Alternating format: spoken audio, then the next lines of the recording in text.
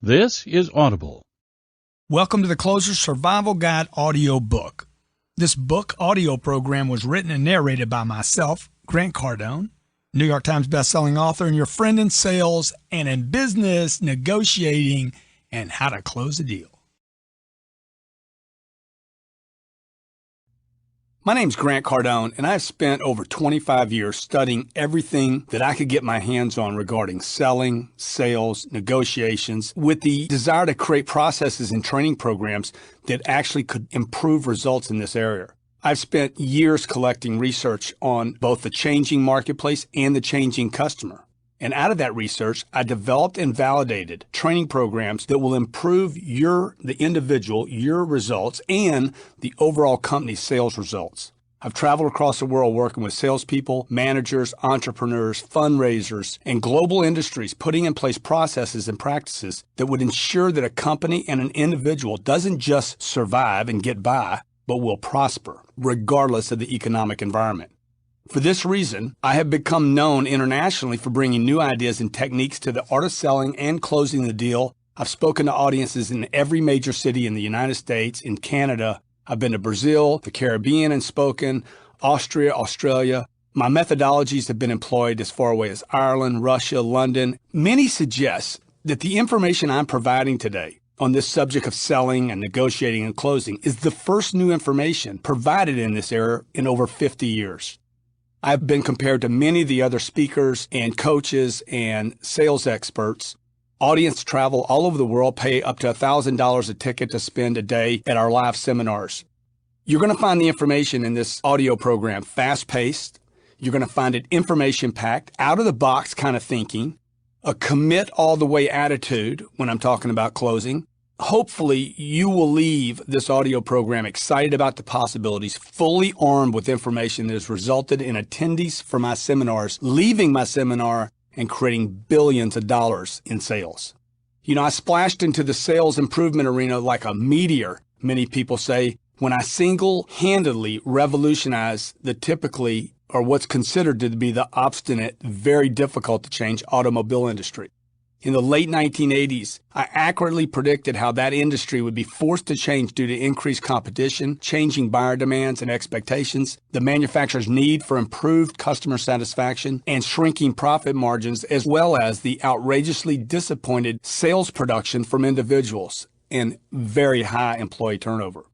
I proceeded to successfully introduce new technologies now trademarked as information-assisted selling, and other alternative ways to handle transactions in a manner that was customer-friendly and more effective. These concepts were at first resisted and later adopted by almost every automobile manufacturer, a majority of the 22,000 automobile dealers, and much later actually, the entire automobile industry.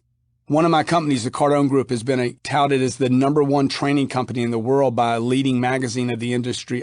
This company's focus is on working hands-on with businesses, primarily automobile dealers, to increase the production of that group. Now, the belief is if we could increase the production, the efficiency, and the customer satisfaction of the car dealer, which is an extremely competitive environment, we could do it in any industry, and now we have. This is achieved through a number of very specific and measurable processes that remain in place in that business so as to ensure longevity of the ideas implemented. You're going to find this thinking very forward. You may even ridicule it and resist it, but I assure you it works.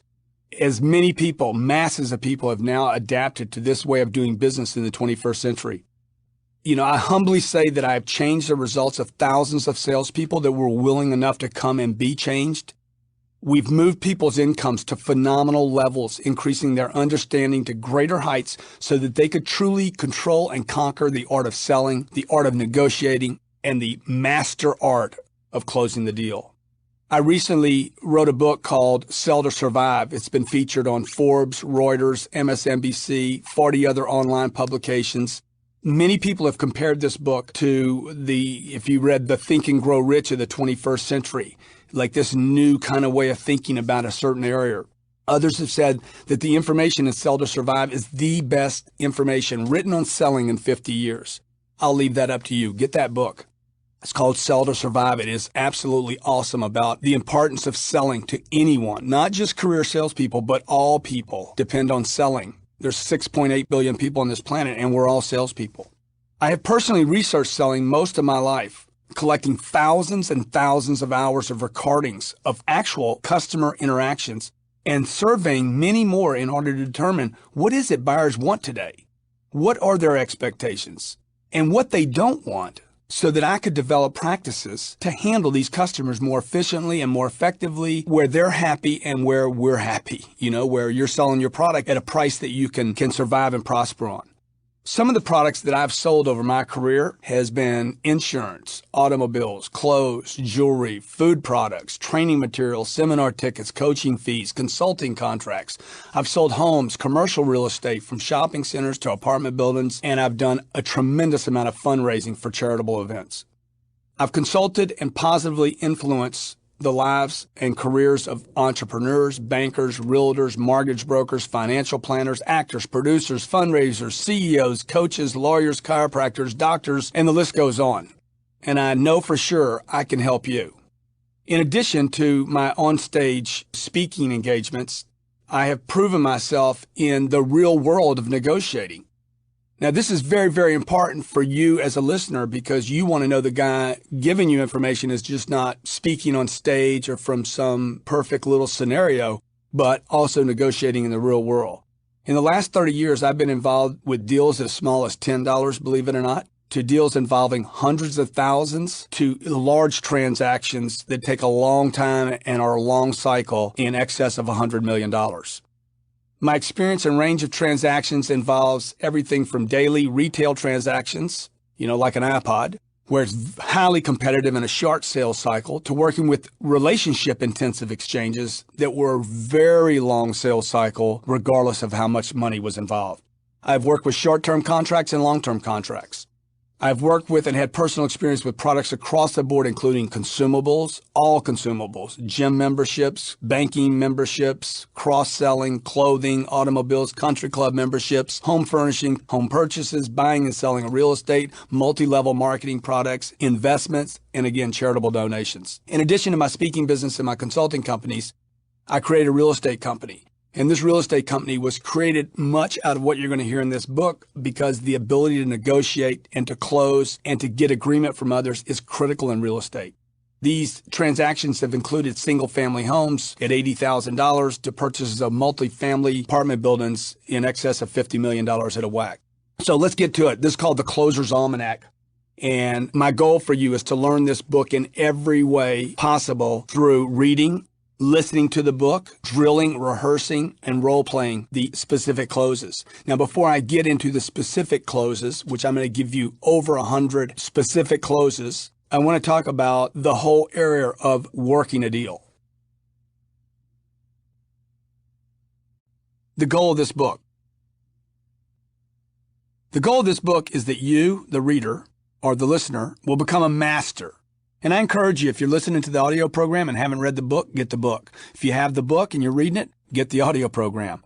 And then you want to listen to the audio more than once. I'd read the book, I'd listen to the audio, I'd read the book a second time, and I'd make sure your family members get this book as well, so they can read it and understand what you're doing every day. The goal of this program is that you will become a master at the art of closing and negotiating the deal. Not crossing your fingers worrying, but a master at closing any deal. This program is about providing you with the information necessary so that you can have whatever it is you want in life. This one skill called the close separates those that have from those that don't have. Those that don't learn the survival skill called closing, if you don't learn it in your life, you will never have abundance in your life. All of life is about negotiating. And this program will show you how to negotiate, how to get your way, whether it's in the boardroom, at the negotiating table, or even right there at home. You will learn exactly how to make logical sense of every situation you encounter in every type of negotiations.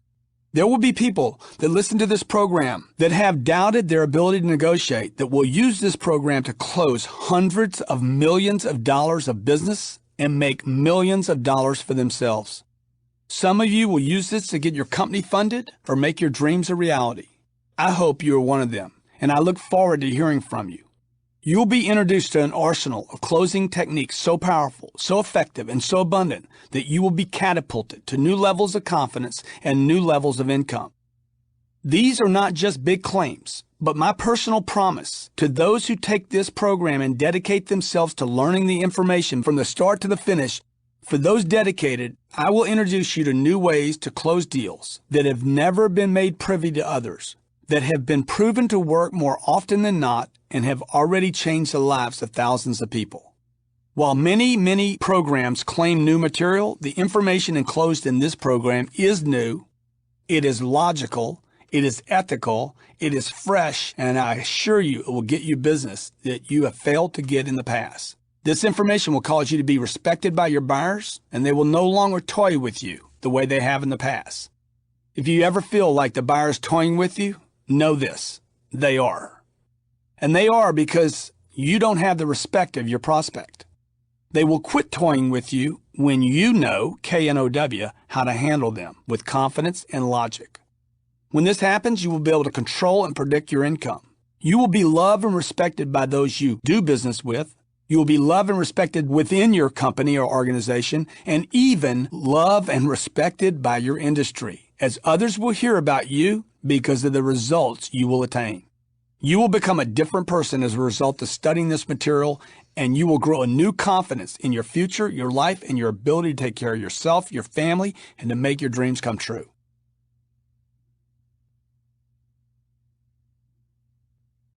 The critical survival exchange point. This book is about that critical survival exchange point called closing the deal that goes beyond persuading and promoting and selling. Closing the deal is the transfer point where you quit selling and get the buyer to exchange something they have for something you have. The close, unlike selling, is that specific moment where the individual is seeking to acquire an agreement and all parties actually take an action or actions and things of value are actually exchanged. If there is no exchange, then there is no closure. And if there is no close or agreement, then there is no real value exchanged. This single step is where the salesperson, the consultant, the account executive, negotiator, the mediator, the middleman, the broker, or whatever you call yourself, finally and for the first time becomes of real value and benefit to the prospect or buyer. You know, that may seem harsh to you, but until an exchange takes place, you may have been of service, but because you have not closed, because you have not caused an exchange, you have not really created value. Until the close, agreement, and exchange takes place, there is no real value in what preceded it. No exchange equals no real value. No close equals no exchange equals no real value. This point can be compared to working out. Until you start actually getting into shape and receiving the benefits of working out, the actual working out is just something you had to do in order to get where you wanted to be, the exchange. See, if you stop working out before you ever get results, was there really any value? Certainly you can find some value in the first workouts, but that's not why you went in there and worked out. See, until you start actually losing weight or improving muscle tone, no real value has been attained. Therefore, you never received any exchange for your workouts. You quit before you got the exchange. You quit before the close, basically. And this is what most people do that is the cause of their demise. They quit before they get an agreement to exchange. This single misunderstanding is the cause of individual, entire companies, and the dreamers' undoing. It explains why targets are not achieved, goals are not attained, and dreams not fulfilled. Let's face it, no dream has value until it becomes a reality. It was just a dream. It was an idea. It was a concept. Until you can close others and it becomes reality, it doesn't benefit anyone. This is called the exchange. See, for all people, and especially salespeople, this exchange point is a new way to think about the close. If you accept this point completely and without challenge, I promise you it will prove critical to your future and will result in your closing more deals and having the life you desire. Do not underestimate this point I'm making here. Real value is demonstrated only when there is an actual physical exchange between two parties. They give you something, you give them something. So I'm going to say this again. Do not underestimate this point I am making. Real value is demonstrated only when there is an actual physical exchange between two parties. They give you something, you give them something. Certainly there was benefit in showing your product, presenting your product, being enthusiastic. Of course, there are points gained by being friendly and making others feel good. The customer appreciates you for the information exchange. But there must be an agreement to transfer and actions taken between both parties for any real value to occur. This is very, very important point for salespeople and management, and for anyone who negotiates, anyone who has a dream, and anyone who is not getting the desired results. It is my experience that most people are confused and have the belief that if they know the product knowledge, if they act enthusiastic and are nice to the customer, then all will be good. While these things are important, very seldom will that prospect ever pay for any of these things. That is why the close, not the sale itself, not the promotion, not the persuasion, is that place where you and your company for the first time get rewarded. Basically, everything that preceded this thing called the close, while necessary and vital, is not involved with an actual exchange. Therefore, no reward is earned until this critical survival exchange point takes place. I call this critical survival exchange point because unless you know how to close, you will not survive in this world. To sell or close? Don't get me wrong here. While all the steps that preceded the close are vital and necessary, the most valuable step is when you get an agreement to exchange between two parties or more. They get what you have to offer in return for something that you want from them. That's that exchange point. See, take the presentation, for example. You're presenting your product or idea or concept or proposal. Can the prospect take that presentation or proposal? Can they take that forward in their life and benefit them and solve problems with it? No, probably not. See, that prospect can't do anything with it as there has been no real exchange. He hasn't given you anything. He doesn't have anything to really own and have ownership of. Close him on using what it is you represent, using the product or the idea or the concept, and then there is value. Did he learn something from your presentation?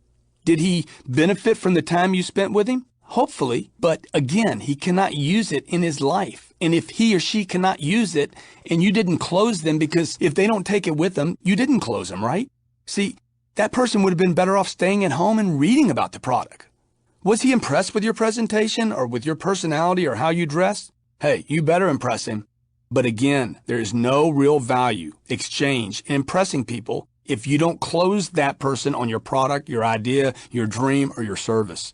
Finally, when he does close and agrees to give you something in exchange for your product, your service, or your idea, then and only then is value exchanged. The goal of your presentation is to create a desire and an urgency for your product so the customer will want to exchange with you something that is of value to you. The end game then is the close, and this book is about the end game. The creation of an economy. The ultimate goal is that your prospect takes ownership of your product, uses your service or funds some activity, and in turn, this makes him feel good, solves some problem, makes him money, or whatever your proposition does for him. What is the benefit to them?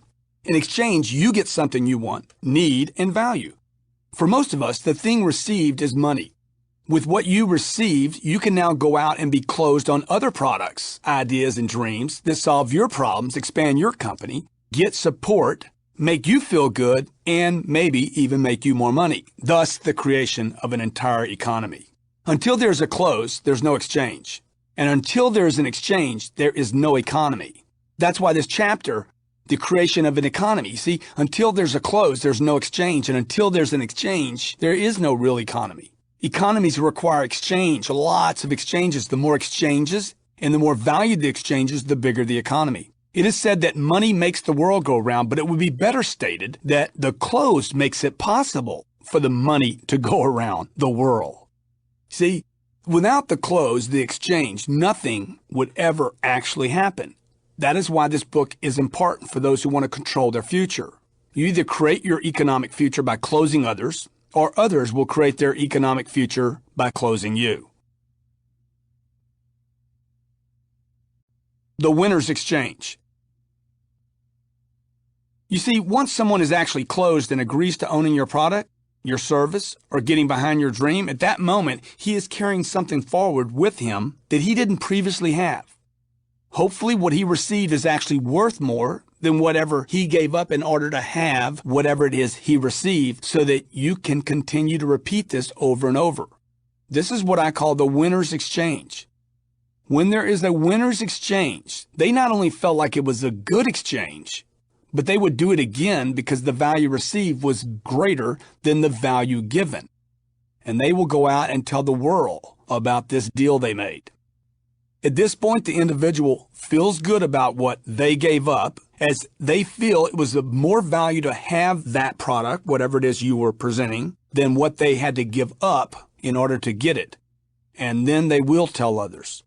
The fact that you did a great presentation, that you were professional, you were enthusiastic, that you made him feel good, hey, it'll benefit you down the road, but it won't benefit you until you actually get to close.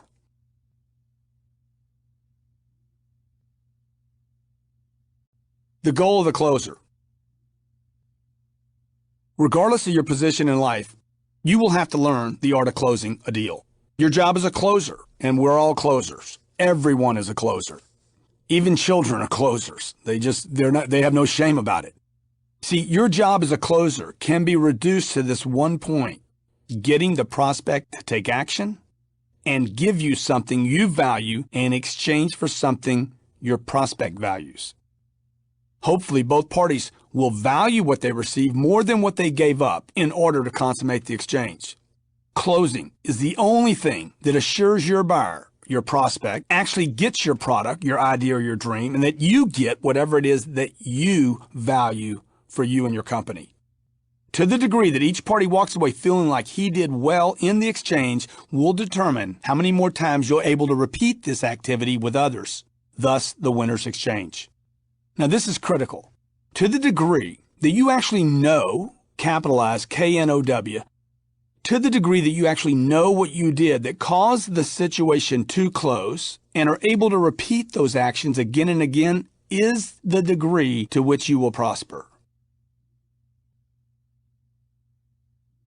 Know or no? Knowledge comes from the word know, K-N-O-W, meaning you know what happened, how it happened, and what caused it to happen. You know, you have knowledge about what happened, how it happened, and what caused it to happen. See, anyone can trip over a close and then not be able to repeat it, and thus not be able to prosper over time. As the song goes, even a blind squirrel can find a nut. See, in this game of closing the deal, you do not want to depend on luck or chance, as in life. You don't want to depend on luck or chance, as you will find your career to be like a bitter winter with few nuts to eat. You want to have your eyes wide open when it comes to this very rewarding step of your presentation. You want to know, K-N-O-W, how to close. You want to know, K-N-O-W, exactly what caused the close. And you want to know, K-N-O-W, how to create urgency, how to remove time from the decision. You want to know how to handle any and all objections and stall. The word know from the dictionary means to be aware of through observation, inquiry, or information. 2, be absolutely certain or sure about something. That's what the word know means, K-N-O-W, to be absolutely certain or sure about something. Knowledge. Definition. 1, facts, information, and skills acquired by a person through experience or education, the theoretical or practical understanding of a subject. 2, awareness or familiarity gained by experience of a fact or a situation. K-N-O-W. Assume the K is for knowledge, and then assume the W is for wisdom. If you remove the K and the W, you end up with no, N-O. And the reason so many people get so many no's in life is because they lack know. They lack knowledge and wisdom. N-O, no, the ultimate devastating, depressing N-O, comes from missing knowledge and wisdom. It is said that if you think knowledge is expensive, compare it to not having knowledge.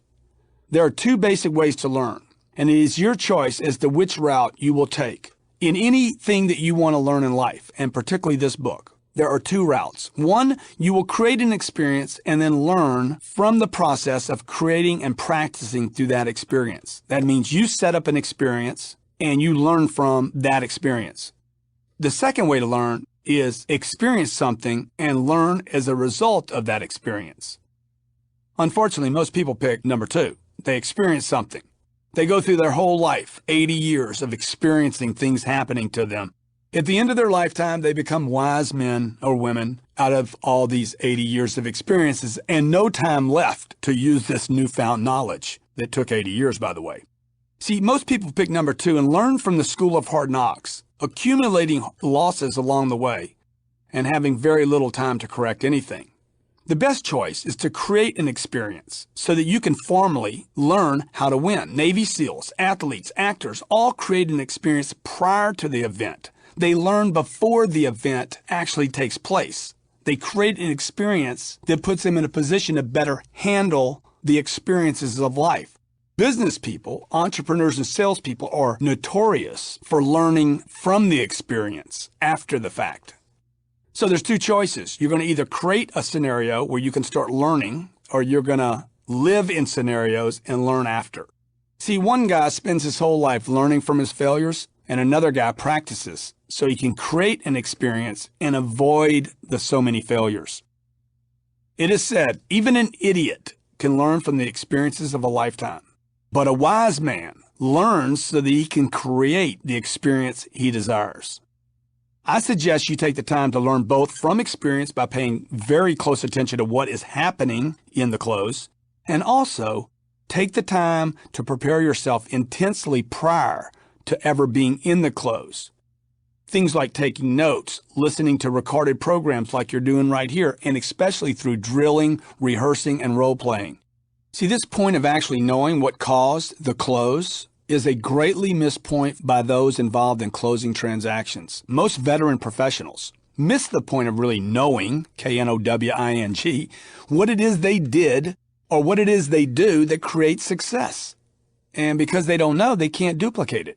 Most people wander into or stumble into a close, but don't know what actually caused the agreement to take place and therefore cannot repeat it. And if you can't repeat it, you can't predict the success of your life.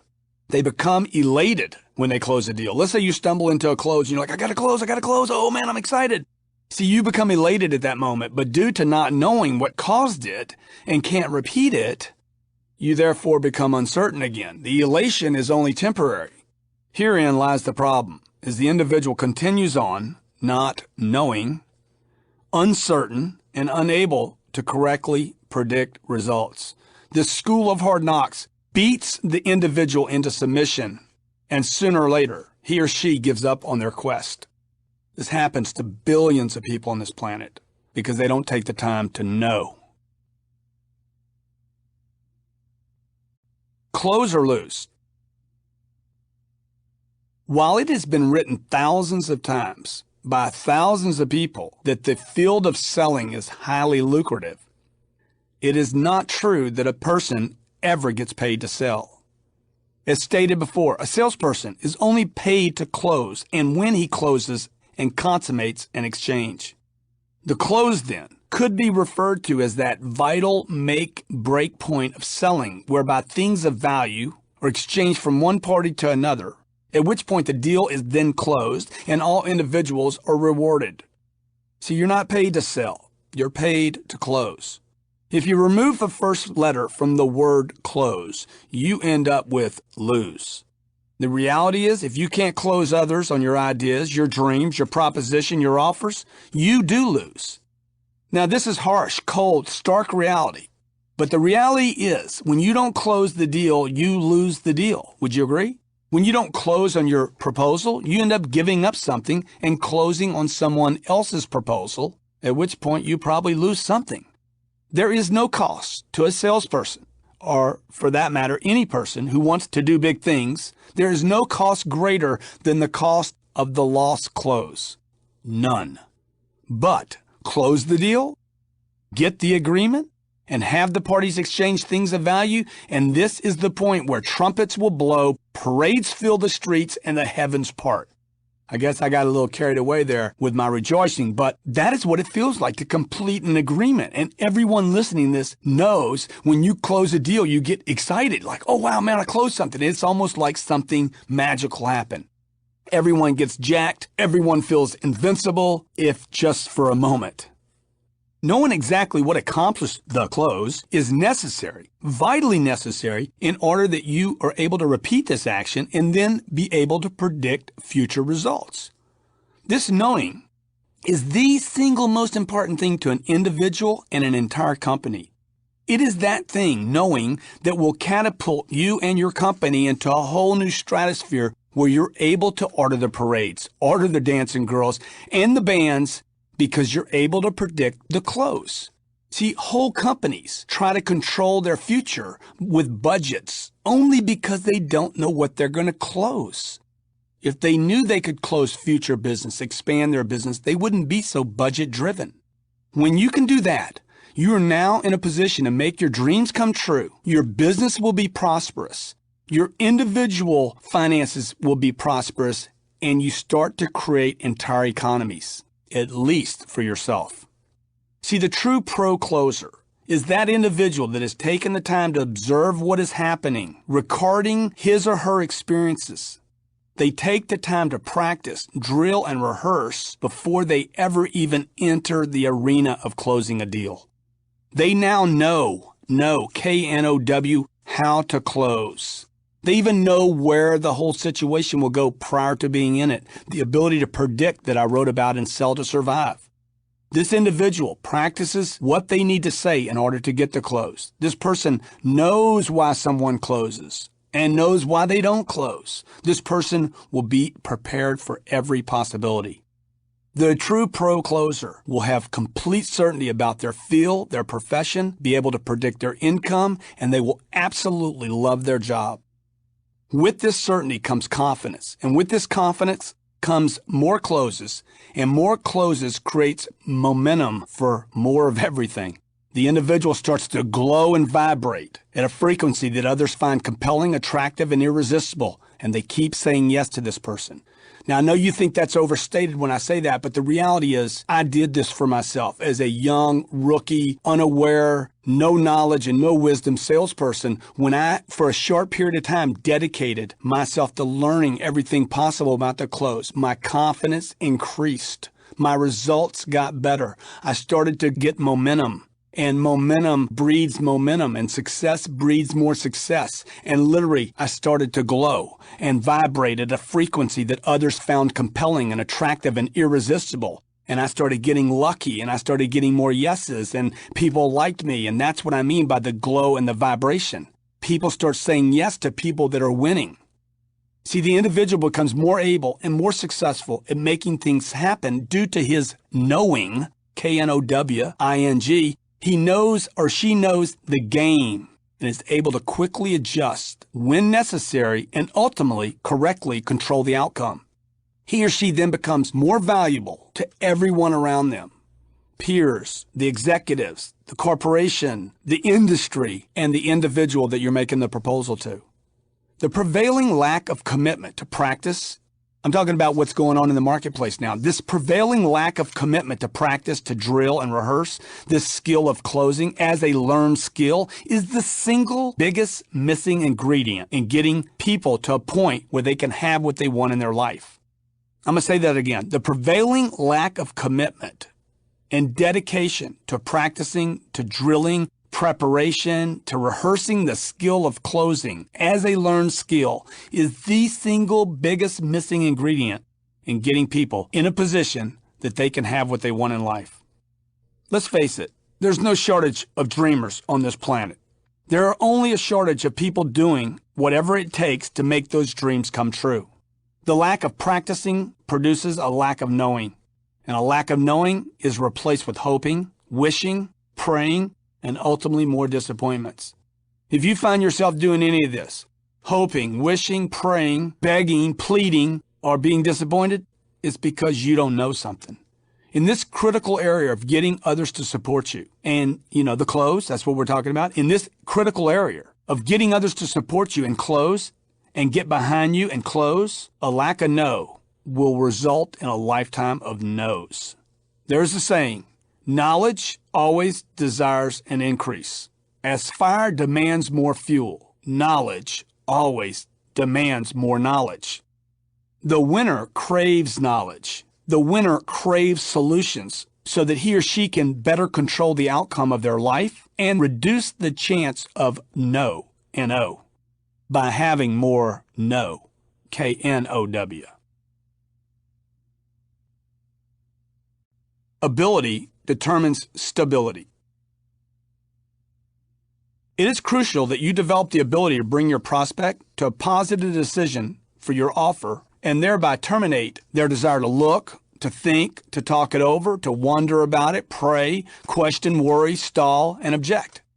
The degree to which you get in exchange for something agreed upon by itself determines your stability and productivity as a deal maker and ultimately your value in the marketplace. I'm going to say that again. The degree to which you can get an exchange for some agreed upon valuable by itself determines your stability and productivity as a deal maker and ultimately your value in the marketplace. You understand what I'm saying here? To the degree that you are able to actually get an exchange for some agreed upon valuable, this by itself determines the stability of you, your household, your finances. It determines the productivity of you as a deal maker and ultimately determines your value in the marketplace. Those who can close love life, and those who cannot close will dread it. Those who can sell their ideas and their dreams and their products and close others will get whatever they want in life because they're able to get people to exchange with them regardless of what they're representing. It wouldn't matter what you're selling. You're selling music, advertising, you're selling ideas, concepts, dreams. It doesn't matter. You're selling food products or consumables, refrigerators or insurance. It doesn't matter. To the degree that you are able to sell and control that process determines what you get in your own life.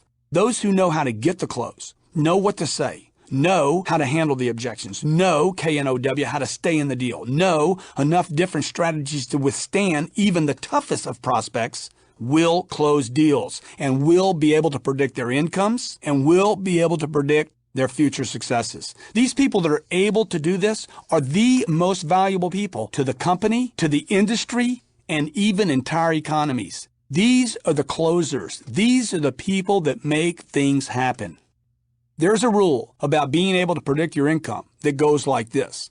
If you cannot predict your income, there is something you're short on knowing. Either you, number one, don't know what you want, or number two, you know what you want, but you don't know how to get it, or number three, both. Okay? So there's three things. You don't know what you want. Number two, you know what you want, but don't know how to go get it, or both. Anytime I'm having trouble with what I want, I look at what I don't know, and hopefully I clear it up. The longer I take to clear it up, the longer I suffer. Or I look at number two. Okay, I know what I want, but I don't know how to get it. Maybe that's it. Do I really want it? Maybe I don't really want it. See, most of the time in my case, I do really want it. There's just something I don't know in order to actually achieve it. See, that's number two. I know what I want, but I don't know how to go get it. Anytime I'm having trouble getting what I want, I look at what I don't know and clear it up. And the longer it takes me to look at what I don't know, the longer I'm going to suffer.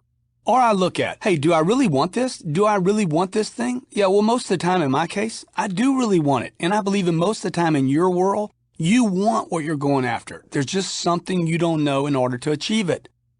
So what do? What should you do? Get busy learning everything you can about whatever it is. You know what that means? That means you don't listen to this program one time. Learn everything there is. Trust me, you're missing points right now. If you listen to it a second time, a third time, a fourth time, you're going to hear things that I'm saying that are going to be more meaningful to you. Add knowledge to desire, like wood to a fire, and sooner or later, you will achieve your dreams. Most of the people I work with in my seminars, they have the desire. There's no shortage of desire. They want it, but man, they're short on correct knowledge. So that's what we have to fix here. Learning from experience is expensive. After graduating from college, I took on a full-time sales position. When I think I had first heard the term close the deal, I knew nothing about selling and certainly nothing about closing a deal. They just don't teach those things in school. I spent 17 years in school and never heard the term close the deal. See, up to this point, no one had suggested that there were strategies, even in the sales business that I was in. No one had suggested there were strategies or actual processes for getting a deal to close so that I could actually get rewarded. They just kept calling it selling. It was pointed out to me that this thing called closing the deal was an actual step to be done in the sales process, rather than something that just happened as a result of selling. So I started listening to the people around me, the professionals, because those guys around me knew a lot more than I knew. I assumed that because they'd been around for a while, they knew what they were doing. A word of advice: don't assume others necessarily know how to sell, much less how to close. Just because they were there before you doesn't mean they know much. Most salespeople haven't developed a true understanding about what it really takes to close deals consistently, much less how to exactly control the process and the outcome. See, most salespeople, even very, very seasoned salespeople, veterans, no offense to anyone listening, even seasoned salespeople haven't a clue about this area. It is not surprising, because most have never invested the time and energy and resources in even learning the exact skills necessary to close. I assumed when I was new to selling that everyone around me knew what they were doing.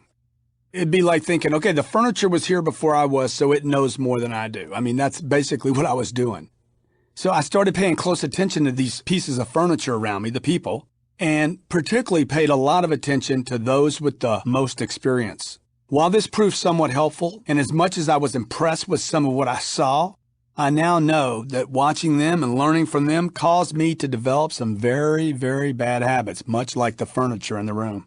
You see, most of them, and now I'm being very kind, that we're using the expensive school of gaining knowledge. Remember we talked about that earlier? What's the expensive school? I do something, I have an experience, and I try to learn from it. Wrong way to learn anything. The expensive school of gaining knowledge is where you learned after the fact, as a result of the experience. This is the most popular, the most expensive, and the least successful way to learn. A Navy SEAL wouldn't do it, okay? An Army Ranger wouldn't do it. An actor and actress wouldn't do it, and a professional athlete does not learn that way. They prepare before game time. Learning from sheer experience is very, very, very expensive. It takes a long, incredibly long time to accumulate any real wisdom. And by the time you've developed accumulated real wisdom, you'll probably be out of time to use it. My coworkers learned while they were in a deal rather than learning before the deal. My coworkers were learning while they were in, and after they experienced losses as a result, they then tried to make the adjustments after the fact, and this just takes tremendous time to ever actually accumulate any real learning. The smarter way to go is to study, observe, and create experiences for yourself so you would learn how to handle a situation before it ever happened, beforehand. See, these people were learning after the fact rather than prior to the facts. These people were learning after the situation and trying to adjust when it was too late, rather than before the situation actually happened. Then they would make slight adjustments over time, usually over entire careers with very poor results. This is what most people do. This results in extreme transactional losses, not to mention the emotional losses that are accumulated day after day after day. I had spent 17 years up to this point seeking knowledge in my life. I'm talking about back when I was first selling. Believing at that time, the more I learned, the more I could earn. These people that I was surrounded by seemed to think exactly the opposite. I asked them if there were schools or books or something I could listen to or watch. Anything I could learn from. I was new and I was hungry. These people believed that the only way to learn was to be in the experience. They believed the only way to learn to close a deal was actually in the close, and that selling was a numbers game, and suggested to me that my results would be based on how many people I could get in front of, and it was not something you could actually control or predict. I agree that all success has something to do with the numbers game. It only makes sense. The more people I'm in front of, the more people I'm going to, do well with. But I also know there's a science to increasing results. Like if you're trying to go to the moon, it's not how many rockets you can build to get up there. At some point, you have to make some smart analysis to predict whether the rocket's going to even leave the ground. Otherwise, you're going to go busted broke in the rocket business. See, there exists a science, a body of knowledge for everything in life, everything you want to know about. Today, I know that there is a body of knowledge. There is nothing you can't know. Because if it was just a numbers game, for instance, in selling, if it was just a numbers game, then all success would be some random lottery, and there'd be no control at all. If anyone has ever told you there's something you can't know, trust me, Trust me, you can know. Go do the research. Somebody's looked into the area. You can know and control as much as you want to, particularly around selling. We're not talking about the heavens parting here. We're talking about closing human beings on exchange. So I continued to watch these people as a young salesperson. They were the only people I could learn from, as I had no other resources for information. Let's face it, these people knew volumes more than I knew. But what I heard them say and what I observed from these professionals were the same type of attempts being repeated over and over, and most often with very poor results. In the middle of the negotiations, they'd say things like, hey, what would it take to do this? Or where do we need to be? Or what is your budget? And hey, by the way, if I could do this or that or whatever it is you want, would you actually buy the product? These people were repeating the same things over and over. It was a very limited range of closes. Certainly was not a science. Top guy doesn't always mean much. See, the most experienced and most respected person in this group had been at the same location for 12 years, had accumulated a tremendous amount of following from customers, and he had only achieved average results at best. While he acted quite confident and was more experienced than all the rest of us, he was still unable to predict his income. He was never quite sure of what his production would be, and his earnings were flat. Year over year, they were flat. They weren't going up. Though he bragged about his past production, and when it came to predicting his future production, he talked about it as though it were up to someone else, or it was up to the economy, or it was up to the manufacturer, or up to management. While he bragged about past production, he could not predict his future production. And this confused me. It didn't seem consistent with how I thought other people would create businesses. How could someone work at the same place for 12 years and still not be able to predict his income? I mean, basically, he was in the same place I was, and I was brand new. And if everyone else, the economy, the manufacturer, and luck were responsible for his results, where is the security in that job? How could I even ever plan a vacation or make an investment or buy a house if I couldn't plan? Lastly, and most amazing to me, is how could someone sell fewer products 144 months after they started a business, 12 years, than they did the first month they were in the business? See, this came up during the earlier period of confusion for me, because this top guy had experienced what he said he was having. Man, I'm having a devastating month. It's killing me. See, he was complaining that he had sold. He told me, I sold one half the products this month in the 144th month of his career than he had the very first month. This freaked me out. It seemed mathematically impossible to have 12 years of experience, 12 years of knowledge, and 12 years of customers and sell fewer products. But it was happening, and it was happening to him. And I'm telling you, I was concerned it would happen to me one day. Didn't give me much, security about this business that I was in. I'm like, 12 years from now, I'm going to have this experience. I don't want that. Here's the most respected salesperson in the group, and I knew if it could happen to him, then it could happen to me.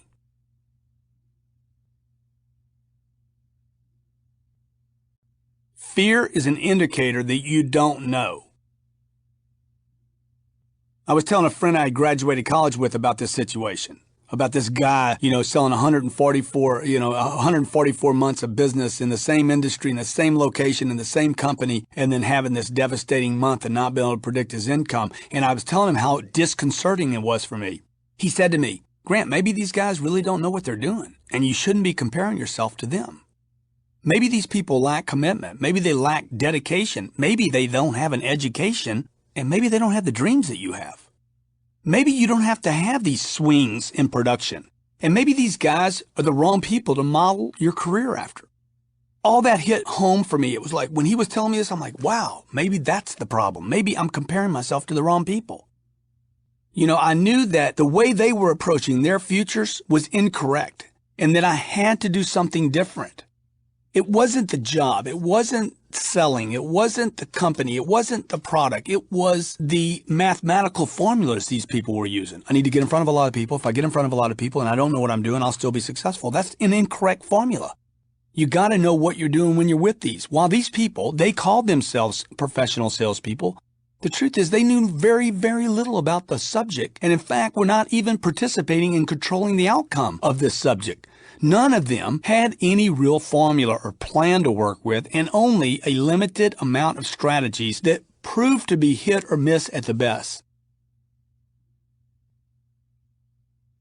See, success should be dependable. I had already had some success. It just wasn't consistent. I mean, I'd been selling for a couple months now. I'm like, I hit or miss. It was like I could do good one month and not so good the next. But it wasn't consistent, it wasn't predictable, and it wasn't dependable. And if you can't predict it and you can't depend on it, how can you really call it success? It had been the scary kind of success that was fleeting and mysterious, that has no security involved. It wasn't because I wasn't trying. It was because I didn't have proven strategies in order to get people to agree with me and hit that critical survival exchange point I talked about earlier. Remember? Critical survival exchange point? When they give me something, I give them something, and we have the close. Up to this point in my career, things were heading in the same direction as those around me, the furniture. There were no strategies. There was no control. There was no plan. And when those things are not present, there's no way to predict results. I would tell myself, all you can do, Grant, is work harder, see more people. Things will improve. Keep your chin up, man. Be positive. This was more hope than strategy, more effort than results.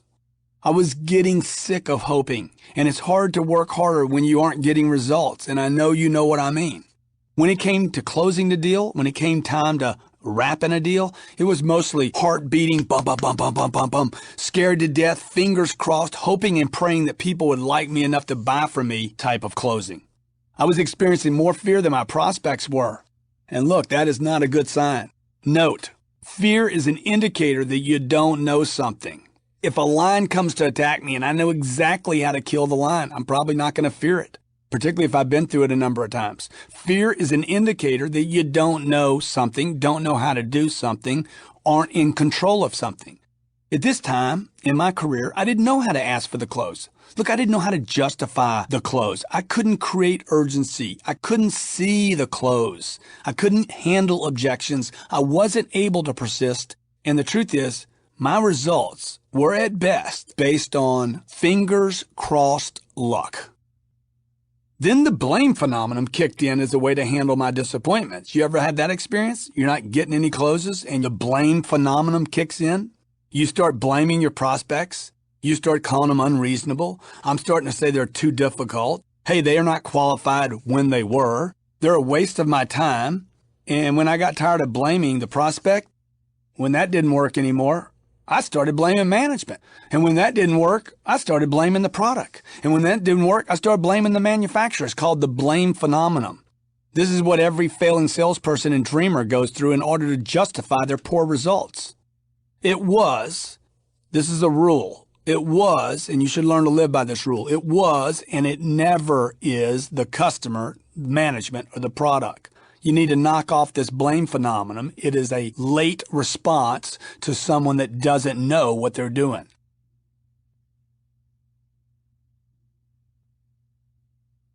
My introduction to the science of the close.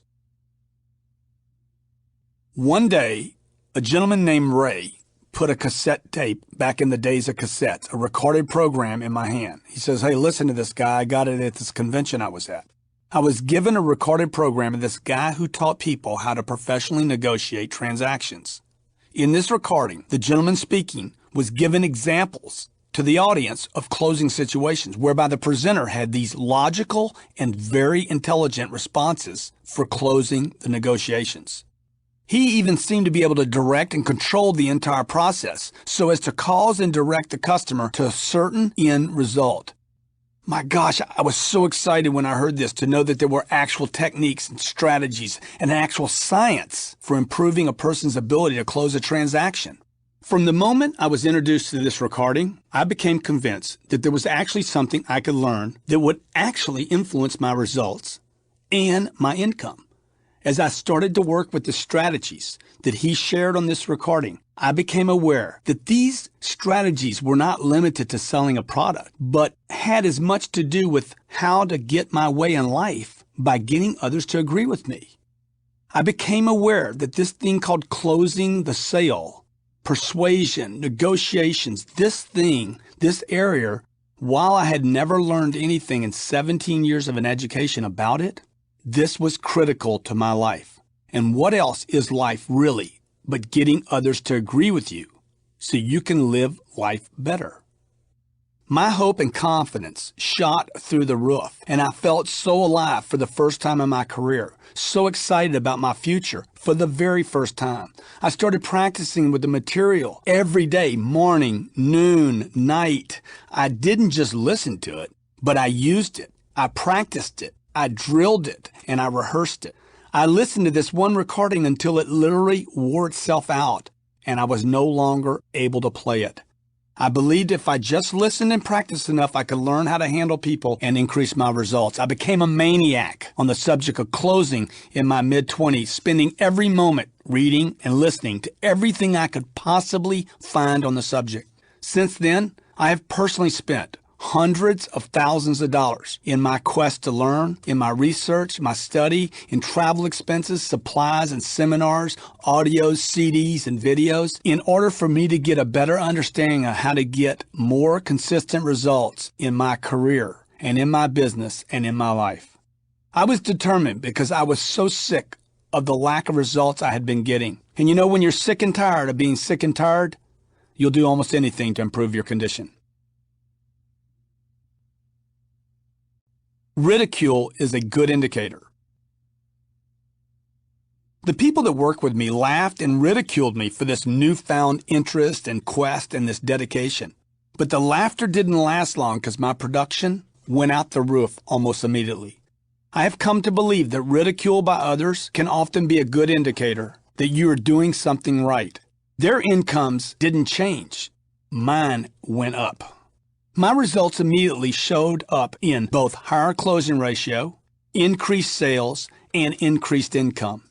I became the leading salesperson for the first time, and I was outselling everyone else in numbers that had never been achieved by anyone in this group before. One month, I sold more products than the entire crew combined. I was pumped. I was in control, and I knew this had just begun. There is a direct relationship between the amount of effort someone is willing to put into their learning and their earnings. And let me tell you, ridicule is a good indicator of success. At first, everyone, including me, thought my results were just a fluke, some luck, some random happening that could not be repeated and sustained. So I continued to study, and month after month, I continued to outsell everyone. I continued to even outsell myself month after month. Again, at first I was ridiculed. Then I was resented, and later I was embraced to find out by others, hey man, what are you doing that made such a difference? What are you listening to? What are you learning? Can you teach me some of that? At first I was ridiculed, then I was resented, and later I was embraced. So know that you're going to probably go through that when you start really getting committed to your career and getting results in your career. Management started asking me to start working with and training the other salespeople on these newfound strategies, which I did. Because I believed the more I could teach other people, the more I would learn. By helping others, my understanding of the material and the subject matter took on a completely new level. Receiving information is one thing. You know, I'm reading this recording to you right now, right? You're receiving it. That's one thing. You teaching others this same information will bring you to a heightened understanding of this information that is beyond what words can describe. My belief is this: if you can't teach it, you really don't know it. And until you teach it, you won't know it for sure. The difference between have and have not. Today, after years of dedication and studying in this field, I can sit in on any deal, any product, and I can almost see what will happen before it even happens. It's a very weird, it's almost surreal thing to be able to see what is happening in the negotiations even before they're happening and know exactly what the other side's going to do. It's weird. I can't even explain it, but it's something that comes with all levels of knowing. When you really know your game, you're able to predict moments into the future. A person will write me or call my office and ask me about a deal or negotiations they're involved in, and I can tell them almost immediately where it went wrong and what it would take to correct that deal. This type of understanding of the close is available to anyone that wants to improve and to anyone that's willing to dedicate the time. I have never in the last 25 years in my career and in my profession, I have never been unable to improve someone's results if they were willing to listen. I don't care if you think you're dumb, slow, can't read, can't write, whatever you think your problem is, I assure you, if you want to learn this area, I assure you, you can if you're willing to listen. It is a very, very simple skill to learn. It only requires a desire, it requires a commitment, and it requires a bit of study of the area. C in the close. Now this is a warning to you. You have to get this next point completely. If you can't or don't close the deal, then you lose. Take the C out of the word close and you end up with lose. The truth is your family loses, your company loses, and if you believe completely in what you represent, then your customer or your prospect loses. I believe this with my heart today, and because I do, I will persist in a deal a great deal longer than the average person. He who can stay the longest will achieve the mostest. He who can stay the longest will achieve the mostest.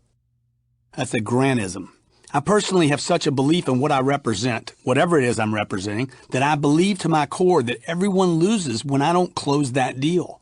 This belief, combined with an arsenal of technology, and this is critical because you can believe in your product, but if you don't have the arsenal, you're done.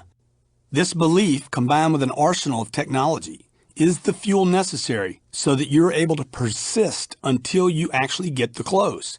There is only a slight difference between closing and losing, one letter to be exact, and that is more often than not the little bit it would take to close most of your deals. The C in close could stand for commitment. Commitment is defined as the state or instance of being emotionally compelled. This is the great shortage of our day. People who are committed and emotionally impelled to do whatever it takes to get something done. There's no shortage of money. The great shortage is people who are deeply committed and emotionally impelled to do whatever it takes in order to get something done. It could stand, the C, could stand for consistent, as consistency is absolutely necessary for you to achieve higher closing ratios. Consistent is defined as free from a variation or a contradiction. Consistency is critical so as to provide you with a consistent set of choices and handlings to work with so that you're able to bring more harmony and a sense of stability and logic to your negotiations. So the C could stand for commitment, the C could stand for consistency. Hey, the C could stand for a can-do attitude. That attitude that's absolutely vital to making things go right. Can-do is defined as characterized by an eager willingness to accept and meet challenges. Can-do, eager willingness to accept and meet challenges. If you don't bring this to the table, no one will ever support you in the closing arena. No matter how good your price, no matter your product, and no matter your proposal. Your negotiations will be filled with resistance, will be filled with their emotions. It will be filled with blame and bitterness. So you need to know that when you're negotiating with people, they're going to get, resistant, they're going to get emotional, they're going to start blaming, they're going to start stalling, people will become bitter, they'll become critical. You have to know this. You have to bring a can-do attitude to counter that to the table every time.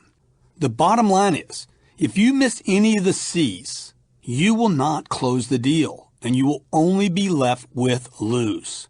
So the C's are what? Commitment, deep commitment. Consistency, able to use consistently this arsenal of techniques. And the third C is a can-do attitude. Harsh reality. The harsh reality is you are either closing or you are losing. There is no middle ground. There is no cost to the presenter greater than the loss of the deal. You need to know this.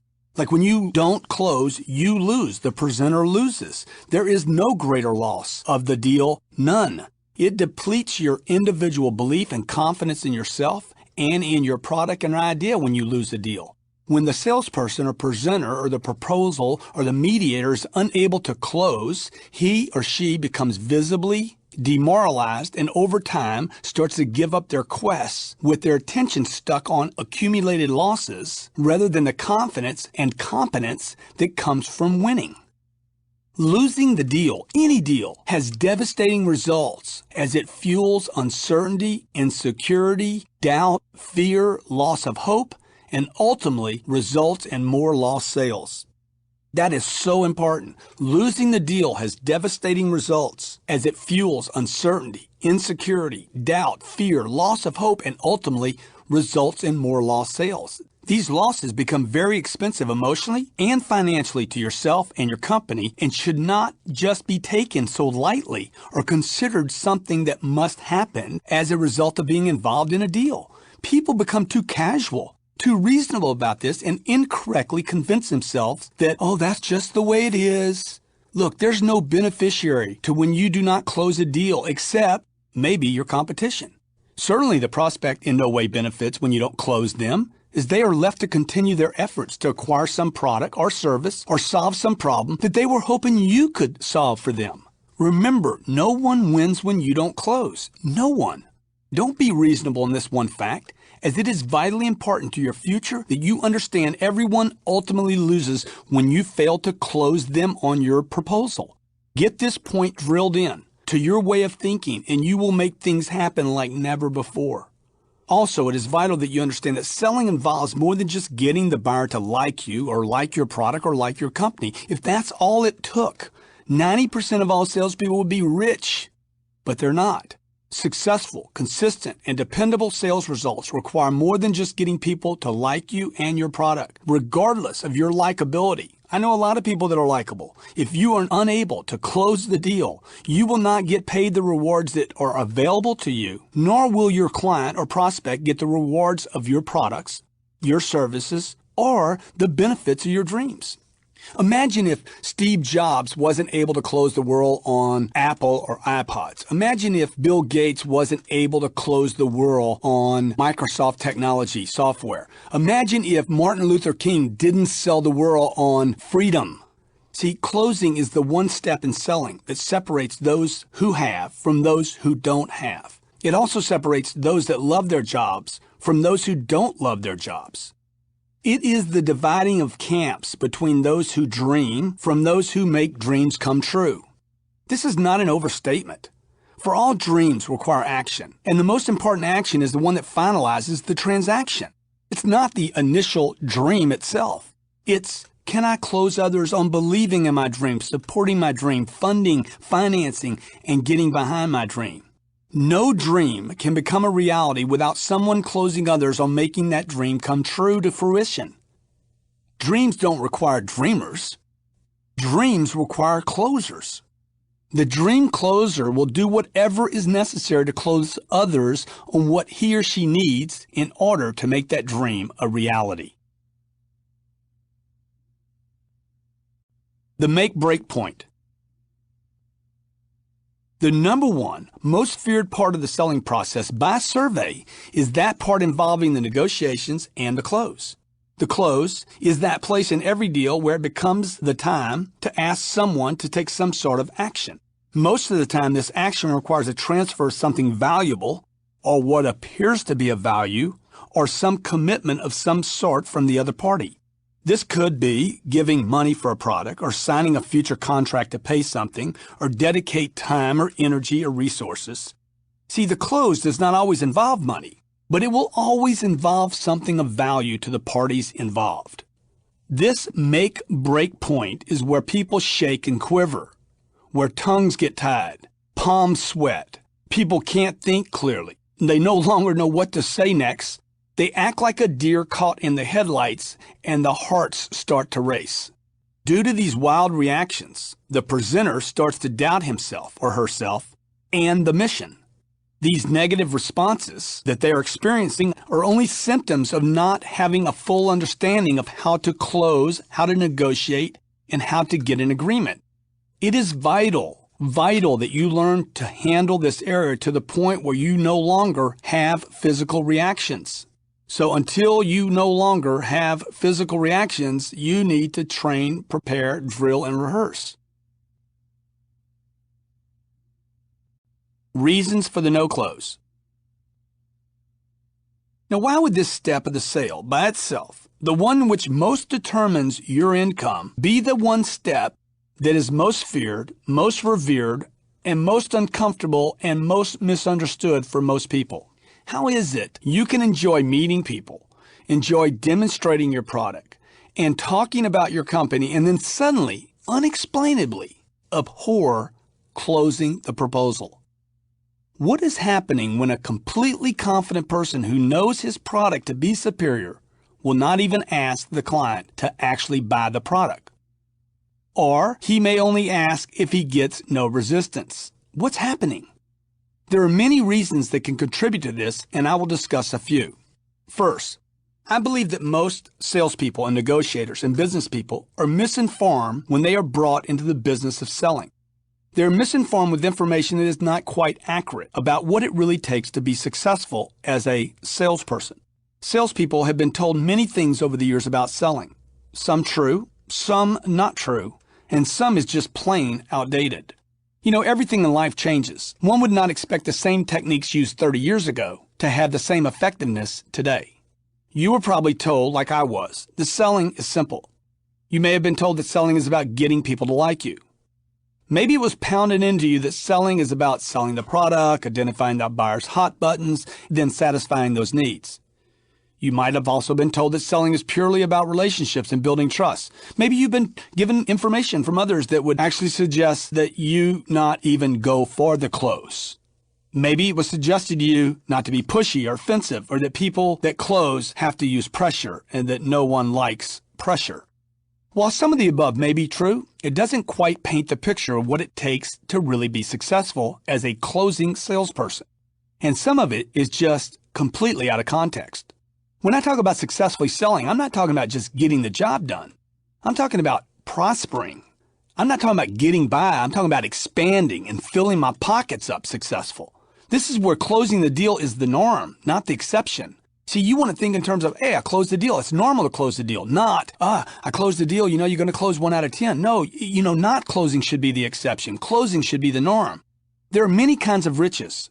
Money is one of them. In this book, we're talking to you about not just selling, not just enjoying sales, but being paid extremely well because you own the unique talent of closing the deal down. Deal over, finished, completed, transaction agreed upon. Parties agree and we do something. That's where we want to get you. Let's face it, salespeople, dreamers, and workers are a dime a dozen, and to that degree are not extremely valuable, no offense, but they're not extremely valuable because mediocrity is not valuable. There's no shortage of workers. There's a shortage of closers. There are hundreds of millions of salespeople on this planet who call selling their profession, and they have business cards to prove it. When we talk about successful closers, we're talking about a very small, very revered, respected club of truly professional, highly trained, and highly compensated individuals who have one thing in common: the ability to close the deal, to wrap the deal up, to tie all the pieces down, to get an agreement and action. Look, even a 6-year-old child understands the value of closing a deal versus the value of selling. When you go home late at night, tired, and kiss your kid goodnight, he looks up at you with those big eyes, particularly if you're in selling of any sort, and says, "Mommy, did you sell anything today?" What is this kid asking you? He's not asking you if you made a friend, or you got someone thinking about a purchase, or if you got a commitment, or if you got somebody hot and bothered, or if you did a great presentation, or if you were likable. Your kid's asking you one question: did you close a deal? You either did or you did not. This program is going to get you in a position to tell your son, "Yes, I did." And yes, you get your bike. Relationship or close? A person once commented to me that he thought I put too much value on the close and not enough on the relationship. Look, without the trust, without the good feelings, without the relationship, without those things that make rapport, the close is impossible. However, the relationship by itself will not determine the close. Most deals only close when the salesperson closes the deal, not because someone likes you or likes your company, likes your ideas, or even likes your presentation. Certainly I want a good relationship, as you will almost never close when you don't have one. But if it was just about being nice and friendly, then no one would have a need for this skill called closing, as you would be merely required to present your product, get people to like you, and then they'd buy it. If it was just a relationship issue, your friends and family and loved ones would call you and give you money for no reason. Look, this is not the case. Relationships are critical, they're important. But you have to close even once you have the relationship. People do not separate with their money or take action or make future commitments and make decisions without some help from a closer. People are highly insecure about their money. This is a generalized statement, but most people are highly insecure about their money or their numbers in the bank, and their ability to make good decisions is also an area they're insecure about. And that is where you become valuable. The closer is valuable to handle these insecurities. If the trick, or if the simplicity was just to be nice, most of the entire world filled with nice people would all be doing great. Reality is most of you put too much significance on being nice and not enough emphasis on closing the deal. Most salespeople spend too much time on nice and never actually transition over into the close and get that actionable exchange of value. The nicest thing you can do for someone is to make sure they make a decision and take action. That is nice, because once I take action on your product, I don't have to look anymore. You've actually done me a service. Do you even know where this word nice, this overused nice word, comes from? Well, its original derivation, you should look it up for yourself, in the Merriam-Webster Collegiate Dictionary, is French. Derivation means the root, where it first came from. It came from the word foolish, simple, silly, ignorant, and, interesting enough, not to know. Is that what you want to be? Nice? When people tell you, you're the nicest guy we met, you're so nice, what they're saying is, look, you're foolish, you're simple, you're silly, you're ignorant, and you obviously don't know something. Leverage nice to a close. Don't just rest on the morals of niceness and not close. 10 more reasons closers fail. While there may be many, many reasons for failing to close, I am going to identify and discuss what I consider to be the top 10 reasons salespeople are not successful in closing their transactions. Number 1, pressure is perceived as a bad thing. This closer or presenter or negotiator or mediator, whatever you call yourself, has been taught that pressure and insistence is wrong, ill-mannered, rude, not appropriate. Due to his or her upbringing regarding being nice, foolish, having manners, and other social graces that you were taught, the salesperson or presenter is unwilling to be insistent. While it is important to have manners and to be respectful to others, this is incorrect data for getting what you want in life. As manners and respectful and nice will not get you what you want in life. That doesn't mean you don't want to have manners and you don't want to be respectful and you don't want to be nice. As a child, you were told many times, you must learn to accept a no. Your parents told you this. Well, good for the parent, but not good for the kid, right? You must learn to accept a no. That's a kid that's persisting to get candy, and the parent's frustrated, tired, and says, look, here's the rule of the land. You must learn to accept a no. That is life. Until you believed that, you were doing fine, always getting your way. See, again, good for the parent, not good for the kid. The kid receiving this lesson, it's absolutely suicidal information for that child that later grows up and will need to sell others on his or her ideas. See, it's absolutely essential and vital to your survival that you push through this socialized, be nice, have manners, accept a no. You got to push through this socialization of just getting along with the masses of people. You need to push through to get what you want in life. Pushing through doesn't mean not nice or ill-mannered, but rather it demonstrates that you are sold on your product, that you know what you want, and that you are willing to push through all the resistance to get it. In my book, Sell to Survive, I tell the story about the biggest sale of my entire life. That was winning over my future wife. Any of you out there that want the right mate, you should absolutely get that book. Absolutely learn how to close. You can sign up for every dating site you want to find the perfect mate. Look, if you can't close the perfect mate, that's all they were, was a mate. If you're looking for a long-term relationship, you have to close. You have to keep closing so that that relationship keeps evolving. See, had I not continued to persist in the close of my life, in closing this woman to be my wife, I would not have achieved this biggest sale of my life. Throughout the 13 months of working this transaction, this proposal, this deal, if you will, I know some of you are going to say, oh man, he's calling his wife a deal. But you know what I'm saying? See, I was never ill-mannered in those 13 months. I wasn't inappropriate. I wasn't unprofessional. I didn't stalk her. But I did act like someone who was highly interested, who was highly confident in my quest to gain her interest, to go out with her, and to ultimately close the deal. Thanks to my insistence, my confidence, my dedication, and my willingness, and the good guy that I am to hang in there, I finally accomplished this deal. Being nice without persistence, even with some pressure, would not have done the job, I assure you. And if you talk to her, she would tell you the same thing. She wasn't looking for nice. She was looking for somebody confident enough to close. Number 2, reason for not closing a deal. The unwillingness to deal with the emotional discomfort will prevent the close. Most people are not willing to deal with the emotional discomfort that takes place between the no and the yes, and actually seek to avoid this at all costs. This retreat and desire not to experience emotional output is a retreat from life itself. You have to be willing to handle the emotional output from others in the negotiations in order to even be with them and to accomplish anything in life. When it comes to the negotiations, agreements, decisions, and money in the close, people get emotional, and most of it is only emotional responses that have nothing to do with you or even your proposal. You have to be trained, drilled, and rehearsed to make nothing of this emotional output. You need to acknowledge your prospect and absolutely avoid getting emotional yourself.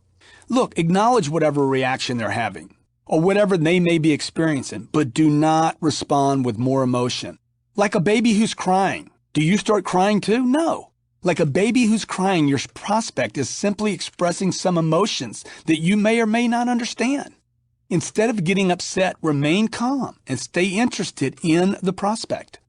Don't run from the discomfort. Don't try to hide from it. Don't pretend it isn't happening.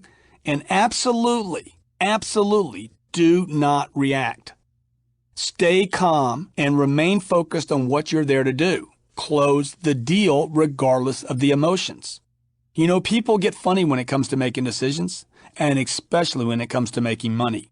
Which do you think they have more insecurity about, money or decisions? Well, I'll tell you what it is. First, it's decisions, and 2, it's money. Train yourself to handle people logically, not emotionally. Learn how to sit in one place comfortably while your client is going off hysterically, and you will become a master in negotiations. There's a course called Training Drills. It's referred to as a training regimen or drills that can teach you to sit comfortably and handle almost anything. It's called a TR's course, and you can call my office and they can give you more information on it. My number is 800-368-5771. It's called a TR's course, and it will put you in a position to sit comfortably and handle anything. I have personally taken this course, and it is absolutely amazing. There's only one group that teaches it, so call my office and they'll give you the information on it. The third reason for not closing a deal. A lack of belief in your purpose or in your product can prevent you from going all the way in the close. This third reason happens to be the salesperson or presenter's, now closer. He doesn't fully believe in the product, the idea, or the service, or the dream to the point that they will do anything to close this prospect. So you have to believe at a very deep level. You have to believe at a deeper level than they believe, like, hey, Grant, we don't have the money, we can't do it, it would put us in financial harm. If you believe that, you were sold and closed on that. If you believe your product is of greater benefit to the planet than this person's financial situation, you will close. You have to believe at an extremely deep level. You have to believe in something so much that you are willing to insist so passionately that you would actually make or cause someone to do something that they don't really want to do. See, this is what I'm talking about. And if you've been socialized to believe, don't persist, don't pressure, don't grind, don't hammer, be nice, know when to take no, then you lose the ability to commit all the way. People that are selling every day lose this over time, this passionate insistence to make sure the buyer says yes to whatever you have to offer. I write about this in detail in my book, Sell to Survive, where I demonstrate people giving up due to a lack of belief in their product or service and the company they represent. You have to be sold yourself. The most important sale you will ever make is the one to yourself. You have to be sold yourself or your client will sell you on not closing. This passion and belief has to be continually rehabilitated from time to time in order to keep the insistence factor up in you. In every selling exchange, know that a sale takes place. He who is most convinced, most passionate, and most sold will do the most selling and the most convincing. If you are not sold, convinced, you cannot close to an actionable agreement. The most important sale, again, you will ever make is long before a client is ever involved. Close or be closed is what we say at our office. You either do the closing or you get closed. The party that is the most sold will do the most closing. Number 4, an incorrect estimation of effort will prevent the close. People do not have a correct estimation of the amount of effort necessary to actually achieve a result and a close. This happens to people in all types of careers: executives, entrepreneurs, CEOs, actors, athletes, managers, dreamers, human beings. Anyone trying to accomplish a goal they underestimate have a correct estimation of the effort required. The inability to correctly assess how much energy and effort it takes to get something done is a huge outpoint of the seeker. The result is someone who is not prepared emotionally, not prepared physically, not prepared technically to generate the correct effort in order to get the mission accomplished. Look, if you think you're going to need to lift 3 pounds and then only train for 3 pounds, you will fail more often than not even to pick up only 3 pounds. Real life seems to always alter the lab test. You know what I'm saying? There's always little changes and variations. Maybe you don't feel good that day and you can't pick up the 3 pounds, but you only prepared for 3 pounds, so you can't quite get it. Let's say the day you show up, one of your arms goes into a spasm. Now you need to lift the 3 pounds, but you're trained with both arms, not one.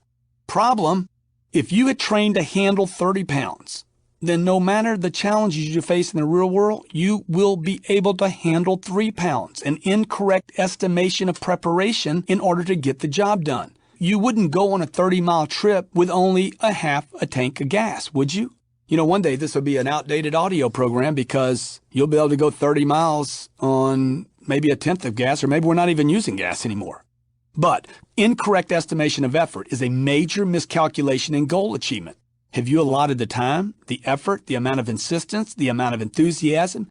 Have you allotted the correct estimation of staying power to take a guy from no to yes? Have you trained for the most difficult situations that you will ever face? Most people will say no. This correct estimation of effort will allow you to correctly assess and then prepare for a situation. Train for the most difficult and hope for the easiest. Train for the most difficult customers and prospects in negotiating situations and hope for the easiest. Train hard, close easy. Number 5 reason, being reasonable can prevent a close.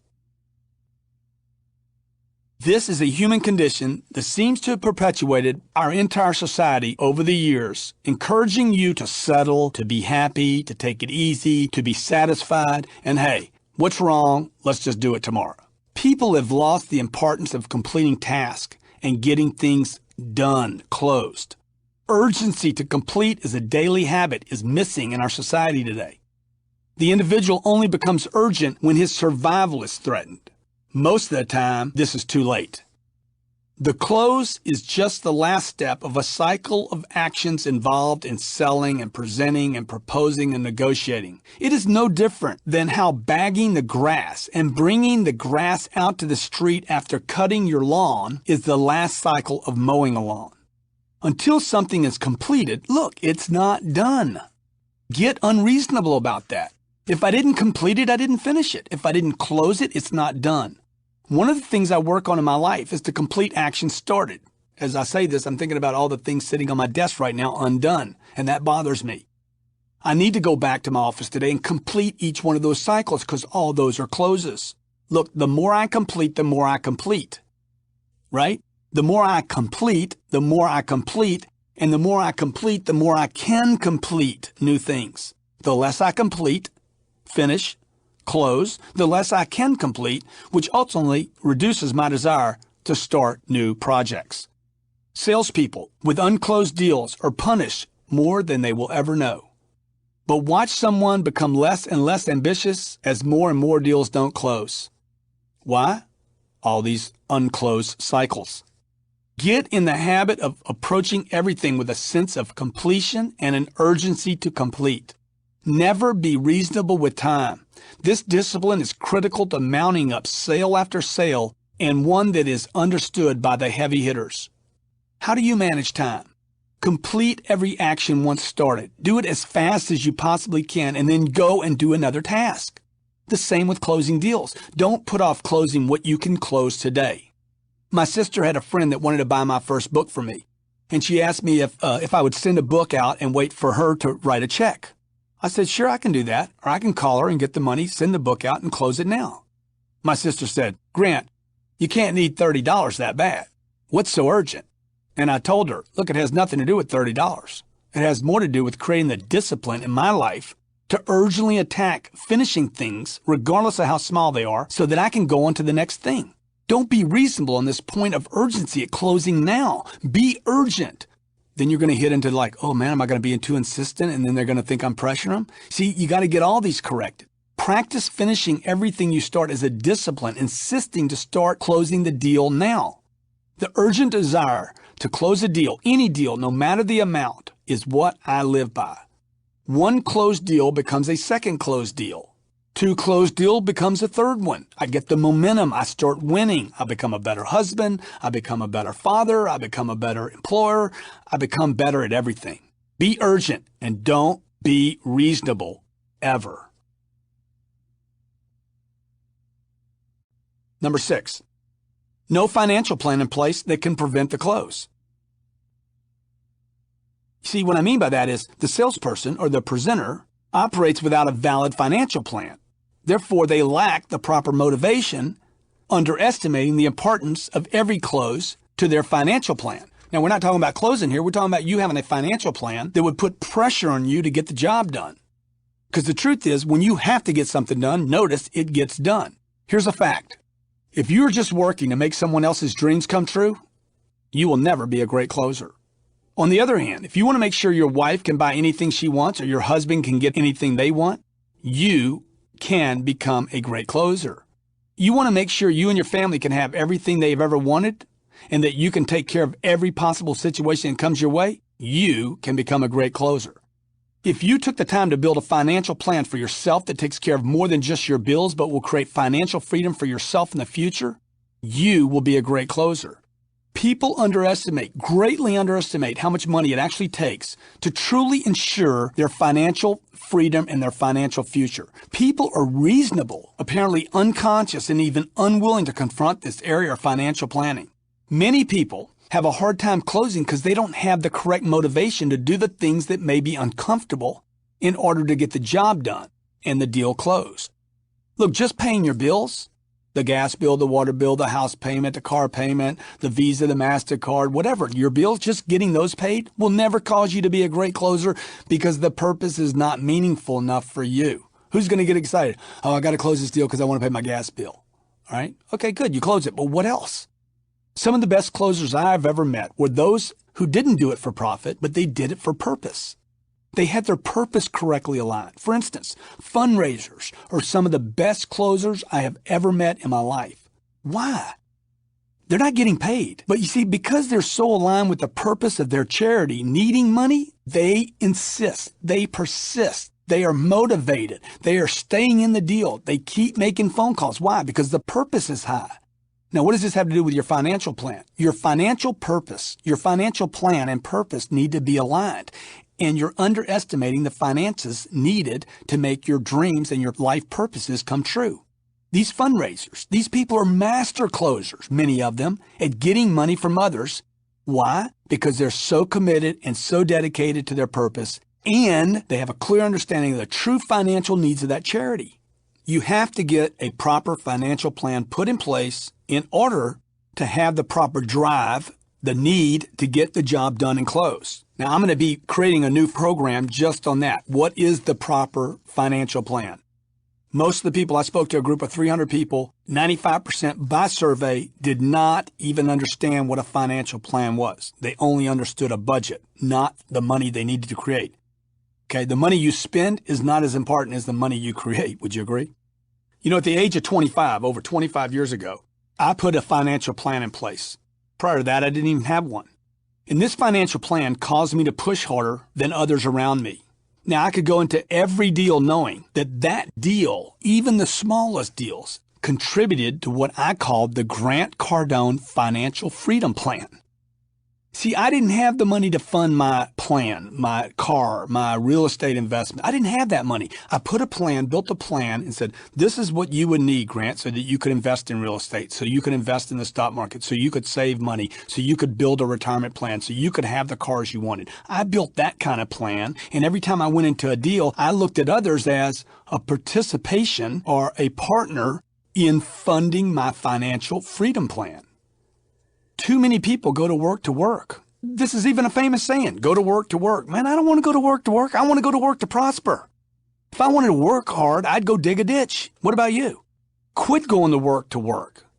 Go to work to make your financial plan a reality.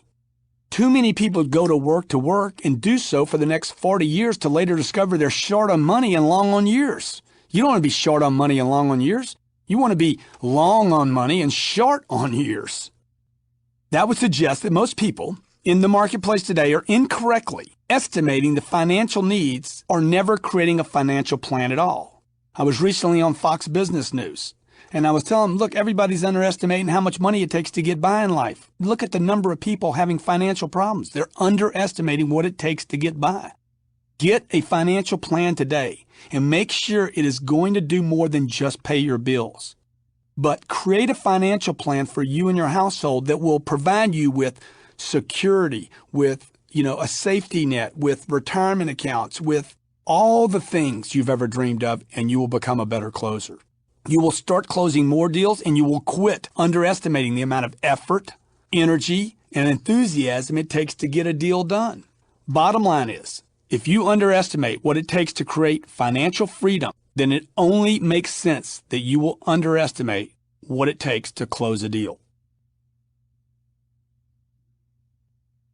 Number 7, incorrectly handling objections can definitely stop a close.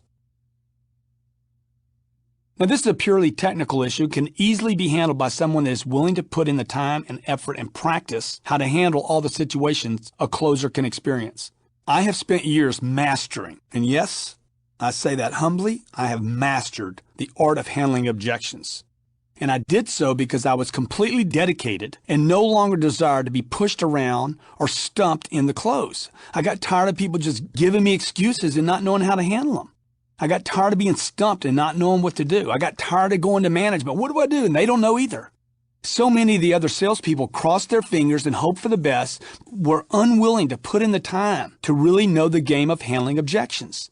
It is said that whatever you put your attention on, you will get. Do you believe that? If I put my attention on car wreck, I get car wreck. If I put my attention on solutions, I get solutions. See, this book should become your Bible, as it will show you how to handle every objection that I have ever encountered and every objection you will encounter. So we're going to load you up with an arsenal of techniques for handling every stall, objection, problem, complaint. I'm going to load you up. Reason number 8, handling objections that are only complaints is another way to never finish a close. On a similar but very different note, many salespeople, unfortunately, have been taught to handle objections that are not objections, but just merely complaints. Of all the sales books I have ever read, all the programs I have listened to, all the videos I have watched, and all the seminar speakers, sales professionals that I have witnessed, I have never seen this issue distinguished. After years of research, I learned that most so-called objections that you were told to handle are not actually objections at all, but simple complaints that people automatically make through life. Here's a rule for you. You want to write this down. Very, very important. Treat all objections as complaints until further validated. Do not handle an objection as an objection. Handle it as a complaint. Most of the time, the closer is handling a complaint that never required more than, I understand. See, when you treat a complaint, hey, Grant, the payments are too high, or the price is too high. When you handle that complaint like an objection, you then validate it and turn it into more than what it was, a complaint. Just because somebody says the price of the jacket's too high doesn't mean they won't buy the jacket. You're proof of that. How many times have you said something was too much money and then bought it anyway? Was that a complaint or an objection? It was a complaint. Hey, the weather's bad. I understand and I agree with you. Is that a complaint or an objection? Yes, it's a complaint, right? The weather's bad. No different than the price is high. See, the more you validate a complaint and handle it, the more real and the more solid the complaint will appear to everyone. The first thing I do when I hear what appears to be an objection is I treat it like what? A complaint, until further validated as a real objection. The first rule of selling that I discussed in Sell to Survive will serve you well in determining whether an objection is valid or not. The first rule of selling is always agree. If it is a legitimate objection, you will know soon enough. But trust me, most of what you hear in the close are not objections at all. What are they? They're complaints. Number 9, a lack of closing material will stop the close. Due to a lack of successful closing material and techniques, salespeople are unable to persist in the close. I have personally met hundreds of thousands of salespeople, professional negotiators, transactional people, mediators, real estate agents, people involved in huge negotiations that only have a handful, some none, zero techniques for even closing a deal. Only a very small percentage of these people in my career have more than just a handful of practiced and rehearsed prepared closes. I know thousands of salespeople who, after leaving my seminars and getting on my closing programs, memorizing these killer, incredible, logical, and smart closes, are now able to go out and use these not just in their work, but in real-life situations. These individuals watch their confidence zoom, watch the love of their job increase and their income soar. See, great closers are rare people. Why? Because they don't have the technology. If they have the commitment to learn and add technology to that, they'll be killer closers. The rare ones, the rare great, the professionals, you know, those guys you hear about, they have deep, deep arsenals of closing material that is completely memorized and rehearsed. They are prepared closers. They absolutely understand this material and are able to wield them with ease, even in the heat of battle. Just for clarification, none of the closes in this program are used for the intent of manipulation or deception, but rather are used to help the prospect make a logical decision that allows the winner's exchange. Number 10. An incorrect barrier can make you blinded to the correct reasons you fail to close. If you identify the incorrect barrier, you could blind yourself to the real reason you failed to close a deal. Salespeople wrongly believe their customers are the barrier or reason for the no close, rather than understanding that the closer, in actuality, is the ultimate and only barrier in every close. I'm going to say that again to you. The closer is the ultimate and only barrier to every close. It is never, ever anything else. Now, I know this is a hard one for most to swallow. I was once told, no matter where you go, there you are. Well, this hits me like a ton of bricks as I immediately agreed with it, knowing that the things that are happening to me happen because of me and my beliefs. It's not happening to me. See, so if you could live with this in your life, look, it's happening because of you, not to you. If you're not getting the close, it's because of you, not because of them. When I heard this, I was actually uplifted as it raised my responsibility level and put me at a point where I could take charge of my life because I could take responsibility for the results. It's not them any longer doing something to me. It's me doing something that causes them to do something. At least I can do something about that if it's about me. This brings me to a new saying. Nothing happens to you, it happens because of you. I assure you that whatever is happening to you in your life, Whatever is happening to you in the close is happening because of you, regardless of how difficult that is to eat. Your actions in life and your beliefs are causing things to happen to you.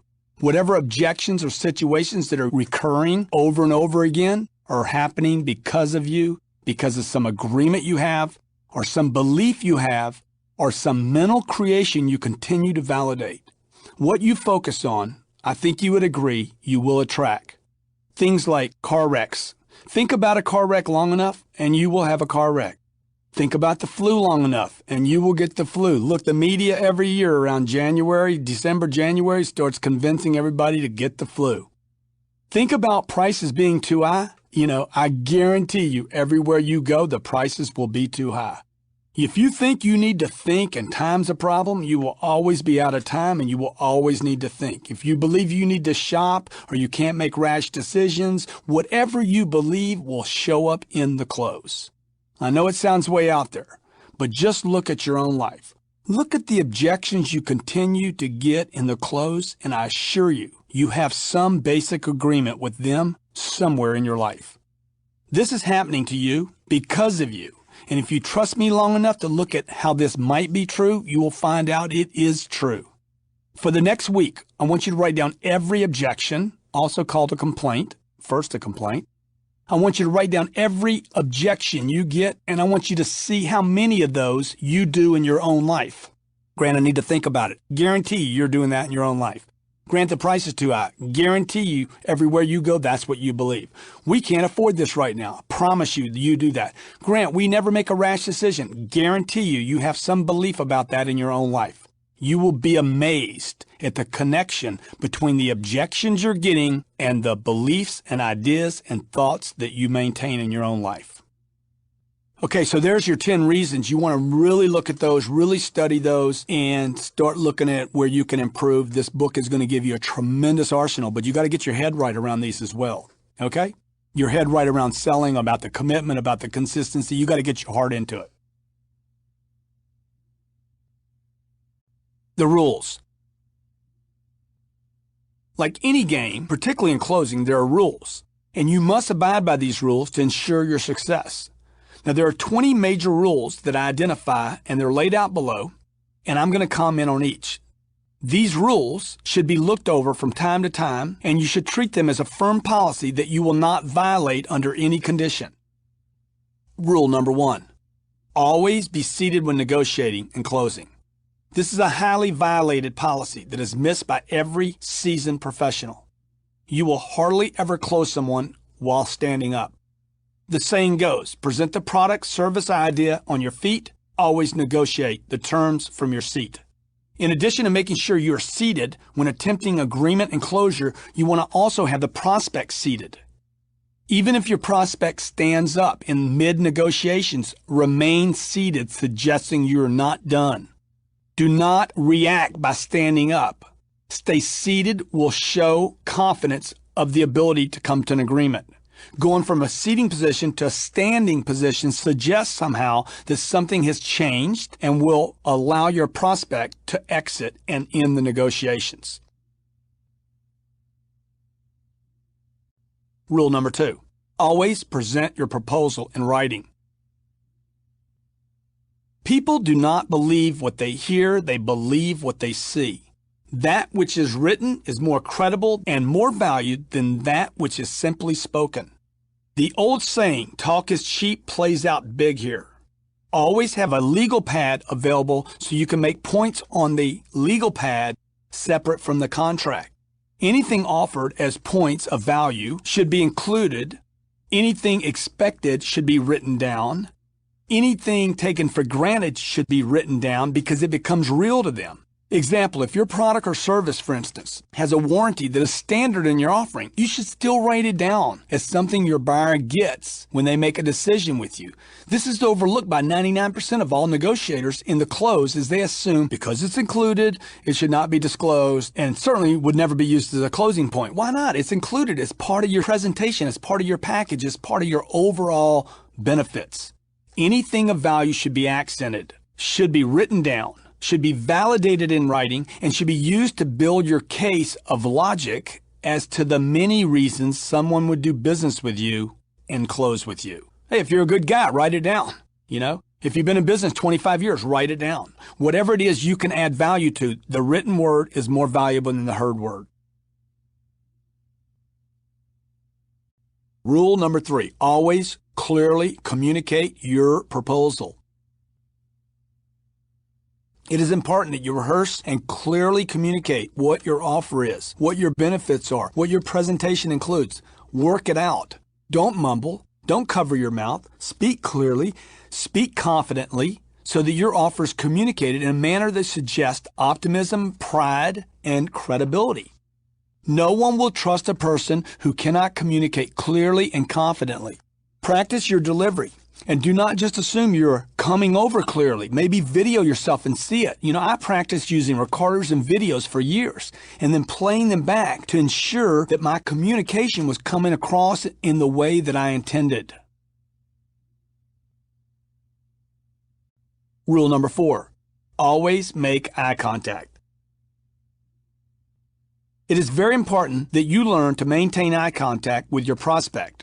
And in your proposal, avoid wandering eyes. Avoid looking around them. Avoid looking at their shoulders or over their shoulders, directly into their eyes. This is a discipline instilled only through practice, and you can perfect it by videoing yourself and by practicing and rehearsing with others.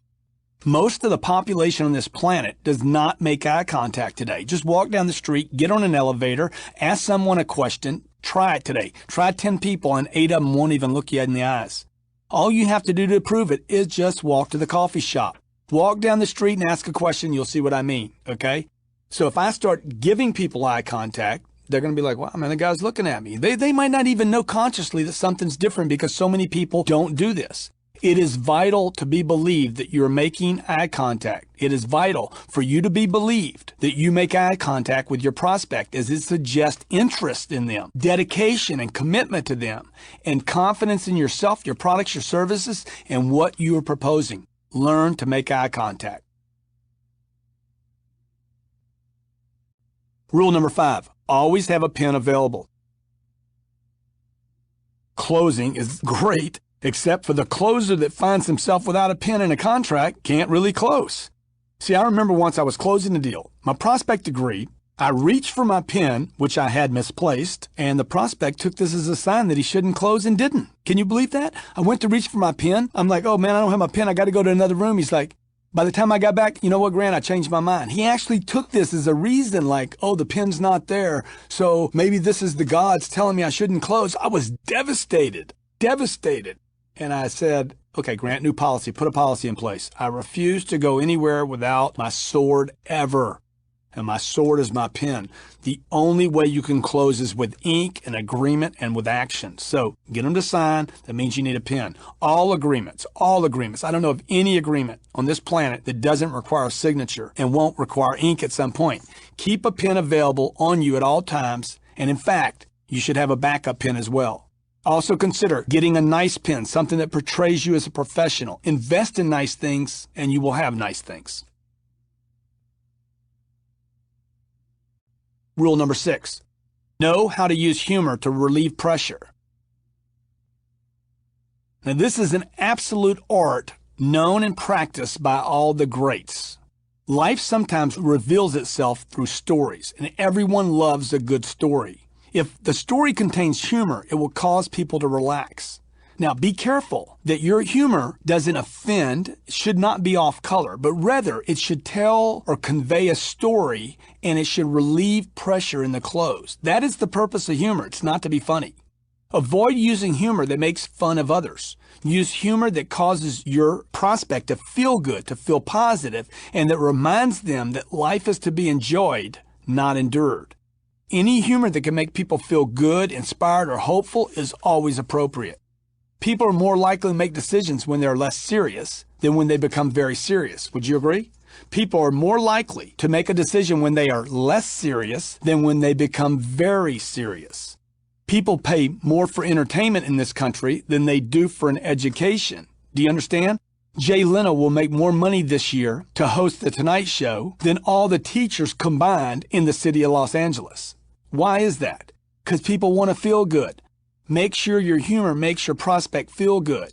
Keep your close to be more about a game than about a critical decision, about something not so serious as opposed to something terribly serious.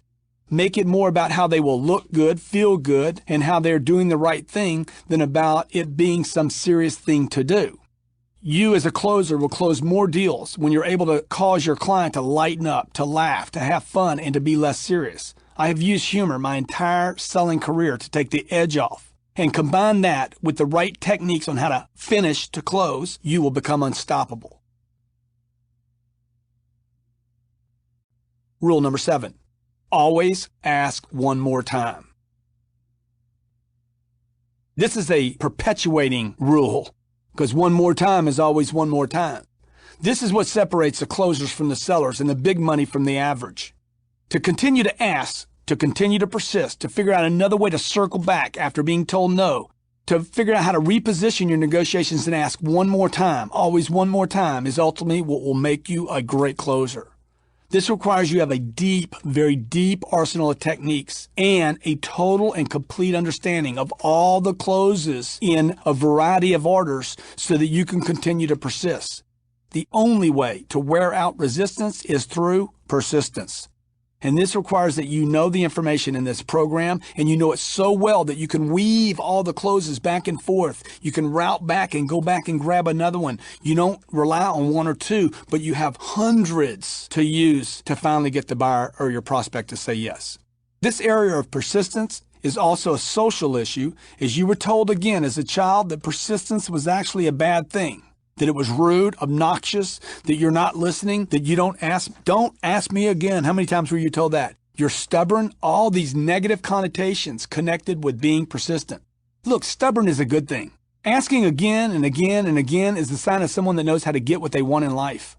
It is not rude to continue to persist as your parents may have told you as a child, but rather it is the sign of success and prosperity. It is the sign of someone that is committed and dedicated to what they want. Because I continue to ask in another way for a yes after being told no does not mean I did not listen. It only means I am more sold on my view than the others are sold on their view. Vince Lombardi, the great coach, said, "Winners never quit, and quitters never win." Who wants to say yes to a quitter? No one will. And how can they? How can they say yes to you when you quit? To persist and ask another way, to persist, to route back and use another close, means you must be completely sold. That you must have complete, utter confidence in yourself and your product, and that you must be absolutely clear about what you want and how important it is to your survival and your prospect's survival. You should treat every opportunity to close like your life depends on it. See, because if your life depended on it, you'd ask again. You wouldn't care how you looked. Quitting is a discipline that is encouraged in our society today, and persistence is actually discouraged. There is an oversupply of quitters on this planet and a shortage of persisters. Which one is more valuable? If quitting is a discipline, then not quitting is also a discipline, and it can be learned. Practice not quitting. Role play using the closes in this program where you try one more time with one more close, even after they've said they're done and you've tried 10 different ways. See how strong you can continue to persist. See how strong you can get this persistence muscle. And like any muscle, it will get stronger, it will get faster, and it will serve you better. Drill this persistence until you are no longer being obnoxious or rude or ill-mannered, but professionally persistent. See, the fact that you persist right now and you appear rude or obnoxious is because you're not trained. Train it until you become smooth at it. Once a man told me after hours in the negotiation, "It feels like you're starting to pressure me, Grant, and I don't like that." And I said to him, "Please don't confuse my persistence and my enthusiasm and my dedication to my company and my product and the fact that I know this is the right thing for you. Please don't confuse that with pressure." He laughed and then he closed. Rule number 8, always have available an arsenal of closes so you don't repeat yourself. That's what this program is going to give you, hundreds of closes. Now, you got to practice them so you don't get reliant on 2 or 3 or 4 or 5 of them.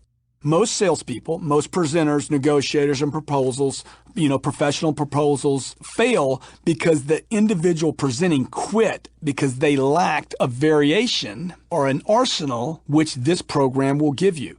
You need a large, very large, a wide range or variety of situations to handle different customer types and different objections. Remember, correct estimation of effort. It is said that most prospects close after 5 attempts, but the average salesperson or presenter only has 4 closes available. See, I don't want 4 or 5. Look, I want hundreds. I want to be able to lift 300 or 400 pounds. So 30 will feel like a piece of cake. You get it? I want to have hundreds of closes, so if they resist 4 or 5 times, it's nothing. I want to prepare myself for 2 marathons, so 1 marathon becomes easy. See, you need to have a complete understanding of this arsenal, not just a familiarity. So for those of you who are used to skimming, don't do that with this program. You need to listen to this program over and over and over again. One of the best ways to get a complete understanding is through listening. In addition to keeping this program with you and referring to it daily, get the book, read the book, and have the book available so you can use the closes written in the book, okay? But you also want to continue to listen to the audio program. You want to refer to it as it will benefit you by reminding you of what you can use. This program has helped thousands of deal makers and dreamers. Listen to it until you can duplicate my every word, my every little joke. Just keep listening to it until you're sick of listening to me and past that point to where you're able to predict, oh, he's going to say this right now, and I love this. See, I know people who on this program, have 10x their income. Okay, that they were making 40 and they went to 400 because a master becomes a master through repetition. All masters of all arts become masters through the repetition. Know them well. Know these closes, this entire arsenal so well that you can use them in any order and with complete confidence. Rule number 9. Always stay with the buyer and reduce the number of times you leave your buyer alone. Now, this is important that you continue to create and leverage credibility and believability with your prospect or your customer. You have to continue to increase your credibility with them. Each time you leave a customer to go check with someone else on something, this establishes some lack of credibility in the mind of your prospect. While you do want to use leaving to check with a third party at times, you don't want to overuse this.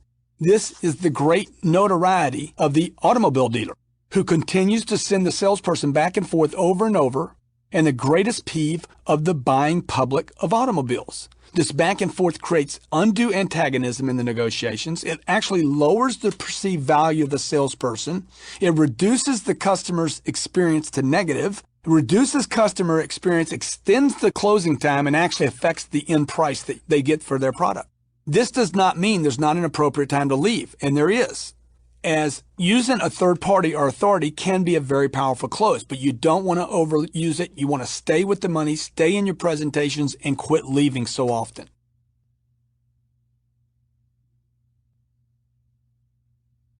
Rule number 10. Always treat the prospect, the person you're in front of, or the board, or whoever the group is you're in front of, treat them like they will do something.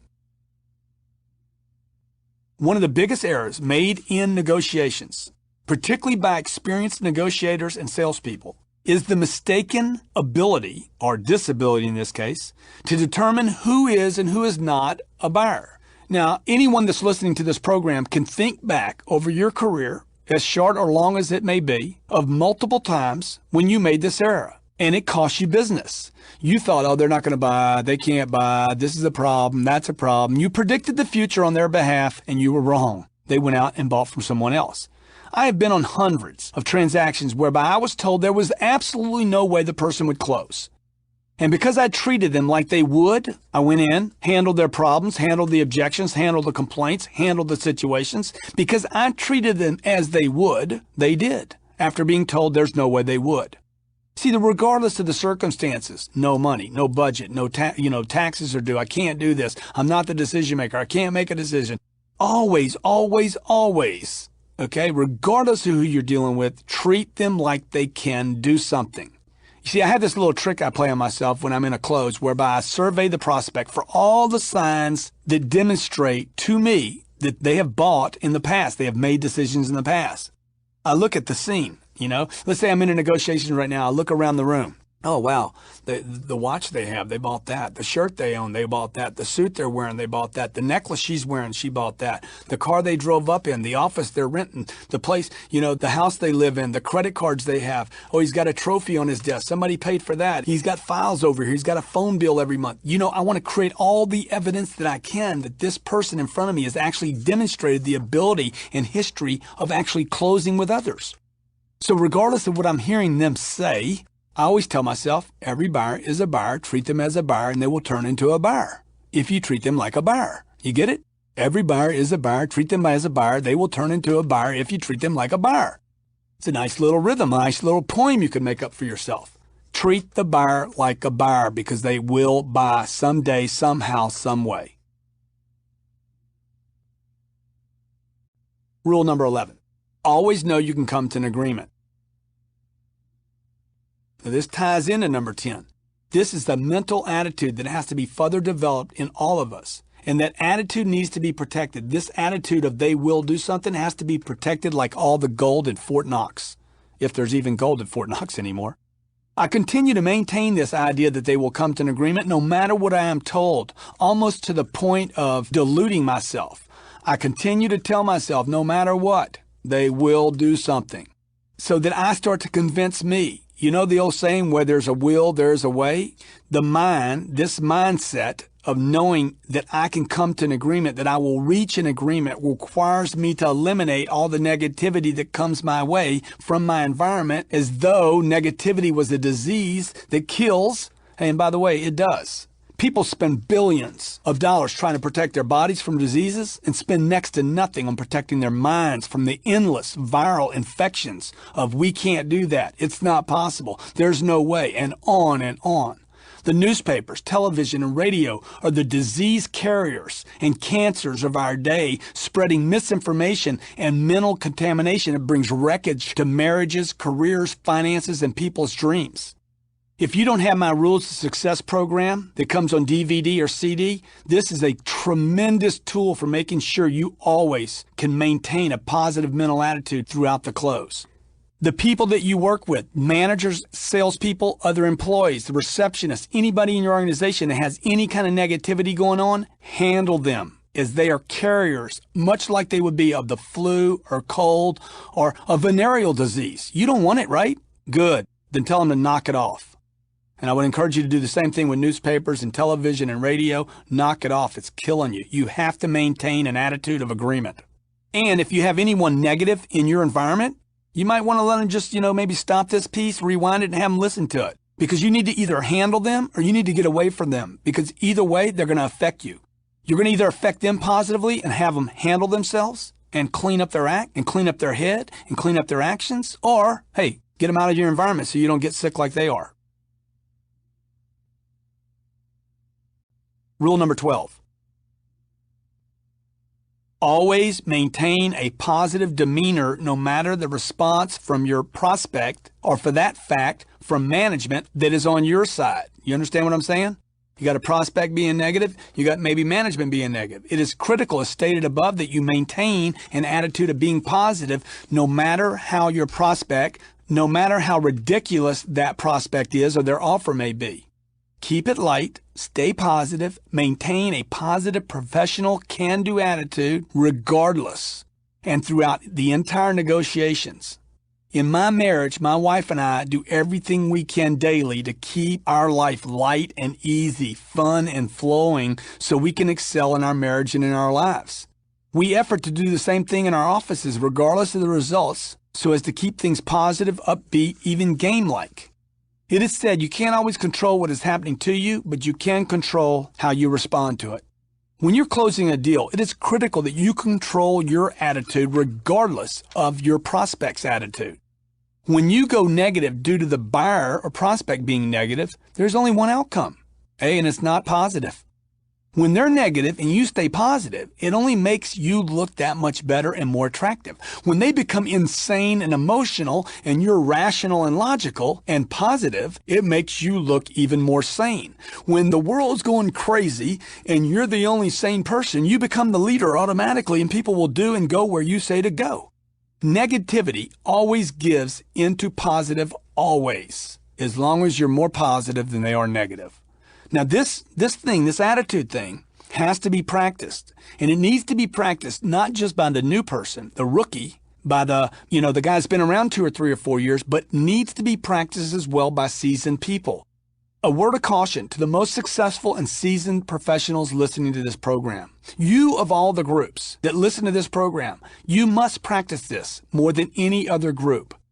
Due to your years of experience, your many years of experience and your hardening, you can come off to your clients or prospects or buyers or whatever you want to call them. You can come off as a bit intolerant and arrogant in your responses. Be careful, old pro, not to rest on your past successes, as that it will cost you future sales.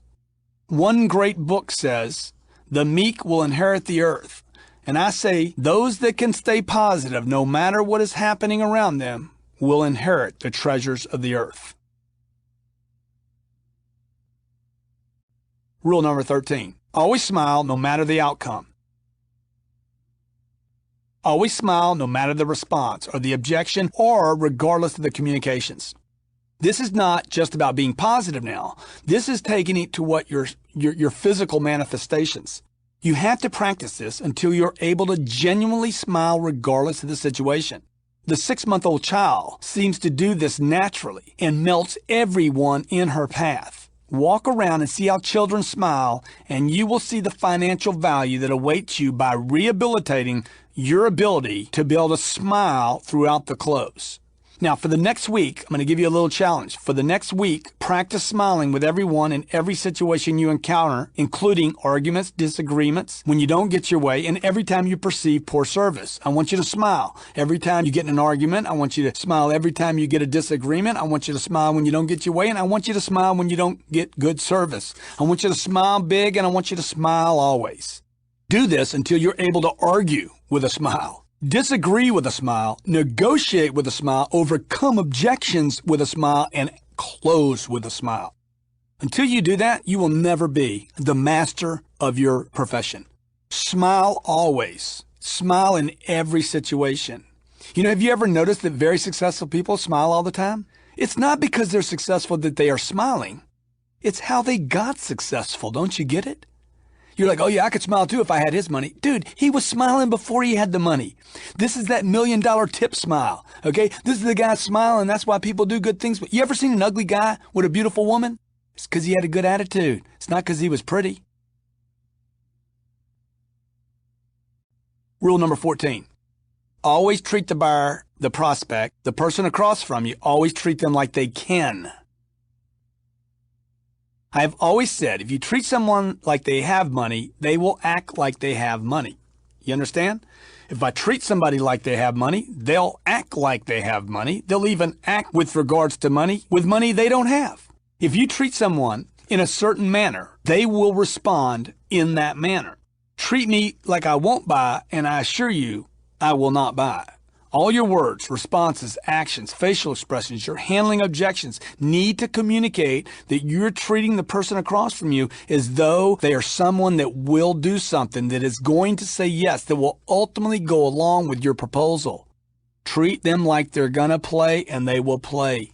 In my first book, Sell to Survive, I told a story about how I hooked my wife. I used this exact premise, whereby I always treat her like she would be my girl. I never stopped acting in such a manner, regardless of how she treated me. I'm going to tell you, she didn't treat me so good the first 13 months.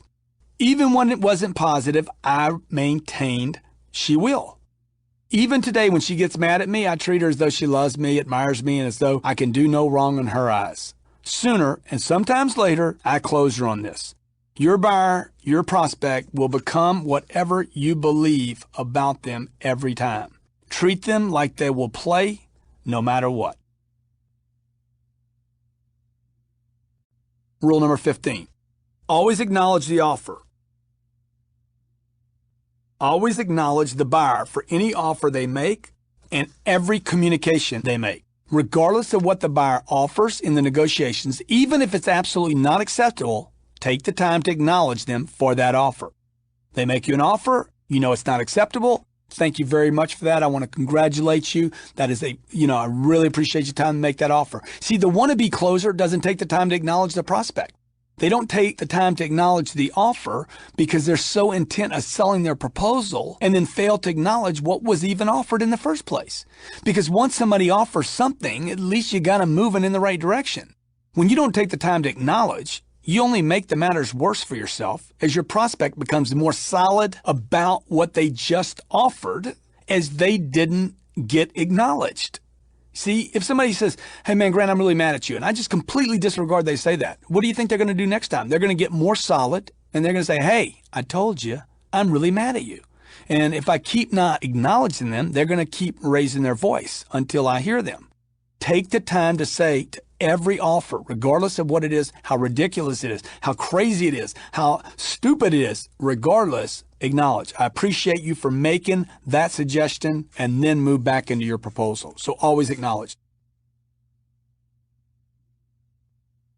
Rule number 16, always agree with the buyer. Always, always, always, always agree with the buyer and never, ever disagree. This is one of the most absolute truths when negotiating. If violated, it will crush you. Always agree with your prospect, no matter what they say. That is completely different than the old saying, the customer is always right. Not true. The customer is not always right. I don't believe this to be true, but rather this old saying has gotten confused with, hey, look, just be agreeable. Always agree with them. Whether the buyer, the prospect, the person across from you, your husband, your wife, your friends, your relatives, whoever it is, the insane guy on the street corner, whether they're right or wrong is not the issue.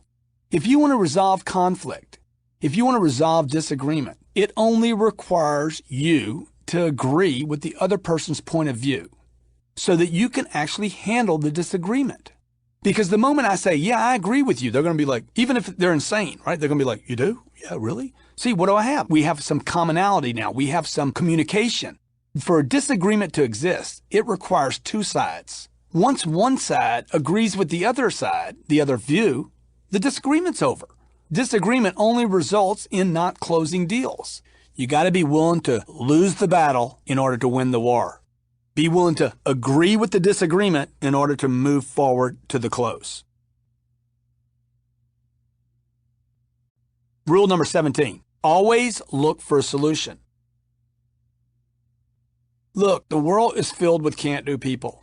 And like negative people, there is no shortage. Okay? The world is filled with these can't-do people, and then there's the handful of can-do people. The 6 billion people on planet Earth, I mean, if there's 1% of can-do people, can do, will do, no problem, you got it, positive, excellent, super, I can figure it out, leave it with me. If there's 1% of the planet, I mean, you got to tell me where the valuable is, in the shortage or the oversupply.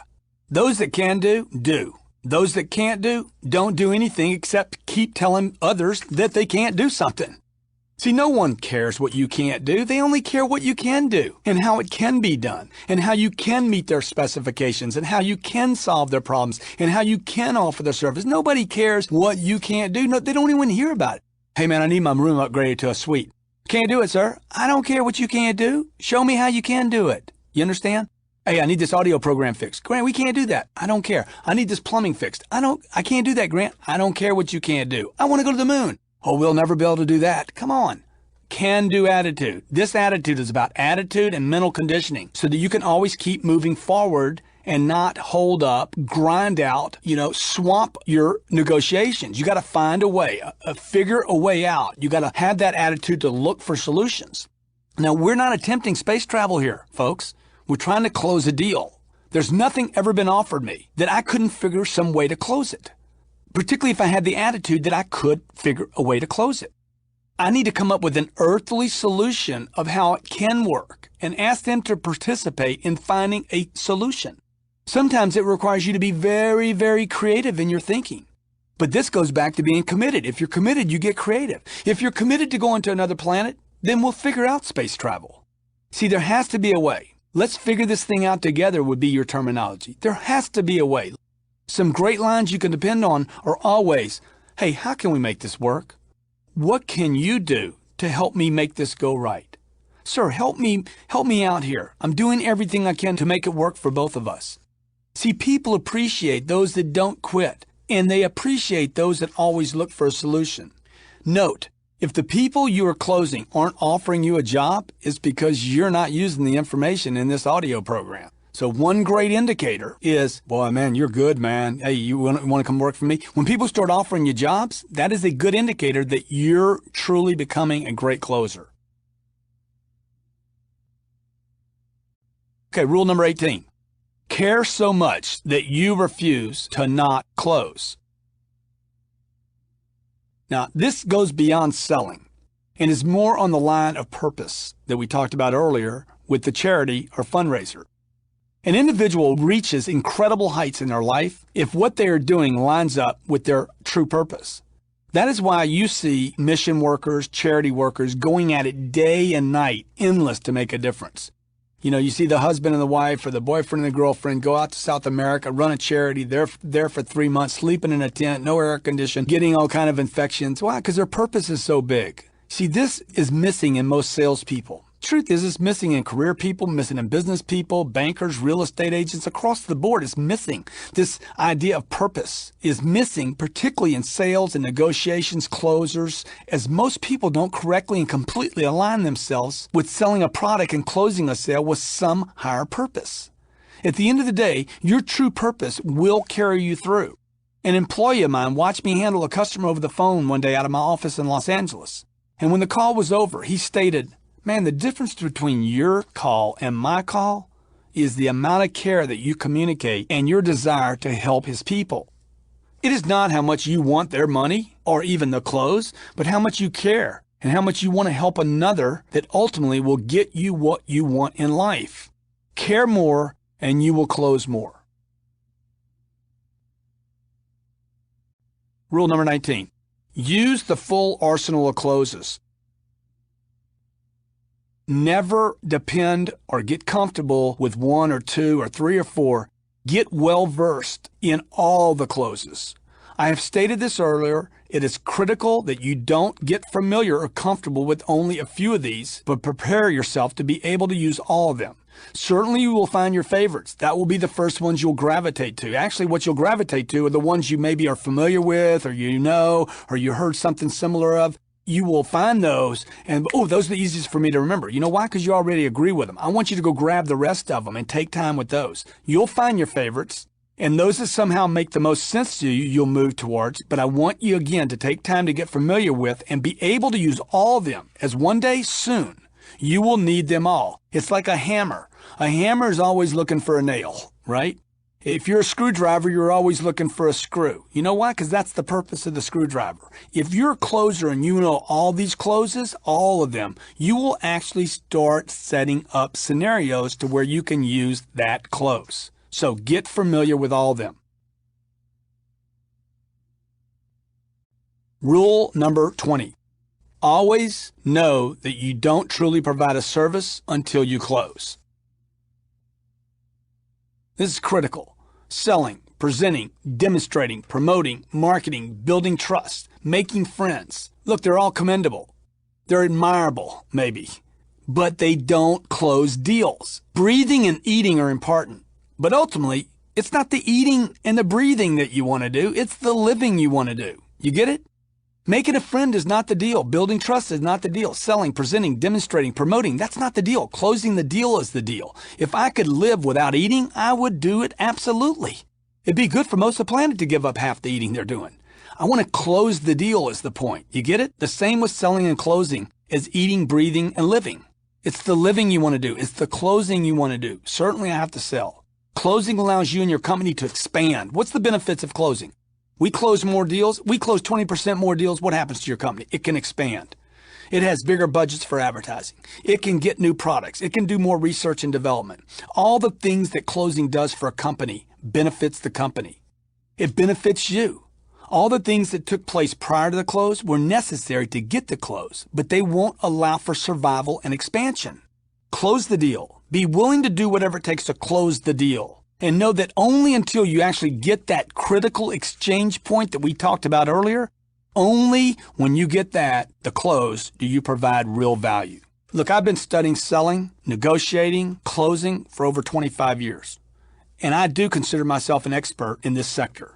This program is made possible because of thousands of hours of research I have done in this area. It is also possible because of the many sales greats that I took the time to study over these years that have gone before me, that did programs just like this, that I'm able to do this program. These people greatly assisted me, some positive, some negative. These people assisted me, though, in my sales education, in my sales career, and in the development of this program. While the majority of these closes are original to me, many of them are the result of contributions over my years of studying from others like Zig Ziglar and Tom Hopkins and Jackie Cooper, Brian Tracy, and many, many others, just to mention a few. This arsenal of techniques, the Closer's Almanac, is presented in no particular order. So don't assume that the first one is more important than the 99th one, because the first one doesn't have any more value than those that follow it. They all have value when used at the appropriate time in concert with others. I have been in situations where it would have appeared that my first 5 attempts failed, yet later discovered the first 5 attempts only prepared the client to be closed on the 6th attempt.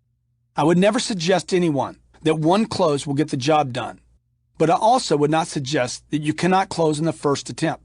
It has only been my experience over 25 years that this is an exceptional situation. If they closed on the first event or the first attempt, that would only be something you should be grateful for. It should not be expected as the norm, but it also should not be excluded as a possibility. You will also notice that each of the many closes included has a list of other closes that you might want to use with or might be compatible or that are similar. Again, none of these techniques are any more valuable than another, but all are to be used in concert with one another, which will create the effect you desire. You will become most effective when you become familiar with them all. You will become unstoppable when each of them and all of them become something you no longer think with, but just deliver. Beware of becoming comfortable with just a few, because you would defeat the purpose of having an arsenal. Learn them all, and then learn how to tell a story around them, one after the other, weaving the story, and you will be rewarded the status of master closer. The more a salesperson understands this thing called the close, the more he will reach to sell others. The more he will prospect, the more professional and believable he will appear to his client, and the more he will be rewarded. It is this thing called the close that defeats more people than anything else, and it should not have to defeat you. This thing called the close is needed by every human being on this planet, regardless of your career, your title, your post, your job, your purpose, or what you do. You need to learn how to get final exchange from others so they close on your ideas. Closing the deal is vital to a salesperson's survival, and without a wide and varying range of techniques and a complete understanding and the ability to deliver each one of these, you will never reach your financial goals. But armed up with a complete arsenal, confident in how to use them, the ability to communicate them clearly, a persistence muscle that can stay in and keep using, you can get anything you want on this planet. Remember, dreams only become reality when someone closed others on that dream. So get prepared for an arsenal of closes. The delivery close. So when would you want to take delivery or have your new whatever installed? Right away, this afternoon, or tomorrow morning around 11?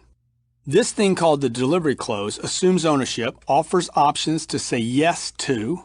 This is one of the most powerful and overlooked closes there is. It's very, very simple. You never want to ask, what do you think? Or open-ended questions you don't know the answer to. Always assign ownership by using the word your. Again, when would you want to take delivery of your new or have your new whatever installed? Right away, come back this afternoon, or tomorrow morning around 11 o'clock. If it's something you're delivering, hey, when do you want to take delivery? I can have it installed right away. You want to do it this afternoon, right away, or tomorrow morning around 11 o'clock. Always assume ownership. It's called the delivery close. The check close. Would there be any other changes or additions you'd want me to make to your new before we come to an agreement on the figures? Now, this thing called the check close assumes ownership. It avoids rejection. It creates an opportunity to close based on changes and additions rather than the purchase that your buyer may be interested in. Maybe they have their attention on something that needs to be changed, added, or amended to your proposal. So here it is again, the check close. Would there be any other changes or additions you'd want me to make to your new before we come to an agreement on the figures? Scale from 1 to 10 close.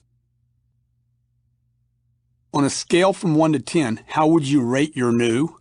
Wait for an answer. Okay, so on a scale from 1 to 10, how would you rate your new, whatever the product is? What would make it a 10? So once you get the answer, hey, it's a 7, what would make it a 10? Once they say, look, I need this, this, and this, great, let me get that handled, sign here and here. So if there's things you need to add or change, add those things, the changes, the cost of that, and then go for the close. This is a killer close. It gets you some sense of how sold the buyer is and what would it take to make this product or this proposal perfect. Note, just because the buyer or the prospect says it's a 7 does not mean they won't say yes to this agreement as a 7, as they may be satisfied with a 7. You can also use this when finding out about the product he is using now. So you could ask them, hey, how would you rate the product you have now on a scale from 1 to 10? Great. What changes would you need to make that a 10 so it's going to better identify the proposal or the presentation you need to make? This is great for any consumer or service sale, and especially for realtors trying to get a listing on a home. Payment close. If the payments aren't agreeable, we wouldn't expect you to buy the product. I am confident that our local lender can provide you with alternatives that will make your monthly investments agreeable and affordable. See, most products today are bought on payment and should be sold on payments. I don't care what you're selling, houses, cars, equipment, large contracts, lease terms, you should be selling to a payment. This fact is missed by many industries, including insurance, investments, furniture, retail sales, real estate, annuities, the whole gamut. Why sell the price when you know it's going on credit cards or the buyer is going to be making installments? This is a great close when the buyer becomes payment concerned, hangs up their ability to pay monthly, and avoids resting the deal just on payments. So again, payment close. If the payments aren't agreeable, because that's their concern, we wouldn't expect you to purchase the product. I am confident that our local lenders, of which we have many, can provide you with alternatives that will make your monthly investments agreeable and affordable. Sign here and here. Payments to figures close. When the buyer says, what are the payments going to be? Sir, until you and I come to an agreement on the price, the product, and the terms, you will not need to concern yourself with payments, as there won't be any. I need your initials here, here, and here. Now you're looking for approval of price, product, terms, anything else other than the payments. So this is called payments to figures. You're trying to move off of payments in this case, back to the figures to get agreement on the major points of the proposal. Until you and I come to an agreement on the price, this is when they're saying, what are the payments going to be? Until you and I come to an agreement on the price, the product, the terms, you don't really need to concern yourself with payments, as there won't be any. I need your initials here, here, and here. Now this is opposite of the close that preceded it, which was the payment close, where the buyer wants to move to payment and still has a disagreement about the price. This avoids closing on payments. For those of you who want to do that, management might say, no, let's focus on the figures. Let's let the payments take care of themselves with the lender. Beware of the buyer who continues to move the target on you from price to payments to terms to conditions to equipment to whatever amendments. Beware of this buyer as he continues to move the target, giving you too many things to handle so that you can actually never close that opportunity. So this is called payments to figures close. This is called a rate close. This is for the buyer asking you, what are the current rates? Okay, and in a situation where you're not sure, you can't nail that down yet, you want to use what's called the rate close. We use every lender in the state, including every credit union. Who do you currently use? Wait for an answer. We have access to them as well. That's great. There are a couple people in town that are cheaper than your lender at this current time. Sign here, and I will provide you with all the options. Worst case is we use your present lender. See, this particular close is when you don't want to quote rates, maybe because they're changing so fast or so often, or you're not quite sure in this moment. they will change. Trust me, rates change every hour. This will negatively impact your credibility if you quote something and can't deliver, and then will later give the buyer or prospect a reason to bail. You have to be positive about your ability to get lending in every situation and every deal. It is your responsibility to handle this so you can get a close on the terms, the price, the amendment. You're trying to move the deal forward. Okay? Automobile dealers are exceptional at this, but most other industries drop their responsibility around rates, payments, and terms from lenders and think, just closing the deal will get the deal. That's not true. You have to take responsibility, increase your responsibility about actually getting the money. In this case, the money is the exchange. So this is called the rates close. We use every lender in the state, positive attitude, including every credit union. Who do you use? We have access to them as well. That's great. There are only a couple of people in town cheaper than your lender. Sign right here. Sign here. I'll look at all the options. We'll provide them. The worst case is you go to your present lender. Great close. Equipment close.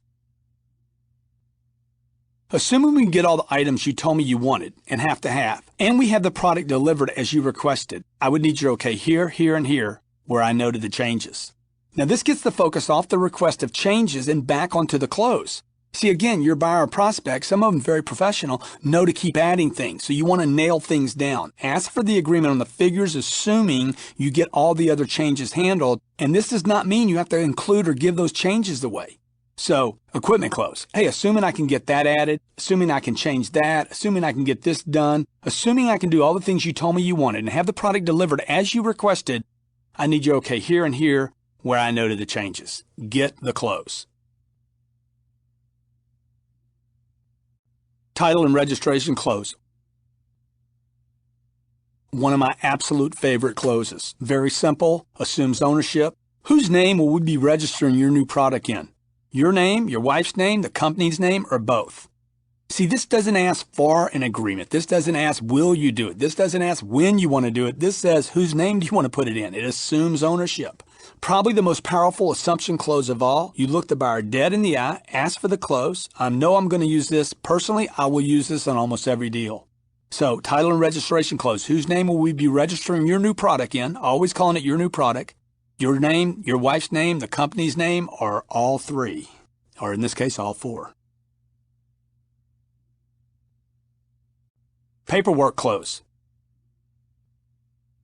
So whose name will we be doing the paperwork in? Your name, your company's name, or both? This is very similar to the title and registration close. Assumes ownership, calls it your product, paperwork close. See, as there's paperwork on every transaction done, everybody that's listening to this has got a transactional paperwork process. So no matter what you sell, you're going to be asking a question like, whose name, or how do you want this titled? Very similar closes, wording's a little different. You could even use this paperwork close as a trial close earlier on to determine whether or not you're with the actual decision maker or the actual ownership or whoever's going to sign this documentation to finalize the deal. Spouse stall close number 1. The buyer says, I need to talk to my spouse. What if your spouse says no? See, what you want to deal with here is worst case scenario. Now, there's only 2 answers to this question. What if your spouse says no? A, he won't or she won't, or B, we won't buy. So let's handle one at a time. What if your spouse says no? A, he won't say no. Grant, I know my husband. He's not going to say no. Then I need your okay here and here. Now that, believe it or not, will happen more often than you think. Okay? Grant, my husband never says no to me. Good, then I need your okay here and here and go back for the close. Do not ask questions like, what is he going to say no to, or what's the problem? You're creating objections you don't need to deal with. John, what if your spouse says no? She's not going to say no to me, Grant. Good, then I need your okay here and here. Great close. Or, Grant, if he or she says no, we won't buy. Then you want to ask this question. Would he or she say no to the product or to the money? If she says no to the money, you say, what about the money? Is it the price, the down payment, the monthly payment? What is it? So you determine what the actual objection that they think the husband or wife would say no to. Now, being that they haven't seen the money, whose objection are you really hearing? Grant, he's going to say no to the down payment. Who's really objecting to the down payment? It's the person in front of you. You're basically using the spouse that's not there to determine what the real complaint or objection is. So we won't buy the car, Grant, if my husband says no. Would he say no to the product or no to the money? If it's money, what are you going to say? What about the money? The down payment, the monthly payment, the price, the terms, the rate? What is it? If he or she says he's going to say no to the product, what do you suggest then?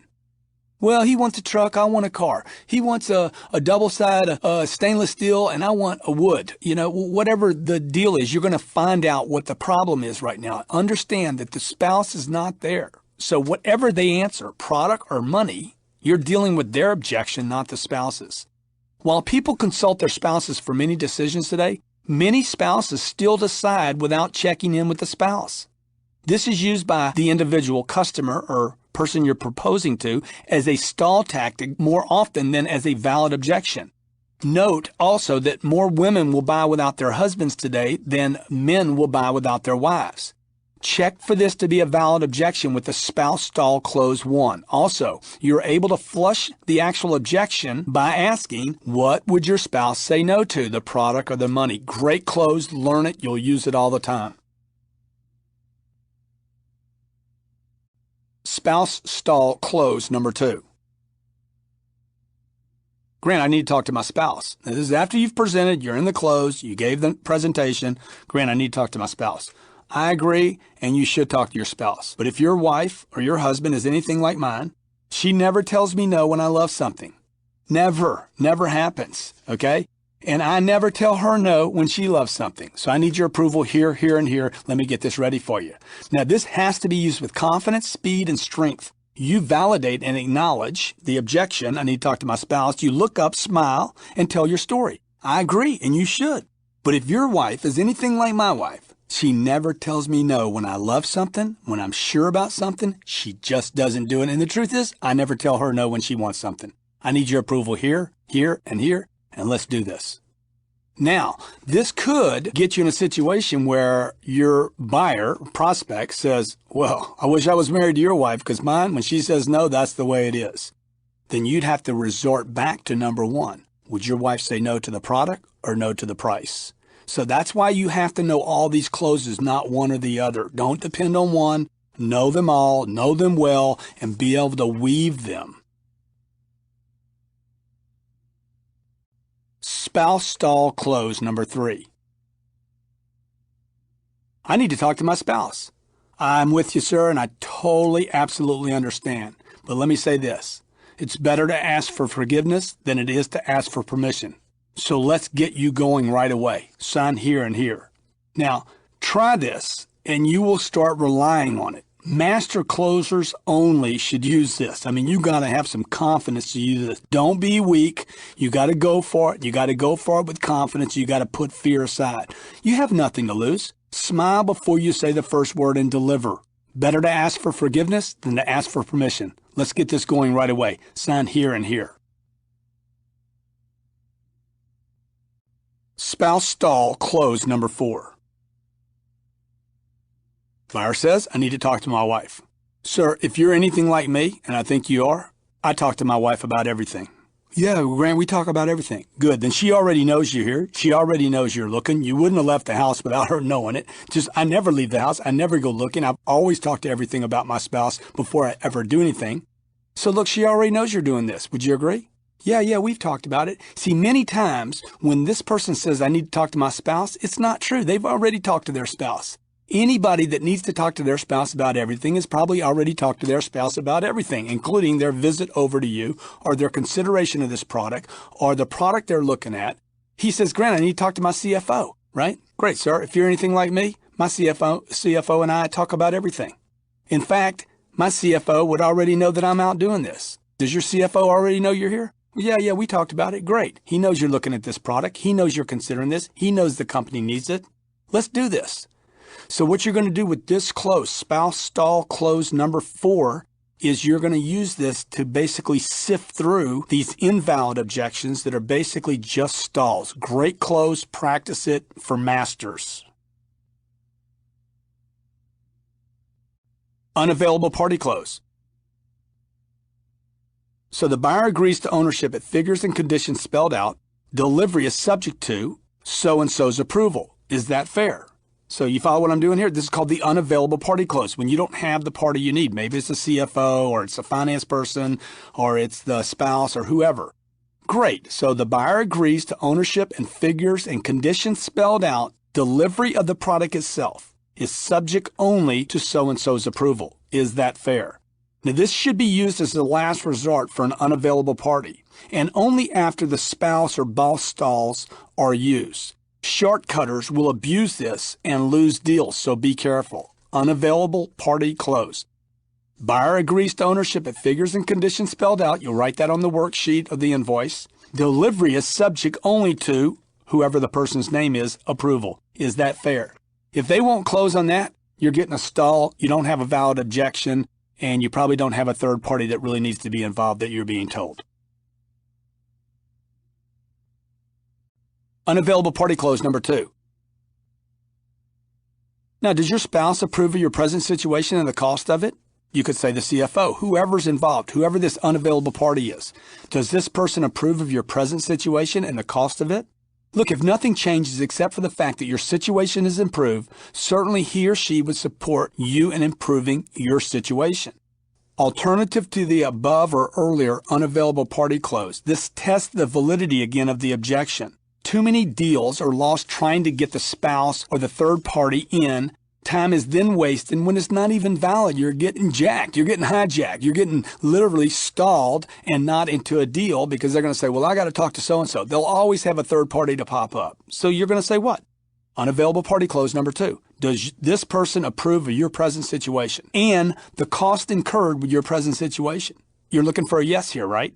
Look, if nothing changes except for the fact that your situation would be improved, the company's situation would be improved, their situation would be improved, certainly they would support you improving the conditions in the situation. Let's do this and go for the close. Insurance close. Who will you be insuring your new product with? Great, what's his number? I'll call and get coverage transferred so your insurance takes place before you leave.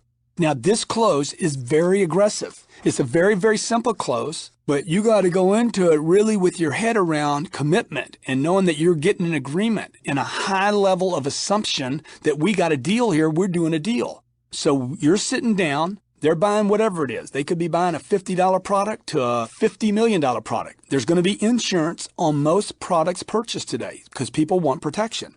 So you're going to say, hey, by the way, who will you be insuring your new whatever with? Great. What's that phone number? Who's the insurance? What's the address of the insurance company? What's their number? I'll call them and I'll get your coverage transferred so that you're insured when you leave today. Again, this is done before you ever get involved with numbers. It's very aggressive. It can be used only by very confident closers like you, and you're not going to know how well this works until you actually use it. It's called the insurance close. Second party assist close. Now, this is when you're dealing with a second party. You're having to deal with a buyer and like the maven or the coach, the third baseman, the second baseman, whatever you want to call them, right? This is a second party that's going to give their severe intelligence to the whole purchase but not be financially involved.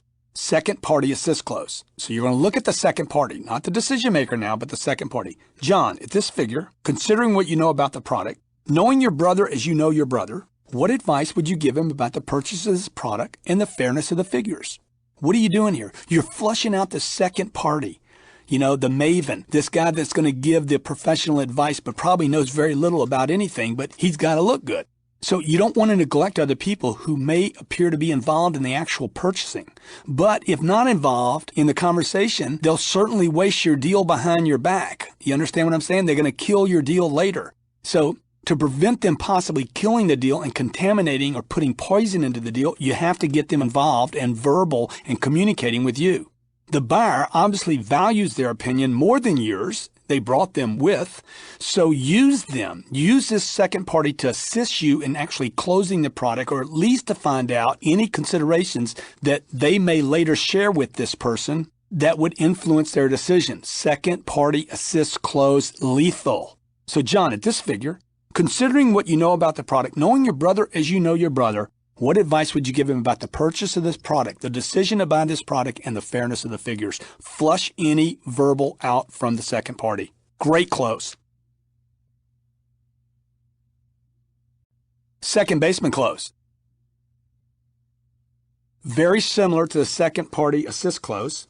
Here we're going to again use the second baseman, the third baseman, the maven, whatever you call it. We just label this the second baseman close, and it goes like this. Will you be helping with the price, the down payment, the monthly payment, the paperwork, or all of the above?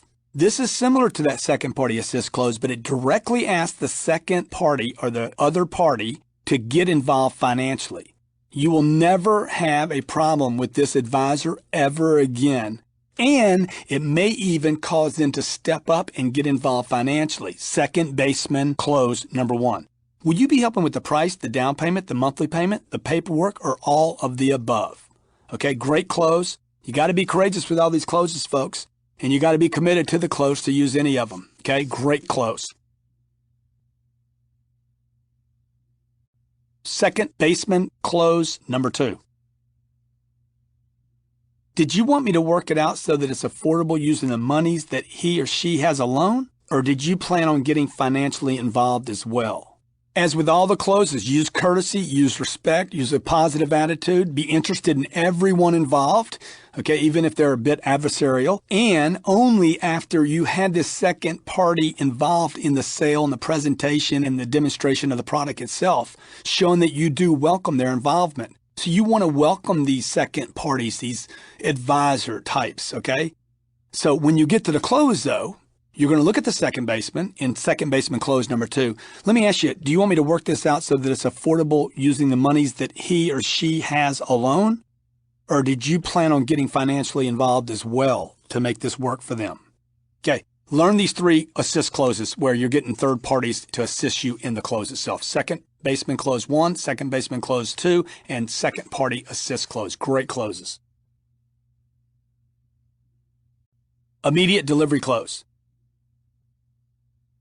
So if there aren't any objections or reasons for not moving forward with your new immediately, I will then need your okay here and here.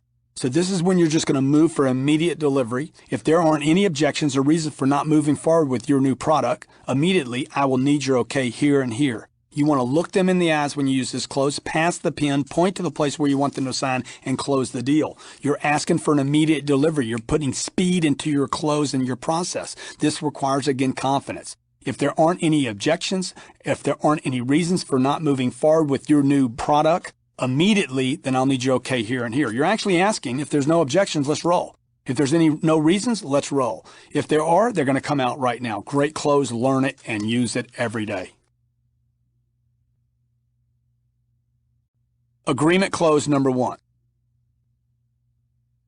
Now, these closes I'm about to give you are sick, okay? They're absolutely incredible closes. And the first time you're hearing, you're going to be like, I don't know, man. I don't know if I can use that. Just trust me, use the closes. They're going to work for you. And you're not going to depend on one anyway. It's called the agreement close number 1. I agree it's a lot of money. Their objection is money, price, terms, whatever. I agree that it's a lot. I agree that the terms are. I agree that the payments are high. Whatever the deal is, I agree it's a lot of money. I need your okay here and here. Now, what just happened? You agreed, but you didn't fix it.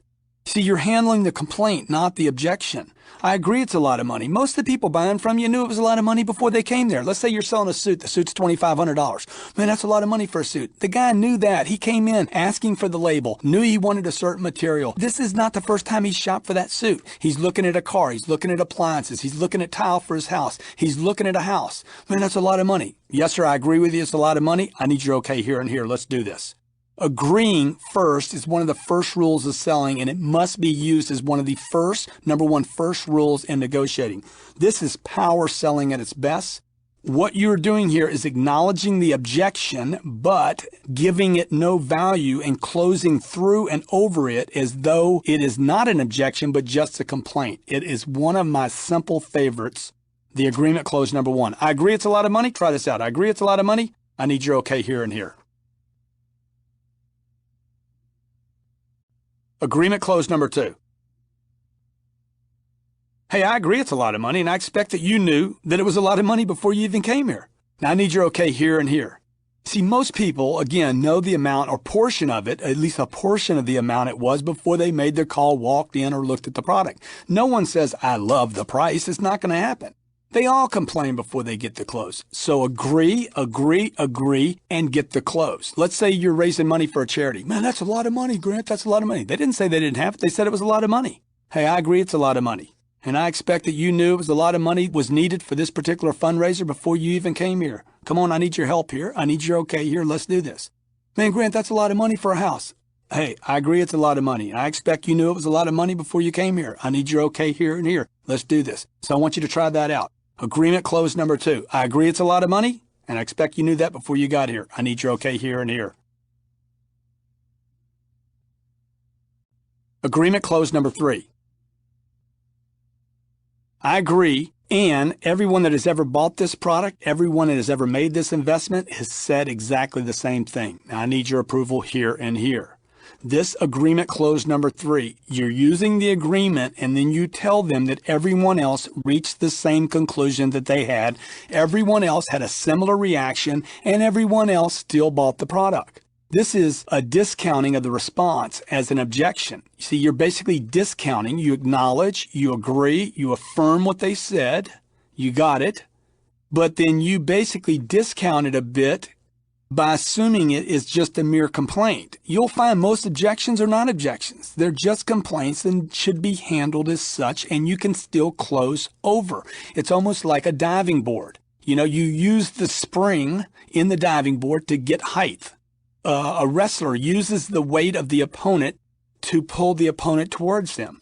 The salesperson, the professional closer, will use the objection or complaint and the weight of that complaint and the spring in the complaint as a way to move forward. Hey, Grant, man, that's a lot of money. I agree, and everyone that has ever bought this product has said exactly the same thing. Everyone that's ever made this investment has said exactly the same thing. I need your approval here and here. Let's do this.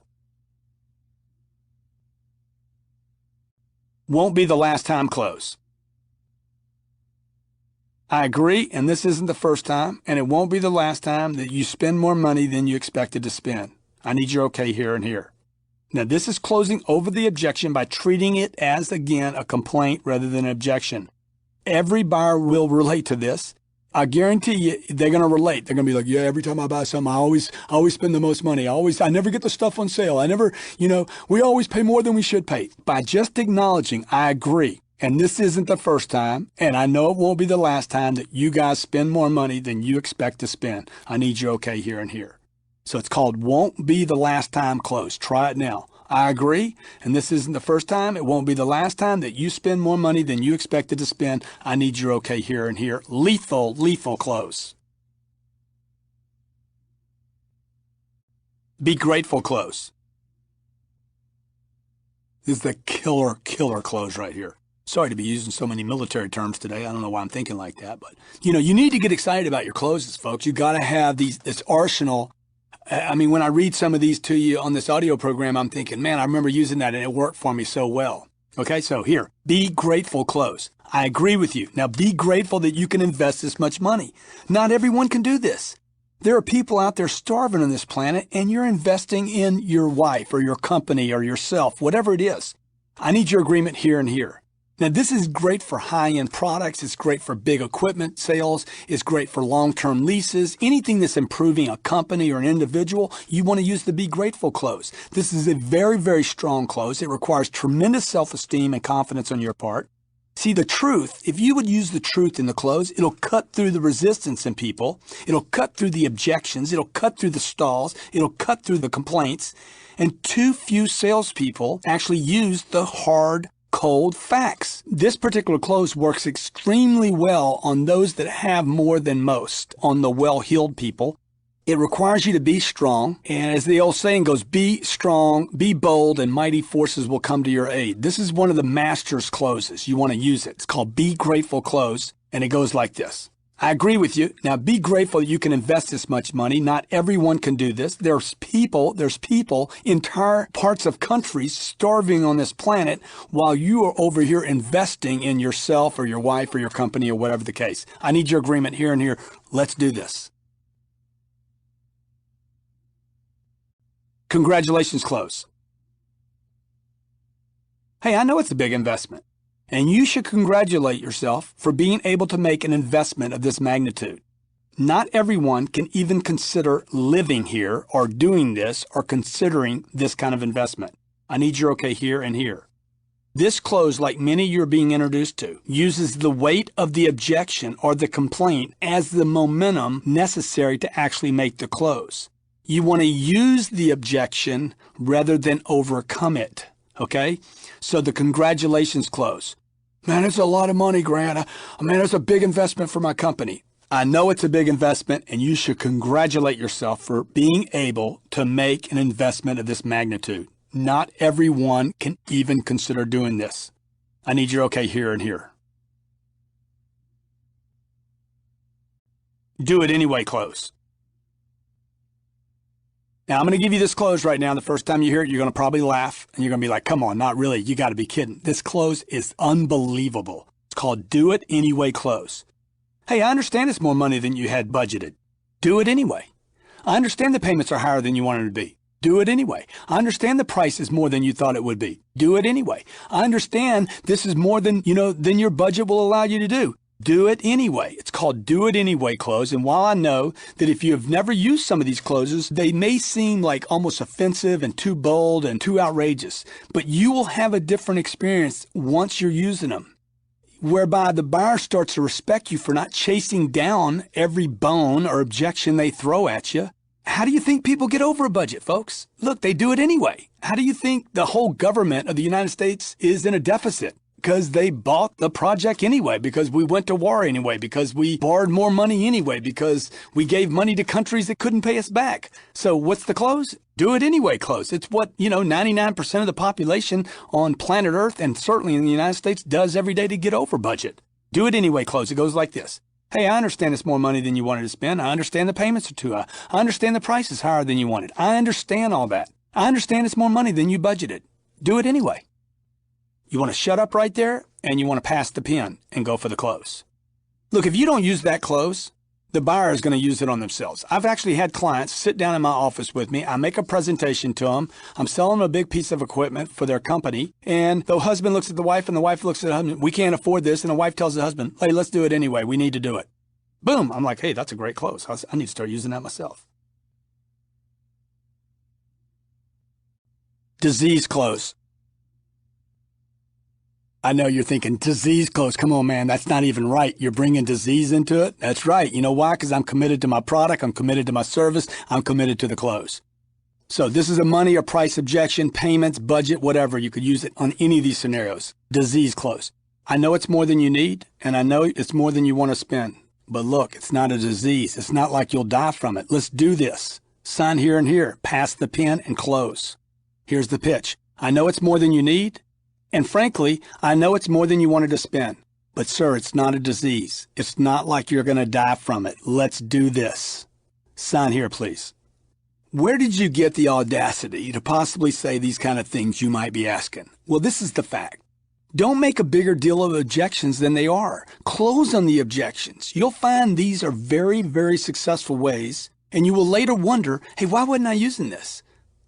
Oh, I forgot. You were selling back then, and now you're closing. You understand? See, now we're moving you back into a closing position. So when the buyer says to you, or the person, or the board, or whoever you're talking to, man, this is just a lot of money. This is more than we want to spend. I know it's more than you need.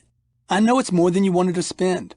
I know that you're actually making a decision before you planned on it. But it's not a disease. It's not like you're going to die from it. Let's do this. Now, this close is very, very powerful if you just trust yourself with it. How many times have you known a family member that got sick or got a disease or had a problem, and they're like, God, you know what? Nothing really matters anymore because now I got cancer or I got this problem. So that's what you want to leverage on right now, okay? The fact that, look, this is not a big deal. It's money. It's a decision. These decisions are nothing compared to terminal illnesses, okay? Disease close. How does it go? I know it's more than you need, and I know it's more than you wanted to spend. But look, it's not a disease. It's not like you'll die from it. Let's do this. Stay uptoned, stay agreeable, stay positive. This close is great. And I won't say it's sick because this is the disease close.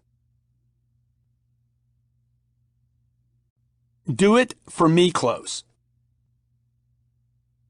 Sir, if you can't do it for you and you can't do it for your wife, then I'm going to ask you to do it for me. I need your okay here and here. You get it? You're like, oh, no way, man. Come on, you can't even do that. Yes, I do. Most people want to help others. Most people want to help you, particularly if you're a likable person. Now you need to really leverage the likability. You need to ask for help, ask for assistance, and ask them to do it for you. This isn't as crazy as you might think. Do it, and I will prove you wrong. Try this close on your next 5 or 10 customers when you're in the close and they're like, oh, no, I can't do it. This works perfect after the last one I just gave you. Do it anyway. I can't do it. We can't do it. It's too much money. We can't do it. Hey, sir, if you can't do it for you and you can't do it for your wife and you can't do it for your family, hey, do it for me. If you can't do it for yourself, do it for me. Now I need your okay here and here. The guy's going to look at you and start laughing. You got to be kidding, man. Before I do it for you, I'm going to do it for me and the wife. Great, sir. Sign right here. You get it? Great close. Use it with courage. Do it for me close. How does it go? Sir, if you can't do it for you and you can't do it for your wife, do it for me. I need your okay here and here. Let's roll. Inventory close. Move down a model. So you're getting some kind of price objection in the close. You want to move the buyer down a model and ask this as a solution. Would you consider the product right under this package, let's say? Let's say there's a B, C, D level. Would you consider going from a B to a C? You wouldn't say it like that. You'd say, would you consider the product right under this? This would save you $500, $1,000, maybe $1,500. It would reduce the payments by $12 to $30 per month. Or would you rather get exactly what you want and pay a little more? See, this is done either at the presentation of product. You could do that before you actually present the product to be sure you're on the right product. It could be done right at the write-up to determine if you're on the right product, to test as a trial close that you're on the right consideration here. Or you could do this in negotiations when you get some kind of objection to money. And it goes like this. Would you consider the product right under this? Don't just ask a question and not continue. You want to ask the question and continue on. Would you consider the product right underneath this? That would save you $500, $1,000, $1,500 and reduce your payments $12 to $30 a month. Or would you rather get exactly what you want and pay a little more? Okay? So you should always use inventory as a way to solve problems. Always use inventory to negotiate. Don't use money, as this is a much more value-added solution and a much better way to negotiate than just reducing price. Reducing price passes on no value. It also gives your buyer or prospect choices and allows them to save face if he is not able to actually afford the product. It also builds value in the product they finally decide on. So how does it go? Would you consider the product right under this? Rhetorical question requires no answer. That would save you $500, $1,000, $1,500 and reduce your payments $12 to $30 a month. Or, hey, would you guys rather get exactly what you want and pay a little more? Inventory, close, move up a model. Before I write this up, I want to share with you that if we move up from the 4 gig to the 8 gig, or whatever the package is, from this package to that package, we actually move up. It would only be an added cost of X dollars. And with the payment programs, it would only change your payments by a little bit per month. Would you guys consider that? Now, this could again be used in the demonstration of product. It could be used at the write-up. It could be used in the negotiations to actually handle the price and the terms. Now, you're saying, Grant, you got an objection over price or terms. Why would you move somebody up a package? One of the great misnomers of salespeople, closers, and negotiators is they always want to move down a package, which is incorrect. I would actually choose to move people up a package as a way to build value before I move them down a package. I've talked about this in Sell to Survive as being a critical way to negotiate. This move up a model, let's say I'm on a $140,000 machinery purchase, okay? And I get, man, that's a lot of money. Let me ask you something. I know you guys are just, looking at all the possibilities today. Is there any chance you'd consider moving up one package? We move up one package with the kind of financing agreements we have in place right now and the lease agreements we have in place right now. We can move up. It's only another $70,000. We move from $140 to $210, but it would only change your payments by about $345 a month. Would you guys consider that? And they'll be like, well, tell me what's on that package. You see, now you don't have a price objection. You have an inventory objection. Or he says this, didn't you just hear me? I just said it's too much money. I can't go up more money. Well, now what does that do to you? If he says, no, I can't go up, it makes your 140 look good. See, you're actually moving him up to something he won't take as a way to justify what he needs. This is a great close. It is very, very valuable. You're going to use it in many, many situations. Anytime a customer says it's too much, they're saying too much what? Too much money or too much for that product? Too much money, period, or too much for what you're offering me, and bringing them up a package helps. Others will think you're crazy, but then the buyer sees that the choice is to spend more money, not less, and the move up may actually validate the product and the price you're on. Great close. Inventory, close, move up a model. So what are you going to say? Before I write this up, I want to share with you. If we move from this package to this package, it would only be an added cost of X. And with the payment programs and the lease programs in place, it would only change your payments a little bit. Would you consider that? Selection alternative close. If the payments are too high, I suggest we go back and consider the model earlier. It won't have the memory that you requested. It won't have all the package and ingredients and things that you said were important, but it would put you in a position to get what you want, and you could later upgrade. These inventory and alternative close offers solutions to buyers and makes you look like someone who is trying, someone who is professional and has solutions. See, all buyers should be moved up and down the inventory line by you, as they will anyway when they leave you. You understand? If you don't move people up and down in the package line, when they leave you, what are they going to shop? They're going to shop other alternatives. So you want to take advantage. Use your inventory. Quit using your money. It's easier to sell inventory than it is to sell price. This is how people make decisions. They shop, they compare, they evaluate. You know, they do comparables. They're like, okay, this is 210, this is 175, this is 140. Where do I need to be? What can I afford? Where's the real value? The truth is most people buy more than they need, not less than they need. And who's happiest? The people that are happiest that move all the way up to the package they can't afford. So you're using logic in the close here. You're not using emotion. When you use inventory, you're using logic. You're using alternatives to justify and satisfy customers' thinking. This will help you close many more deals. Selection, alternative, close. Okay, look, if the payments are too high or the price is too high, I suggest we go back. We consider the other model that I talked about earlier. Look, it won't have this, and this that you requested, but it would put you in a position to get what you want, and then you can upgrade later. Package alternative close. Okay, this is a package alternative close. We're going to be moving on different packages. If you don't want to go down a model and you won't consider something 1 year older, why don't we consider moving down just a package? You would only have to give up these two options, but it would save you X and reduce your long-term commitment by the month by this much per month. This is called package alternative close. See, you always want to show the buyer a way to get what he wants. Always show a solution. Always offer a way out. Always offer a way to satisfy what they want. You may be on the right product right now, but you might be on just a package too much of that right product. It's very similar to earlier closes where we are using models and inventory, but now we're just using the package. Also, this gives the buyer a way to buy something, and it gives them a way out in case they truly can't afford it. So, how do you say it? Package alternative close.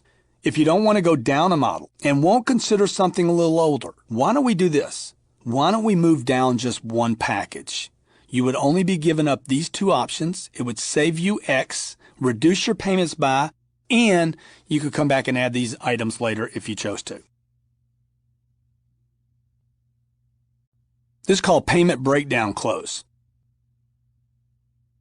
Now, you want to refer to this close and all the closes in the book. You want to refer to those during the day so you have these to use when you're closing people, because you're obviously not going to go to the audio program and listen to it in the middle of a close. So you want to have these so you can look at them, particularly this close because it has a lot of numbers involved. Payments breakdown close. This is when you get the payments are too high as an objection. I have to be under whatever, $500 a month. And then you're going to say, using logic, John, we're already less than $500 a month that you want to pay. See, the package you're buying here before any options is $20,000, and that results in a $400 payment. The GPS system that we added to this is $3,000, and that's $60 a month. The sunroof you added to the car is $1,000, and that's $20 a month. The leather is $1,800, that's $36 a month. The taxes are $3,000, that's $60 a month. When you add all this up, it's $576 a month. You want it to be at $500. We're at $400 for the car, $60 for the GPS, $20 for the sunroof, $36 for the leather, $60 for the taxes. So what are you doing here?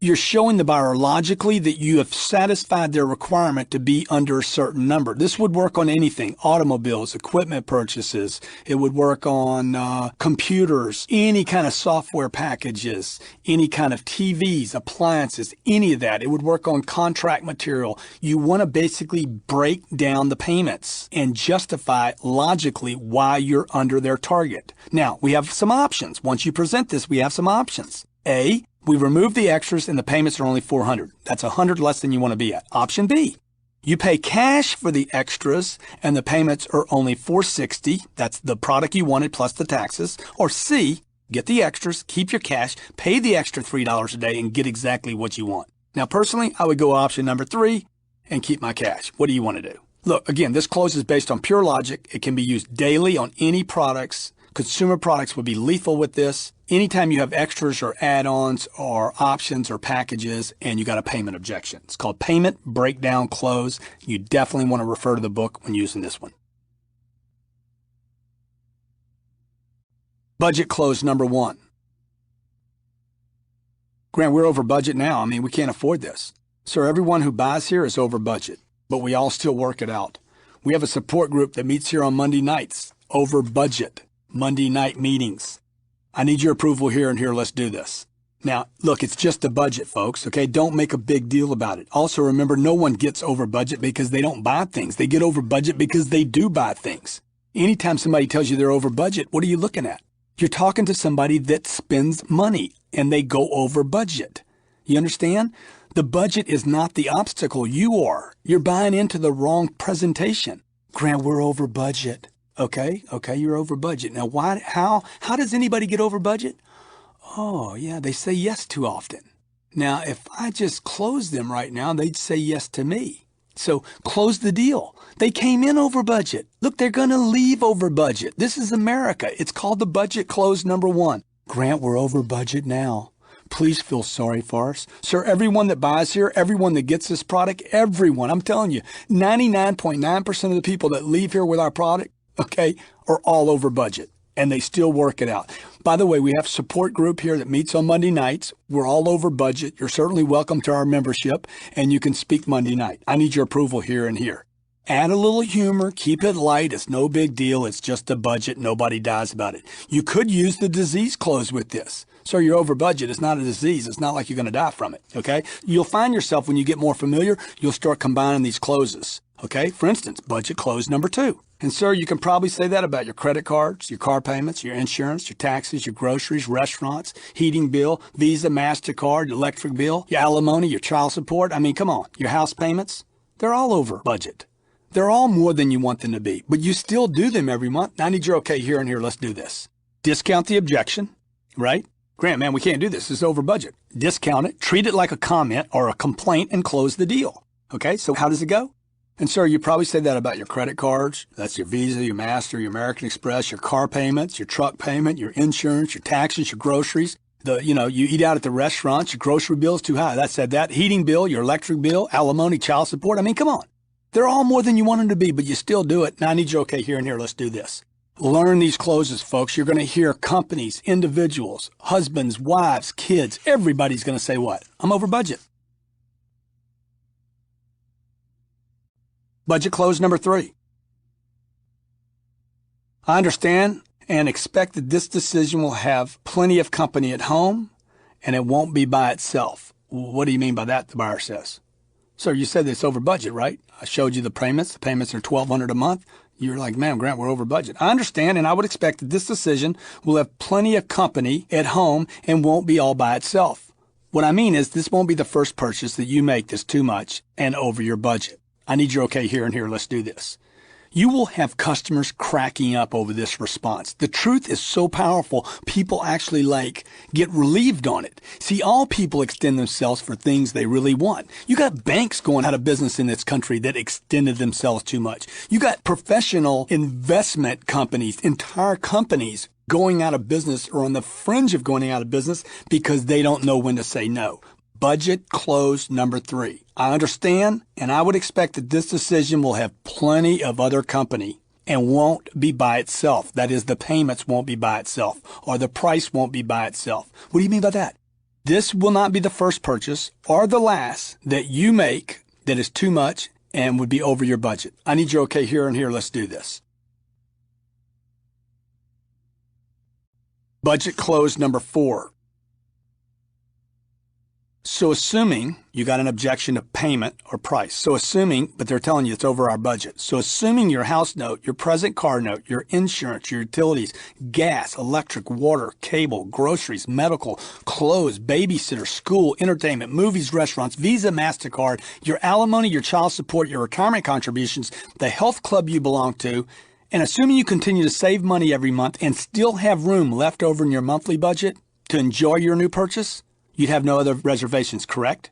Great. Let's go through the list. This is budget close number 4. It's when the buyer says this is over budget. You're going to basically, and you need to know these so you can just pitch like I did. House note, present car note, car insurance, utilities, gas, electric, water, life insurance, groceries, medical, clothes, babysitter, school, entertainment, movies, restaurants. You need to pitch this. Know your budget and know their budget so you can go through the whole list of possibilities. You could already have a budget made out. Fill in the spots because you're going to ask. Certainly, if you have no other reservations and we still have room for you to afford this, you would do this. Is that right? Great.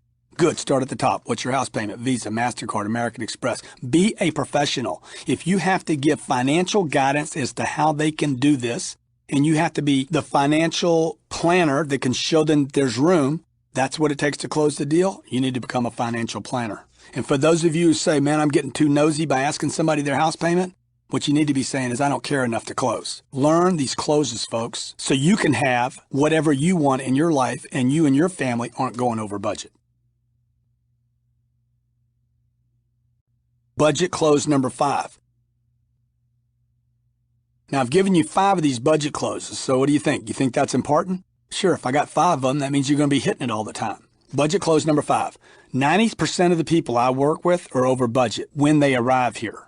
Just because you may have made some decisions in the past that didn't make sense or made some purchases that you really didn't need should not mean that you would penalize yourself today from getting those things that do make sense and that you do need. Let's do this. Now, the U.S. government is trillions of dollars in debt, but it doesn't mean that it quits operating. I'm talking to you now, okay? I'm out of the close. This close is a way to acknowledge that being over budget is not actually a big deal. Don't let the budget be the barrier. Don't let their budget be your excuse not to close. They were over budget before they got here, before they met you. And they will be over budget regardless of what they do today.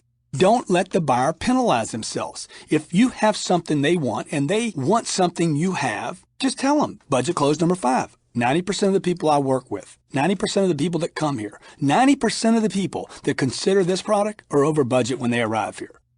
Just because you have made some decisions in the past that didn't make sense, or maybe you purchased something that you didn't really need, shouldn't mean that you penalize yourself today from getting the things that do make sense and that you do need. Hey, let's do this. You want to use empathy, understanding, express, that you've made mistakes before and that they have, and you want to basically separate the last purchase or many purchases and the many mistakes and the bad decisions from this one.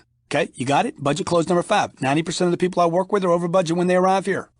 Just because you made some bad decisions in the past, possibly decisions that didn't make sense, and you purchased things that you didn't really need, shouldn't mean you penalize yourself today from getting the things that do make sense and that you do need. Let's do this. Assume zero balance close.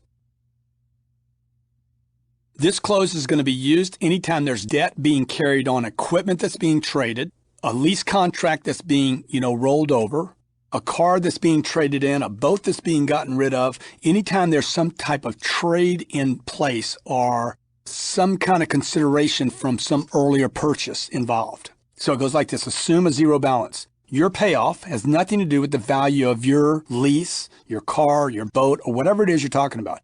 For instance, if you owed 0 on that product, would you want 0? Of course not. It is worth what it's worth, and it's not going to get any better by waiting. Pay the difference between what it's worth and what you owe, and let's get you in the product you want. Sign here and here.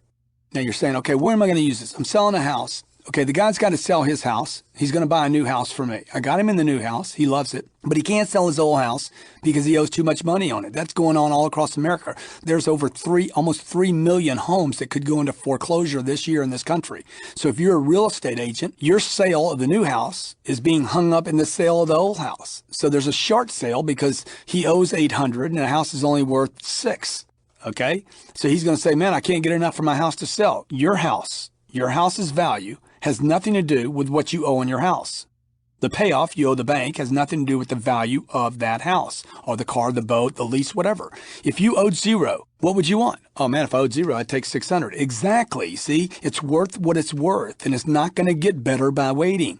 Let's do this. Let's pay off the difference, and let's get you in the house you want. Sign here and here. I'll work it out. Leave it up to me. Again, this is used when your buyer is involved with a situation where the person or company owes more on the present purchase or old purchase than the value of the asset is actually worth today, and they're trying to get rid of that. This stops many salespeople due to them being focused on the problem, not the solution. You need to become solution-oriented. Closers are solution-oriented, not problem-oriented. You want problems, folks.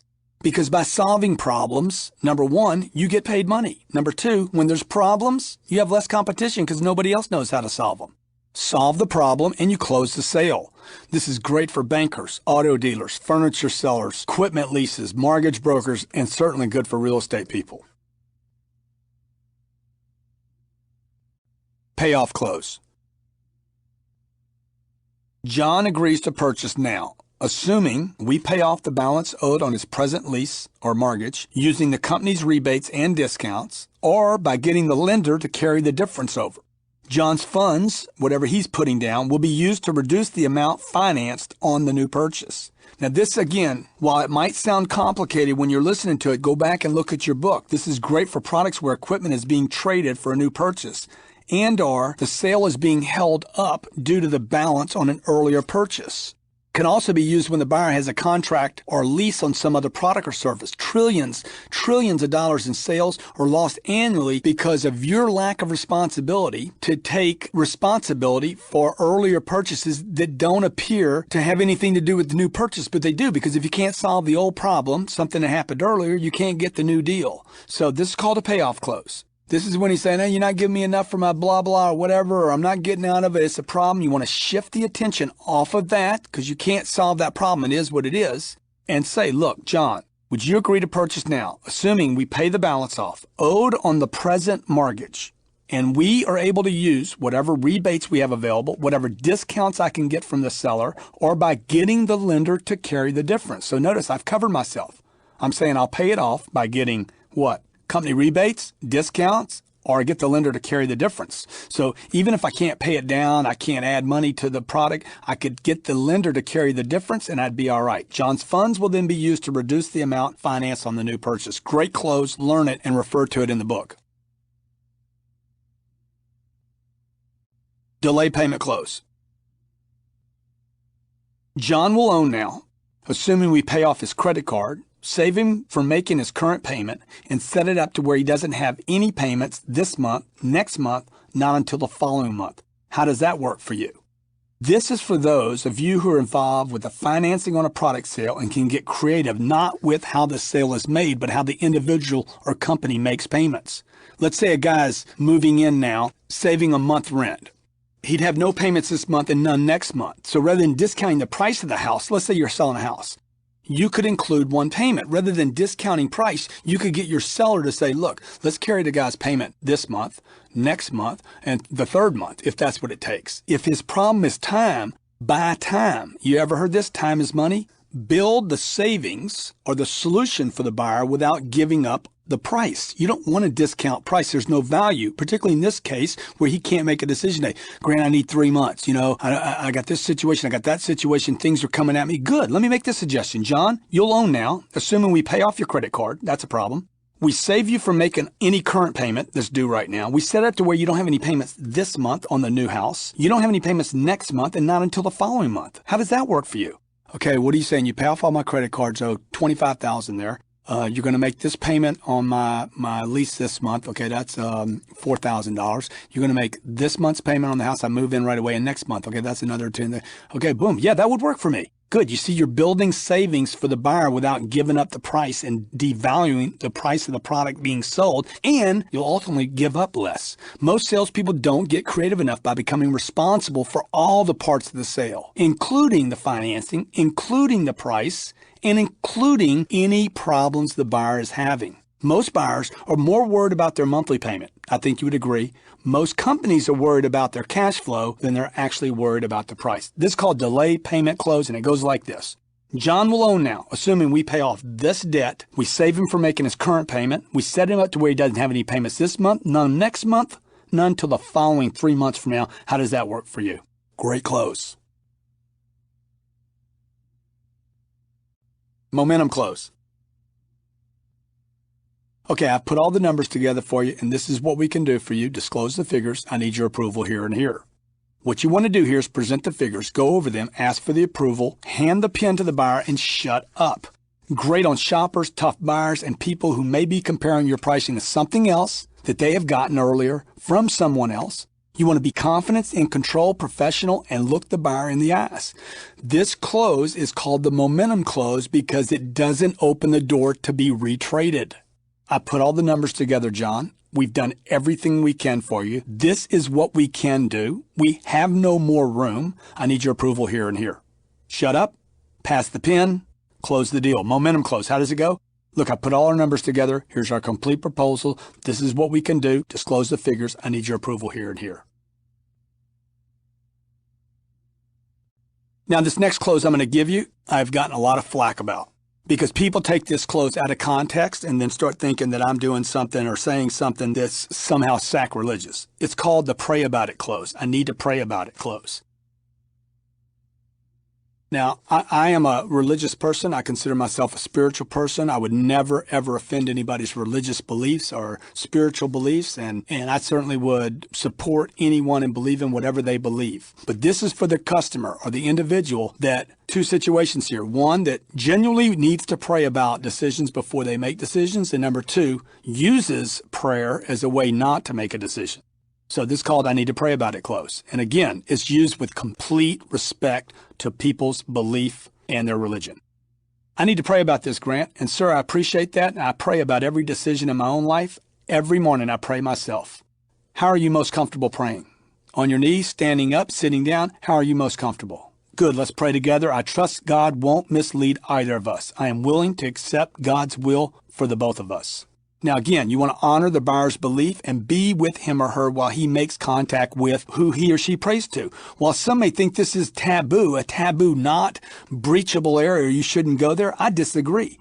See, the buyer brought God into this conversation. I didn't. And you should pay them the respect, I believe. You should pay them the respect of being willing to honor their beliefs and pray with them until you get a yes or a no.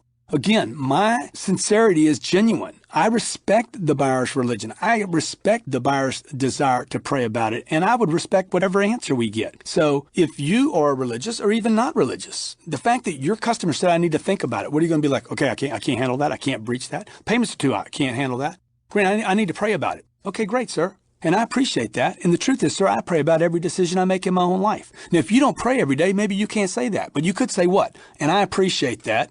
How are you most comfortable praying? Let's pray together. I trust God won't mislead either of us. I am willing to accept God's will for both of us. You got to be bold, folks, to use some of these closes. But I'm going to tell you something. I'd rather be bold and use them than be broke because I don't use them. And if you're genuine, if you're interested, and if you're willing to do whatever it takes to sell your product, to sell your service, to sell your ideas, if you really, really believe in what you're doing, if you believe you make a difference, if you believe your company will really, truly take care of people, none of these closes should be a problem for you. You just need to look at whether you're sold on your product and your service enough. Think about it close, number one, and there's many of these. It's called think about it close, number one. Grant, I need to think about it. Sir, thought is instantaneous. Think of an elephant. Did you get the picture? Good. Think about your house burning down. Did you get the picture? Good. You see, thought is immediate. It's instantaneous. What you need to do now is make a decision. It's not think time now. It's yes or no time. It's do or don't do time. I'm fine with either one. Which one is it? Now, this is a very strong close. I never believe that people need to think. as this is a stall. It's a stall mechanism for some other consideration that hasn't possibly been spoken. They're more likely to need more information than time to think. Would you agree? This close sets up finding out what's really wrong, what's out, or what they're really thinking about. So when I'm in the close and somebody says, Grant, I need to think about it. Sir, thought takes that long. That's how fast you need to respond to this. This doesn't need to be, I need to think about it. Okay, what do? I got to go. Let me go to the, what do I say right now? No, you need to be quick right now. Okay, Grant, I need to think about it. Sir, thought takes that long. It's instantaneous. Try that. Thought is instantaneous. Everybody try that. Thought is instantaneous. I want you to think about an elephant. You get it? I want you to think about your house burning down. Did you get it? See, did you get it? You see the picture? You see, sir, thought is immediate, is instantaneous. What you need to do now is make a decision. Yes or no, do or don't do. I'm fine with either one. Which one is it? Grant, you pressure me? That's a different situation, okay? And we'll handle that in a minute. Right now, the guy said, I need to think about it. And you're going to flush the objection, okay? So that's one way to handle I need to think about it. Think about it closed, number 2. I understand you need to think about it, sir. However, your thinking about it will not change the fact that this product saves you money, your company needs the product, and you're going to do it sooner or later, no matter how long you think about it. Let's get this done so you can think about the other things that need attention. I need your approval here and here. Now, this is another way to handle I need to think about it, shows understanding, and then you close over this invalid objection or stall. If you think it is reasonable that people add time to decisions, then you need to handle yourself, because when people are sold, they don't think, they buy. When they're fully sold, completely convinced, absolutely certain it's the right thing, they pull triggers. I tell my wife, let's go to dinner. Oh, Grant, I need to think about it. Hey, well, what's the consideration here, man? Okay, that's not, I'm not hungry. It's, Grant, I need to think about it. Baby, thought is instantaneous, okay? Yay or nay, you want to do this or not do it? Hey, don't be pressuring me. Why not? I love you. I want to go to dinner with you. Okay? Grant, I need to think about it. I understand. However, your thinking about it won't change the fact that this product, that I'm hungry. Okay? Your thinking about it will not change the fact that this product saves your money, saves your company money. Your company needs the product. And look, you're going to do it sooner or later anyway. Let's get it done so you can think about all the other things that need your attention. Okay? I need your approval here and here. Let's do this. Okay? Think about it. Close number 2. You got it? Do you know it already? You're going to have to listen to it again. You need to rewind this. Let me give it to you one more time. Okay? Grant, I need to think about it. I understand, sir. However, your thinking about it will not change the fact that this product saves you money. Your company needs the product, and you're going to do it sooner or later. Let's get it done so you can think about all the other things that need your attention. I need your approval here and here. Let's do this. Think about it. Close number 3. Grant, I need to think about it. Great, sir. Do you think 2 to 3 days would be long enough? Or would 2 to 3 weeks be better? Buyer will probably say, 2 or 3 days, man. 2 or 3 days is plenty. Good. The truth is, sir, no matter how long you take, whether you take 2 days, 3 days, 2 weeks, or 3 weeks, you'll be faced with the same 3 questions. May I share them with you? Sure. What are they? Number 1, does the product get you what you wanted? And write it down. Product. Does it get you what you wanted? Number 2, can you afford the product? Okay. Get an answer to number 2. Number 3, am I the kind of person you want to do business with? If yes to all, point to the signature line. Let's do this. Okay, so this is one of my all-time favorites. While it relieves the sense of having to do something right now, because what did I say? Great. You think 2 to 3 days would be long enough? See, immediately when they said I need to think about it, what did I do? I immediately went to agreement. Hey, man, great idea, great idea. Do you think 2 to 3 days would be long enough? How about 2 to 3 weeks? What would be better for you? Oh, Grant, man, 2 to 3 days is plenty of time. The truth is, sir, no matter how long you take, you're going to be faced with 3 questions. You take 2 days, 3 weeks, or 3 months. You're going to be faced with 3 questions when you go home. Number 1, can I share them with you? Number 1, is this the product you want? Write down product. Yes or no? Yeah, Grant, I love the product. Good. Number 2, can you afford the product? Yeah, Grant, I can afford it. Number 3, am I the person you want to do business with? Yeah, Grant, I like you. Good, I need your signature right here. Let's do this. Or what happens? 3 questions you're going to have going through your mind when you leave here, whether you take 2 days, 3 days, 2 weeks, or 3 weeks, okay? Number 1, is the product what you want? Grant, that's not what I'm sure. I'm not quite sure. I'm thinking about an X model or whatever down the street. Okay, good. And then you know the product is the problem. See, quit using think about it as a screen for whatever the real objection is. This close, think about it, close number 3 will get you to the real objection. So how does it go? Grant, I need to think about it. Great, 2 to 3 days to be long enough, or you want to take 2 to 3 weeks? Most people are going to take the shorter term. 2 to 3 days, plenty of time. I'll think about it overnight. Hell, I'll call you back this afternoon. The truth is, sir, no matter how long you take, you call me back this afternoon, you call me in 2 days, you call me in 3 weeks, you're going to be faced with 3 questions. Can I share them with you? Is the product right?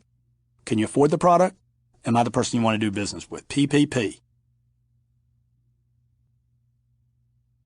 Think about it, close, number 4.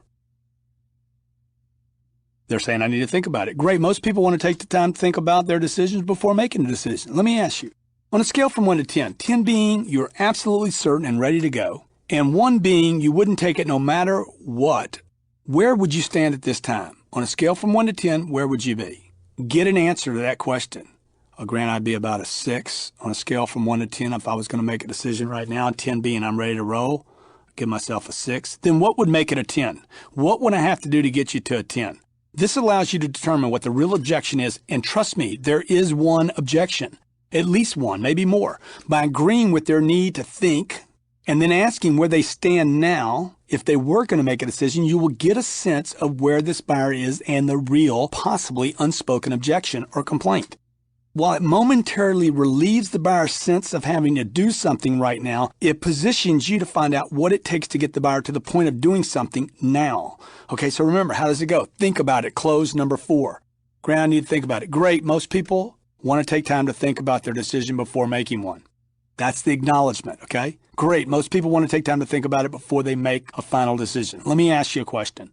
On a scale from 1 to 10, 10 being you're absolutely certain and ready to roll, and 1 being you wouldn't take it no matter what I offered you, where would you stand at this time?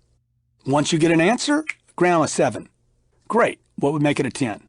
Well, you'd have to delay payments for 3 months, okay? I can't put any money down, and I need to get this signed without the corporate getting involved. So let's do another one. How about think about it, close number 5. I understand. When you say I need to think about it, I understand. And as a consumer myself, I have said the same thing, at which time I, A, didn't want to confront the salesperson, B, didn't want to disappoint the salesperson, or C, there was a concern that still hadn't been addressed. Let me ask you something. Which one is it for you? What, Grant? Sir, I understand that you need to think about it. And when I go out and buy something myself, anytime I tell the person I'm buying from that I need some time to think about it, A, I don't want to confront that person, B, I don't want to disappoint them, or C, there was some concern that I still hadn't addressed. Which one is it for you? And write these down, okay? You're going to take the time to show understanding and empathy and use the agreement. Hey, I agree with you. I do the same thing when I buy something. You're establishing rapport, and you're identifying what the real objection is by clarifying that you experience the same situation and how to resolve it. See, this close will allow you to determine what the real objection is. Is it trust? Is it the product? What is it? Something hasn't been stated. And many times the buyer just can't talk to you anymore. They're not going to tell you what the problem is. To use these type of closes successfully, you have to be convinced there's a deal. Don't give up. Sell them. Don't let them sell you. So he says, Grant, I need to think about it. I understand, sir. You know what? When I go to buy something, when I make a decision like this, when I make an investment, I go through exactly the same thing. Right at the end, I'm like, I need to think about it. And then I realized, sir, there's always 3 reasons I do that. A, number 1, I didn't want to confront the guy across from me. B, I didn't want to disappoint that person and tell him, hey, look, this is just not whatever. And C, there was some concern that still hadn't been addressed. Which one is it for you, sir? Is it you don't want to confront me and tell me what the deal is? Number 2, you don't want to disappoint me? Or is there some concern? No, Grant, man, I don't mind talking to you. I don't mind confronting you. I'm not worried about disappointing you, Grant. Here's the deal, okay? My brother-in-law, whatever. Now they're going to tell you what it is, and then you can handle it, okay? It's called Think About It Close number 5, and basically it shows understanding and empathy. Great close. Represent close, also known as the redemonstration close. When you're getting an objection, you got some situation you can't handle, you want to think about going back to your product line or your presentation or the benefits. Don't just keep hammering the close away. So watch. I'm getting an objection, price, payments, terms, conditions, something. Hey, come see. I want to show you how close we are to you making the wisest, most enjoyable, most practical investment of your lifetime. Follow me. Get up, get out of the close, and go back and redemonstrate the benefits of your product, whatever that product is. This is a great failure of the closer. He gets into closing, but you're not there yet, and forget to go back and sell. Sell your products, sell your services, sell yourself, sell your company, sell the organization, sell all the benefits. This is one of the most effective and least used, overlooked closes in the business of selling and negotiating. People are buying a product, folks. They're not buying a price, and they're not buying the terms. If they're buying a service, they're buying a service. The fact that they have to pay for it, yeah, that's a given, but they're getting a service. Go back, return to the product, the service, and sell them. Sell the features, sell the benefits of that product and service. Sell the benefits of your company, sell the benefits of you, and come back for the close after you represent or redemonstrate your product or your proposal or your service. Be enthusiastic about what you're selling. Let them touch it again. Let them feel it if they can feel it, if it's a consumer product. If it's something that are going to be used or some service they're going to get, man, get in some testimonials, show them some video, show them why people actually keep doing business with you. If it's an intangible, then you need to return to selling them the value of owning this intangible product by writing down what they're going to get from this product. Maybe it's a summary list, okay? It's called the Represent Close. Come see or take a look at this. I want to show you how close we are to you making the wisest, most practical, and most enjoyable investment of your life and redemonstrate the benefits of owning this product or service. Apology close. You didn't get the close, and you're going to go use the apology close. I really need to apologize to you for not being able to come to terms with you. Can I ask you, was this something I did? Was this something I failed to do? No, Grant, everything's fine, man. It's nothing you did. It's nothing you failed to do. Well, I got to apologize to you for not being able to come to terms with you. Man, I really tried hard. I know we're on the right product. Can I ask you a question? Was it something I did? No, Grant, it wasn't anything you did. Was it something I failed to do? No, Grant. No, man, you've done a great job. You've been great, Grant. Then allow me to get the product ready for you versus you going home or having to go through this process of looking for another solution. Come on, let's do this. So maybe the buyer's on their way out. Maybe they're at the front door. Maybe they're asking you to leave their house. Maybe you're leaving the house and you're grabbing the doorknob and you turn around and say, I got to tell you guys something. I really need to apologize to you, to both of you, for not being able to come to terms with you. Can I ask you, was this something I did? Was it something I failed to do? No, Grant, you were great. I've never had somebody tell me, yeah, you're an idiot. No, Grant, you're great, Grant. No, it's nothing you did. No, Grant, no. Then allow me to get the product ready for you. Let's do this versus you taking more time or going home or having to go out and look at this somewhere else and go through this process. Let's do this. You should always first apologize for not closing a deal, as it was your fault. And because you didn't get to close, because you weren't able to handle a customer's desire to get something done, because you missed something, you should apologize.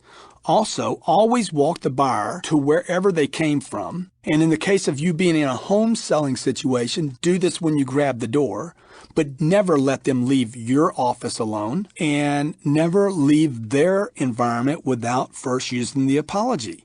This gives you an opportunity to sell yourself again. Every buyer regrets their decision, and not doing something is a decision. People second guess their decisions.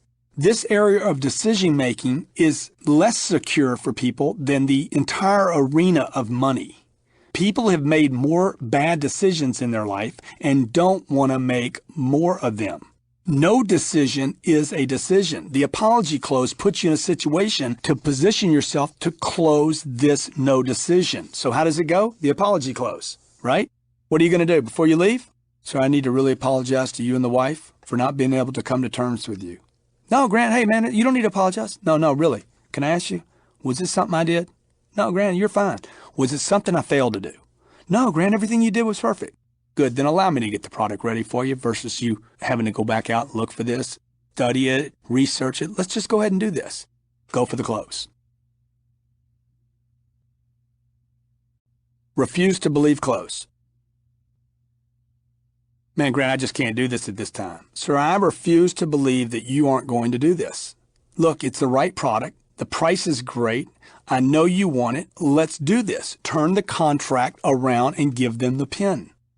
Grant, man, what are you doing, Grant? What are you doing, man? You pressuring this guy? Yes, sir, I am pressuring him right now, okay? I refuse to believe this close.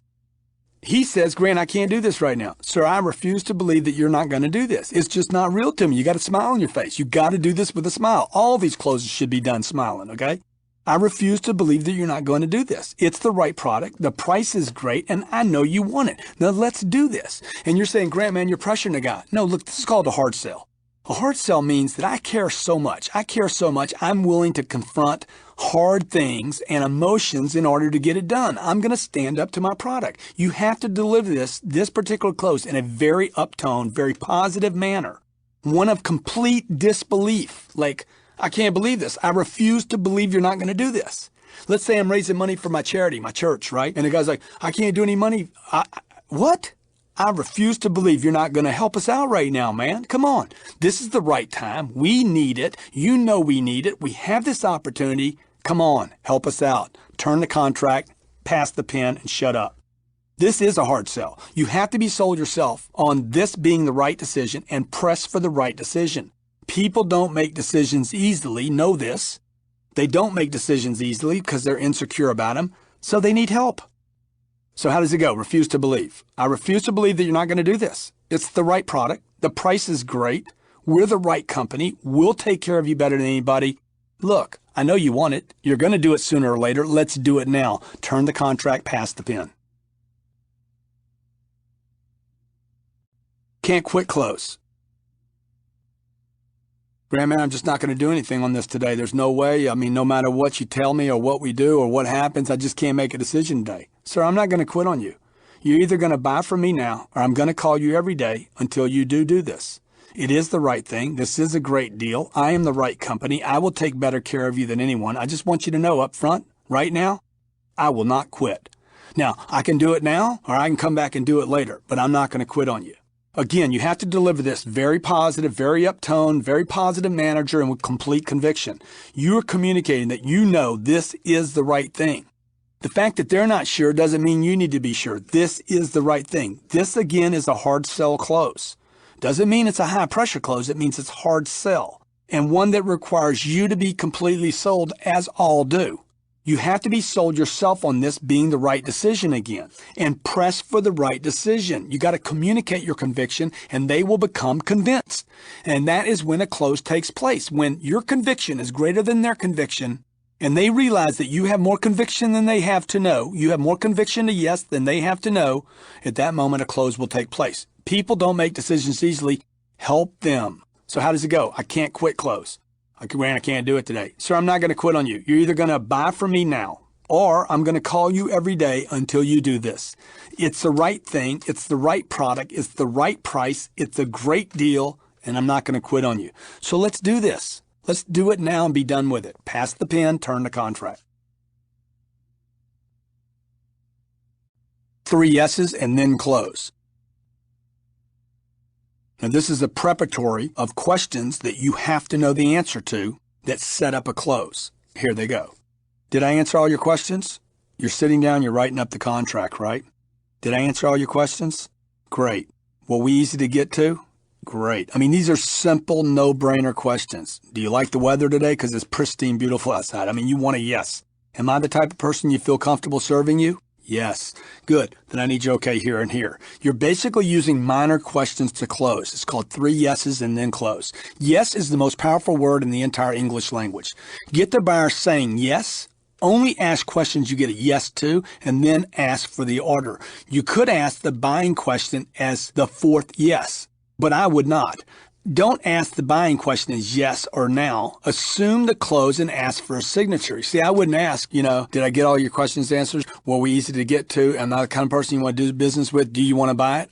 I'd kill the last question and I'd just pass the contract. I need your okay here and assume the close. Assuming the close, ask for a signature is much more powerful than asking yes or no. The yeses set up the signature. It gets you momentum to the close. Okay, it's 3 yeses and then close. Come up with your 3 questions. What are they? Did I answer all your questions? Yes. Good. Were we easy to get to? Yes. Good. Am I the kind of person you'd feel comfortable doing business with? Yes. Turn and sign. Referral close.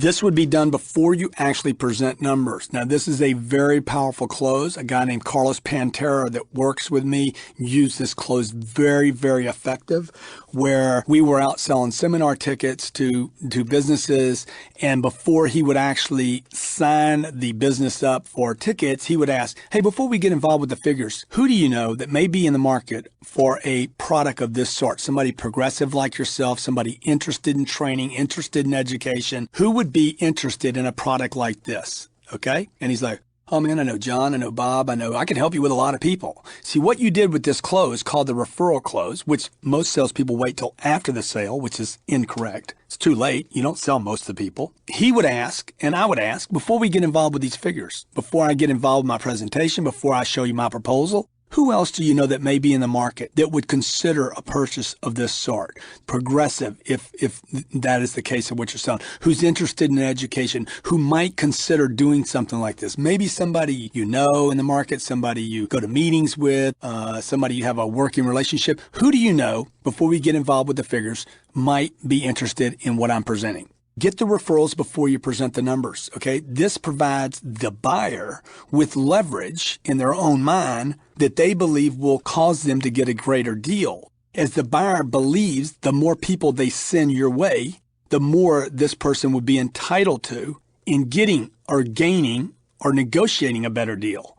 Now, I think you would agree that a good deal, whatever that is, it's not in the dictionary, a good deal is basically a perception or state of mind. So the fact that this person I'm negotiating with would think that they gave me 5 referrals, they're going to get a better deal, that is a state of mind, a perception. People want to help others. They want to help me as well, okay? If the guy likes me, he'd want to help me. Why wait to get referrals after the close? Let's get them now. And because I'm asking for help and they want to help me, I might actually be adding value to the transaction because he'll actually feel better because he's helped me. So, what is it? The referral close. It's like the insurance close. Hey, who are you going to have your product insured with? I want to go ahead and transfer that before you leave. I haven't even negotiated the numbers yet. Who else do you know that might be interested in equipment like this? I haven't even closed the deal yet. I'm asking for that data before I actually close. Down to the penny close. John, we're within $48.50 of you getting exactly what you want. In comparison to the price and the length of time you will own this, $48 is a minuscule amount. Let's do this. This is used when you are at a small price difference. You know, I could take $100,000. Depending on how much time I have on that purchase, I can make sense that that is a small price difference. Let's say the $100,000 is over 30 years or 40 years, okay? How much is that really? Well, it's $2,500 a year, right? Yes, $2,500 a year is $200 a month. Let's see, that's $200, that's $50 a week. Divided by 7, that's $7 a day, okay? The fact that they keep this machinery on for 10 hours means we're down to what?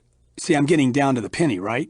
I'm going to break that $7 a day down, divided by 10 hours. So what are we talking about? I don't know, 50 cents an hour? 50 cents an hour, yeah. See, this is used when you're at a small price difference, but small price difference, depending on time, could be $1 million and still be a small price difference.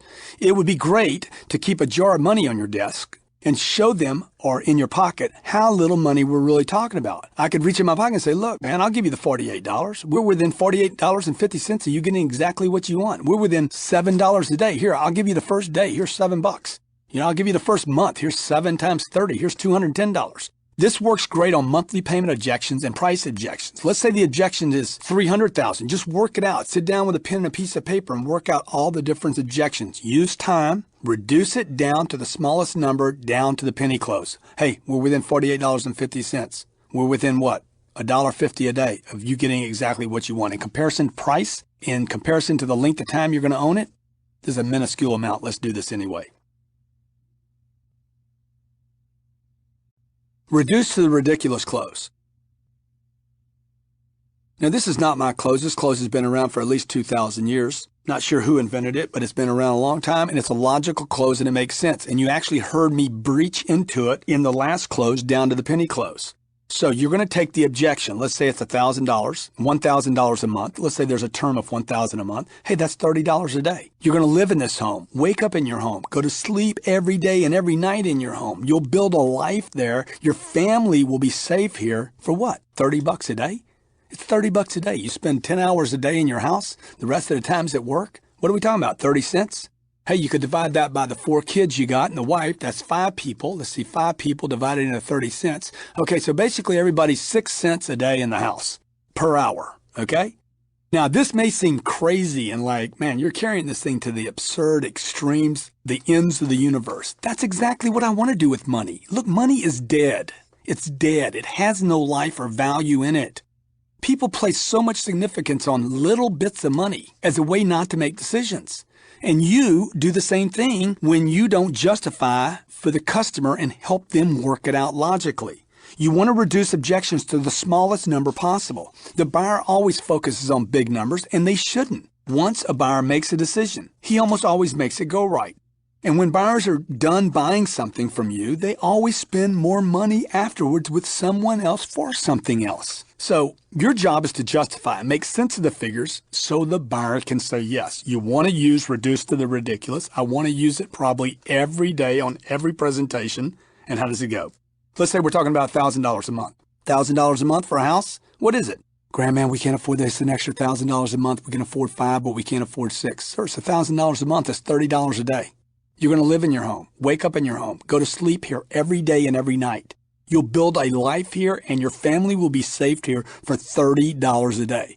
There's you, there's the wife, and 3 kids. That's 5 at $30 a day. That's $6 per person. Okay, you guys live in the house, what? You're here, what, 10, 12 hours a day? It's what, 6 cents an hour or whatever the number is? Come on, let's do this. This is ridiculous. Close the deal, reduce to the ridiculous.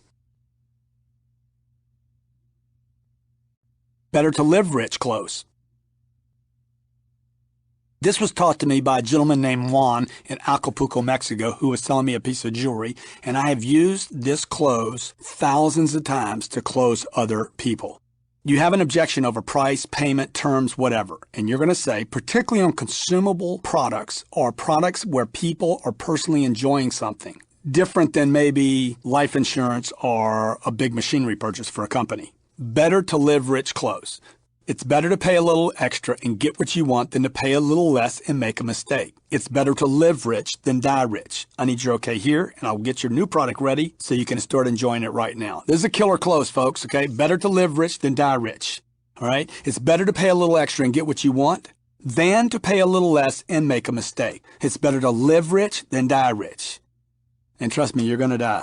Look, I need you okay here, and I'll get you your new product ready so you can start enjoying it right now. This is a great close, one of my favorites. I'll never forget Juan down in Acapulco. It reminds the buyer that he or she can't take it with him. I remember a friend of mine wanted to go buy a, big SUV, and he's like, oh, man, I don't know. It's a lot of money. I'm like, hey, pal, better to live rich than die rich. He's like, what? It just snapped him. He's like, what? I said, better to live rich than die rich. Trust me, if you die, your daughter's going to get the money from your inheritance, and she's going to go buy the truck she wants, okay? He's like, you're right. Went down and bought it right away. It's better to live rich than die rich. Try it out here. Better to pay a little extra and get what you want than to pay a little less and make a mistake. Everybody's made a mistake by paying too little on something they didn't really want. Better to live rich than die rich. I need your okay here, and I'll get your new product ready so you can start enjoying it right now. Can't take it with you close. I agree it's a lot of money. But look, let's face it, you can't take it with you. Let's do this. This close brings it all down to the truth, that ultimate truth that you can't take money with you when you go. Obviously great for closes on discretionary consumer products. Money is a very, very strange thing for most people, whereby they put more importance on money than their own enjoyment. Trust me, if this guy had some terminal illness right now, and the doctor said, hey man, you got 3 days to live, money would not be the issue right now. Everybody agree?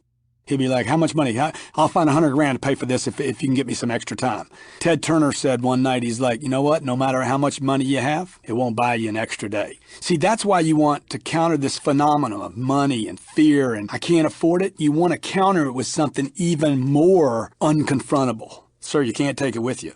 I agree it's a lot of money, but look, you're not going to take it with you. Let's do this. Yeah, so use this close, okay? Don't be scared of it. Don't be talking about death, man. Look, people wake up every day wondering, hey, I wonder how much time I got. Don't be scared to use some of these closes that may be new or different to you or you think are overboard, okay? No shortage of money close. Look, I agree it's a lot of money, but there's no shortage of money on this planet. Now, there are a shortage of people who are happy, who have the things they want, and who love their lives. Now, let's do this. See, this close reminds the buyer, reminds your prospect of what's really important, and that while money can be reproduced, there is no shortage of money. Being happy now, there is a shortage of, and that's what's really important.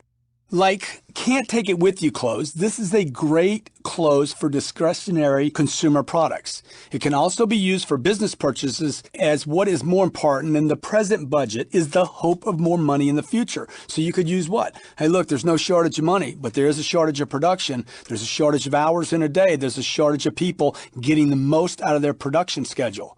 Focus on the positive and get off of the spending. This is called no shortage of money close, and it goes like this. I agree it's a lot of money, but there's no shortage of money on this planet. Now, there is a shortage of people who are happy and love their lives. If you're selling a manufacturing, a piece of equipment, hey, there's no shortage of money on this planet, but there is a shortage of people producing at levels high enough to make you a profitable company. Great close. Use it. Reason to buy close. Excuse me, but may I ask, are you looking for reasons to make a decision today? Or are you looking for reasons not to make a decision? Grant, man, I want to make a decision. I'm not here to be difficult. Good. What are some of the reasons to do this? Now, this close is to be used when you have a difficult buyer who continues to throw objections endlessly with the effort, apparently, to either just be right or to not do something. Now, you have to be very careful with this one. Once you get the buyer to agree that he is looking for reasons to do something, then ask, well, hey, what are some of those reasons? You want to put attention back on the positive and the can-do and the solution and get off the negatives. And this close, reason to buy close, excuse me, John, but may I ask you a question? Are you looking for reasons, sir, to make a decision? Are you looking for reasons not to make a decision? You want to use this late in the negotiations. Don't use it early. You got it? Reason to buy close. Excuse me, but may I ask you, are you looking for reasons to make a decision? Or are you looking for reasons not to make a decision? If I could, would you close? Now, this close is so overused by closers that I want you to be very, very careful with it. It comes to the point to where somebody's finally said, look, I can do this, this, this, and this. If you do these things, this is what it would take. And you want to get a commitment at this point and ask, if I could handle every objection you had, if I could handle and get you every term, every request that you've made today, would you make a decision to buy this product? You want to save this close for late in the game. Never, ever use this early. Your attempt is to see if you can get the buyer to see a way to make a decision today. Once you can get a yes, then you want to get a list of objections and terms that you can handle. The most important step in any close is the decision maker being able to see himself saying, yes, I'll do this. See, until this happens, until this actually is accomplished, this idea that I'm going to do something, no close is actually possible. Be careful not to overuse this, if I could, would you close? Okay, it goes like this. If I could handle every objection you had, if I could make all the terms you've requested a possibility, would you make a decision to buy this product today? 11th inning close. How many innings are in a game? Should be 9 innings. 11th inning would suggest you do this way late, way at the end of a deal. So you're going to ask your buyer what figures and terms would be necessary for you to say yes to this purchase. You're pulling out all the stops now. You're firing your last shot, not over the bow, but directly into the camp of the buyer. And you're saying, hey, what figures and what terms would be necessary for you to say yes to this purchase? Come on, we've worked on it. I know the product's right. I know it's right for you. So at what terms, what figures would be necessary for you to speed up your process? I know you want to wait until June of next year, but what figures and terms would be necessary for you to say yes to this purchase today? Use this when a commitment seems unattainable. Always use it late, never early, and be careful not to overuse it. This close is most often overused by the shortcutter, be careful shortcutters, and the undertrained closers. 11th inning close. I probably don't even need to repeat this to you because most of you overused this already. What figures and terms would be necessary for you to say yes to? Look, I don't like this close a lot, so I'm telling you right now, be careful with it. Justify close. Very simple one line. How do you justify an investment of this size? You're saying, why would you ever ask somebody that in the close? I'm sitting down, I'm writing up my product order. I'm sitting down, I have the decision maker in front of me, maybe the whole board's there. There's a $1 million project I'm trying to sell them. And I ask them, hey, let me ask you something. How do you guys justify an investment of this size? I remember I was selling $52.8 million worth of property in Tucson, Arizona. I'm sitting down negotiating with the new buyer, Ricardo, and I'm like, how do you guys justify $52,800,000 for this apartment complex of multiple purchases? How do y'all justify an investment this size? And they looked at me and says, because we believe in Tucson, we like the way you've taken care of the product, we love your occupancy, and we believe we can increase the rents. Who's closing who here? I'm a little confused. They became the closer. This can be used as a trial close, even as a lock close, if you will, to have the buyer close himself or herself by telling you how they can make sense of the purchase. This is used by very professional closers who welcome knowing the truth of the matter, who don't wish deals closed, cross your fingers, hope for a deal, but actually close the deal themselves. This close eliminates buyer's remorse. It allows the buyer to rationalize a decision and voice that decision, which is important because a buyer has to make logic out of even the most emotional purchase for a deal to stay close. So the close goes like this. It's lethal, man. It's lethal, and I would use this a lot. Hey, how do you folks justify an investment of this size? Right before presenting your full package, let me ask you guys a question. How would you justify an investment of this size? And they're going to tell you. Be bold, and mighty forces will come to your aid. Lock close. L-O-C-K, close. Lock close. You close the deal, you've agreed on numbers. At that point, you want to lock this deal down. Would there be any reason you would change your mind about this decision? Or would there be any reason you couldn't make it tonight when you said you would come in? Is there any reason at all? You want to lock this thing down. You want to check for any unspoken objections. You want to ensure or assure yourself that there is a deal and these people don't back out on you.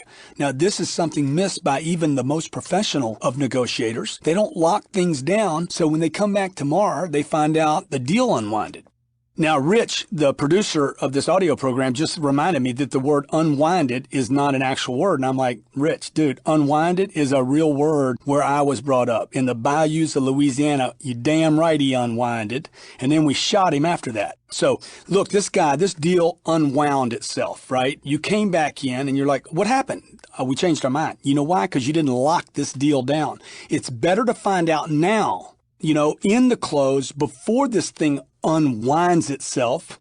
And this close typically is not risked by both young and veteran salespeople as you are wishing deals closed rather than locking that deal down.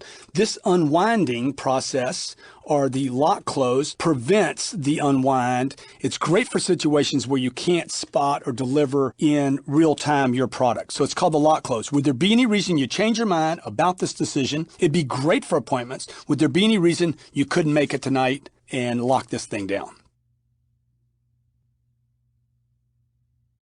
Everything the same close. Hey, if everything was the same, now this is when your buyer is shopping products down the street and they're like, I need to do business down there, or I want to look at this, or I'm going to buy from them. If everything were the same, which product and who would you rather buy from? Me or them? Now you got to get a commitment here to me or them. Grant, I'd rather do business with you. Why is that? Okay, because you're closer, because I like you guys better, because I bought other products from you. Good. Why else? Because you're the nicest guy I ever met. Okay, why else? Because you got the color I want and they don't have it. Okay, good. Why else? Until you can no longer get an answer, you want to ask, if everything was the same, which product would you rather own? Who would you rather buy from, me or them? And then they will tell you why. Why else? Why else? Why else? Why else? This is used when the buyer says he has found the same or similar product for less money. You want to get money out of the objection, move it off the table by asking, look, if everything were the same, who would you rather do business with? At this point, half of them will tell you, I'd rather buy from you. The other half are going to say, I'd rather buy from them. Others will tell you who they would rather buy from. Then, once they tell you this, establish why. Don't take the first why. Keep searching for more whys. Okay, don't take a shortcut here. Why? Why else? Why else? Why else? Why else? Let them build a case for you and then let them build a case against you, at which point you will handle the objections. At least now you will know what the real deal is and whether there's a deal to be made or not. Okay, this is called money equal close. If the money was the same, which product would you rather own, or who would you rather do business with? This is very similar to the earlier close. You're asking, look, if the money's the same, if the product were the same, if the price were the same, would you rather buy from me or would you rather do business with them? Again, why and why else? These two closes back to back need to be practiced. You'll use them daily. It's same as everything the same close, a little different wording. This forces the decision as to who the buyer would rather do business with. That's a real word now. Find out why and handle it. This close, like the earlier one, will get you objections that you didn't even know were there. It's called money equal close. If the money was the same, which product would you rather own, or who would you rather do business with? Warning, when price is suggested to be the same, okay, never ask a question which would force your buyer to misrepresent them. Like, well, what do they offer you? If you ask that open-ended question that you don't know the answer to, this could cause the buyer to misrepresent their offer. Lie about what they were given. Don't ask how was it equipped. Don't ask what were the terms. Don't ask what was the price. If the buyer misrepresents, they will never be able to buy from you. So don't make them lie to you. If you've ever heard the adage, buyers are liars, not true. Buyers are not liars. Negotiators make people lie because they ask questions that force people to lie. The copy close. You come back, you have an agreement, you sit down and tell them, hey, I got you what you wanted. We've achieved exactly what you wanted. And they say, Grant, man, I need to think about it. Or can you make me a copy and I'm going to go home and think about it. You're going to go into an agreement. First rule of selling, agree. First rule of negotiating, always agree. I'd be more than happy to make you a copy. Give me 1 minute, I'll be right back. You leave, you make a copy, you return with the contract. Now let me ask you, John. I realized as I was making a copy for you that if this product, if the terms were exactly what you wanted and the figures were exactly right, I wouldn't be making you a copy. I'd be figuring out when to install the product and when you wanted to take delivery and when you wanted to turn the product on. So tell me, hey, what's not right here? There's something not right. If everything was right, he'd want what? Hey, Grant, turn me on tonight. Hey, Grant, when can it get installed? Hey, Grant, when does my first payment start? Hey, Grant, I need this and this added. Hey, Grant, will you give me great service? If everything was right, it wouldn't be I need to think about it, make me a copy. This is a master's close, and it's used to handle this objection, hey, make me a copy. When you return with the copy, start closing again. People don't want more things to look at. They use this typically as a reason not to make a decision. Okay, you understand? It's not like the guy wants a copy. He didn't come for a copy of your contract. This also could be a good time to get another person or management involved to flush out an objection. It's called the copy close. Hey, Grant, make me a copy. Excellent. What are you going to say? I'll be more than happy to make you a copy. Give me 1 minute. I'll be right back. You going to walk back in with the copy? Mr. Buyer, don't give the copy. Mr. Buyer, John, Bob, whatever his name is. Hey, while I was making this copy, I realized something's not right here. Well, no, Grant, what do you mean? Look, if everything was right, you'd be asking me when we install them, when we start them, when you turn me on. You wouldn't be asking for a copy. What's not right? Great close. Paperwork close. So whose name will we be doing the paperwork in? Your name, your company's name, or both? This is very similar to the title and registration close. Assumes ownership, calls it your product. Paperwork close. See, as there's paperwork on every transaction done, everybody that's listening to this has got a transactional paperwork process. So no matter what you sell, you're going to be asking a question like whose name or how do you want this titled? Very similar closes. Wording's a little different. You could even use this paperwork close as a trial close earlier on to determine whether or not you're with the actual decision maker or the actual ownership or whoever's going to sign this documentation to finalize the deal. Important person close. Due to your stature and influence in town, we're going to do something special for you that we don't do for anyone else. Present your offer. I need your okay here and here. It's called the important person close. Due to your stature and influence in town, due to who you are, we're going to do something special for you we don't do for anyone else. present your offer. I need your okay here and here. Now notice the timing here. I said the important person close before I actually presented the numbers. Sir, due to your stature, your influence in the town, due to your title here, whatever the presentation is, whatever makes this person important person, we're going to do something special for you we don't do for anyone else. Then present the offer, ask for the close. Always take the time to genuinely acknowledge each buyer, but anytime you have someone with influence, you use the influence to get a close. People want to be made to feel important. This is a good reason to do something special, or at least a reason to justify or glamorize and build even more value around what you're about to propose to this person. So, important person close. Due to your stature, due to your influence in this city, we're going to do something special for you we don't do for anyone else. Present the numbers. I need your okay right here. You also want to see the momentum close, the do it anyway close, the congratulations close, the be grateful close. I mean, there's all these closes got to be intertwined. Third party close. Look, if I can get the seller to agree to what you're asking, would you agree to close now? Good. Sign here, here, and let me see if I can get it approved by the seller. Now, this is when you're going to use a third party to actually help you close this deal. While the third party can be very effective, you want to use this selectively, as the buyer will get tired of this quite quickly because it feels like some cat and mouse game, some back and forth, and you could lose your credibility. So you want to use this selectively.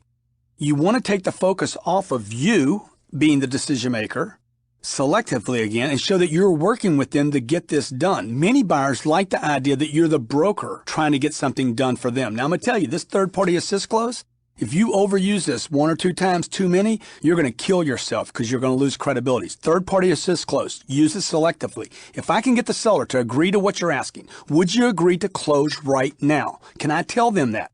Sign here, and let me see if I can get it approved by the seller. So you're basically using a third party to create some urgency to get them to sign right now. Yeah, Grant, if you give me that, you can tell them I'm in. Good, sign right here, let's roll. Okay, great close. Don't overuse it. Treat yourself close. This is called treat yourself close. Of course it's a lot of money. And this isn't something you do every day. Treat yourself. I need your okay here and here. The whole world seems to think that they're suffering and not enjoying life enough. Use that. Use this thing, hey man, treat yourself well close. When the buyer gets bound up in the money, remind them to live life, enjoy life, and treat themselves well. You could use, this is similar to better live rich, can't take it with you, no shortage of money, you work so hard to earn your money. The be grateful close, remember all those? You're going to use all these. So when you're in the close, hey man, the payments are too high, I can't afford it, we're over budget. Hey, of course it's a lot of money. This isn't something you do every day. Treat yourself well. I need your okay here and here. Let's do this. Work hard to earn this close. Hey, I know it's a lot of money. I know it's more than you want to spend. I know it's a big price tag. And this is actually why someone like you works so hard, so that he can earn the right to have these nice things. Look, I need your approval here and here. Let's do this. Again, the whole world seems to think that whatever stage or level they're at in life, they're suffering. The very rich people think, man, I work so hard for all this. And the poor people think what? Man, I work so hard and I have nothing. The whole world seems to agree that they're suffering and not enjoying life enough. So this close, look, you've worked really hard to earn this. Do it. You deserve it. Reward yourself. I need your approval here. People also think they work too hard. You want to use that. When the buyer gets bound up in the money, remind him that's why he works hard. There's only two segments in society that are not over budget, the very rich and the starving. The rest of us just overspend. So how's it go? Work hard to earn this close. I know it's a lot of money, John. I know it's more than you want to spend. I know the payments are too high. And that's actually why someone like you and your wife work so very hard, so you guys can earn the right to have the things that you deserve. Let's do this. You deserve it close. Again, these closes maximize and take advantage of people's hard work. Hey, I know it's a lot of money. I know it's more than you want to spend. I know you're over budget. And the fact is, you deserve it. And if you don't deserve it, I don't know anyone who does deserve it. Now, I need your approval here and here. Let's do this. See, this is much like the two before it, treat yourself close and work hard to earn close. It plays on people's need to believe they deserve to reward themselves. This is used by people daily to indulge themselves with things they don't need. It's this middle class America's great justifier for overspending, and you need to tap into it because if you don't, the next guy down the street will. So, how's it go? You deserve it. I know it's a lot of money. I know it's more than you want to spend. I know it's over budget. I know the payments are too high, and you deserve it. And let me tell you, if you don't deserve it, I don't know anyone who does. I need your approval here and here. Great close. Learn these three together. You'll make more money just as a result of the last three I just gave you. Discount close. The price is too high. So you're going to use this close to handle the price objection. And that exactly is the reason to do this now and to get it for yourself now so you can start enjoying it right now. I need your approval here, here, and here. And the guy's going to look at you like you're nuts. You're going to be like, what do you mean, man? The price is too high. That is exactly the reason you should do this now. And you should get it for yourself now. And you should start enjoying it now. I need your approval here and here. And you're like, Grant, that doesn't make any sense. The guy said the price is too high, and you said that's exactly the reason to do this now and get it for yourself now and start enjoying it now. Exactly. See, this close, while it doesn't make sense to most that hear it, I'm talking about those of you listening, is very powerful and almost backwards way in its use. It's like the wrestler who uses the weight of his opponent to actually pin him down. You use the objection to close. The reason for the objection is the reason to do it. When you learn how to use this successfully, you will hit a new status in selling. So it goes like this. Man, Grant, the color's not right. The price isn't right. The payments aren't right. That's exactly the reason to do this now and get it for yourself. Grant, you don't have it and I got to wait. That's exactly the reason to do this now and get it for yourself and start enjoying it, okay? Grant, man, we're over budget right now and we can't afford it. That's exactly the reason to do this now and get it for yourself now and start enjoying it now. Well, Grant, what do you mean, man? It's over budget. That's right, and it's not going to get any better because you wait. It's going to get further and further out of your budget. That's exactly the reason to do this now. Truth is, we should have done it years ago. Let's roll. Summary close. Henry, let me remind you of what you're getting here. First, you're getting the full library of training material, the complete audio versions, the complete video versions, all the workbooks. You're getting my 800 number for full support. Now, I need your approval here, here, and here. This is called a summary close for a reason. You want to take the time to write out and summarize every point prior to closing. You're getting this,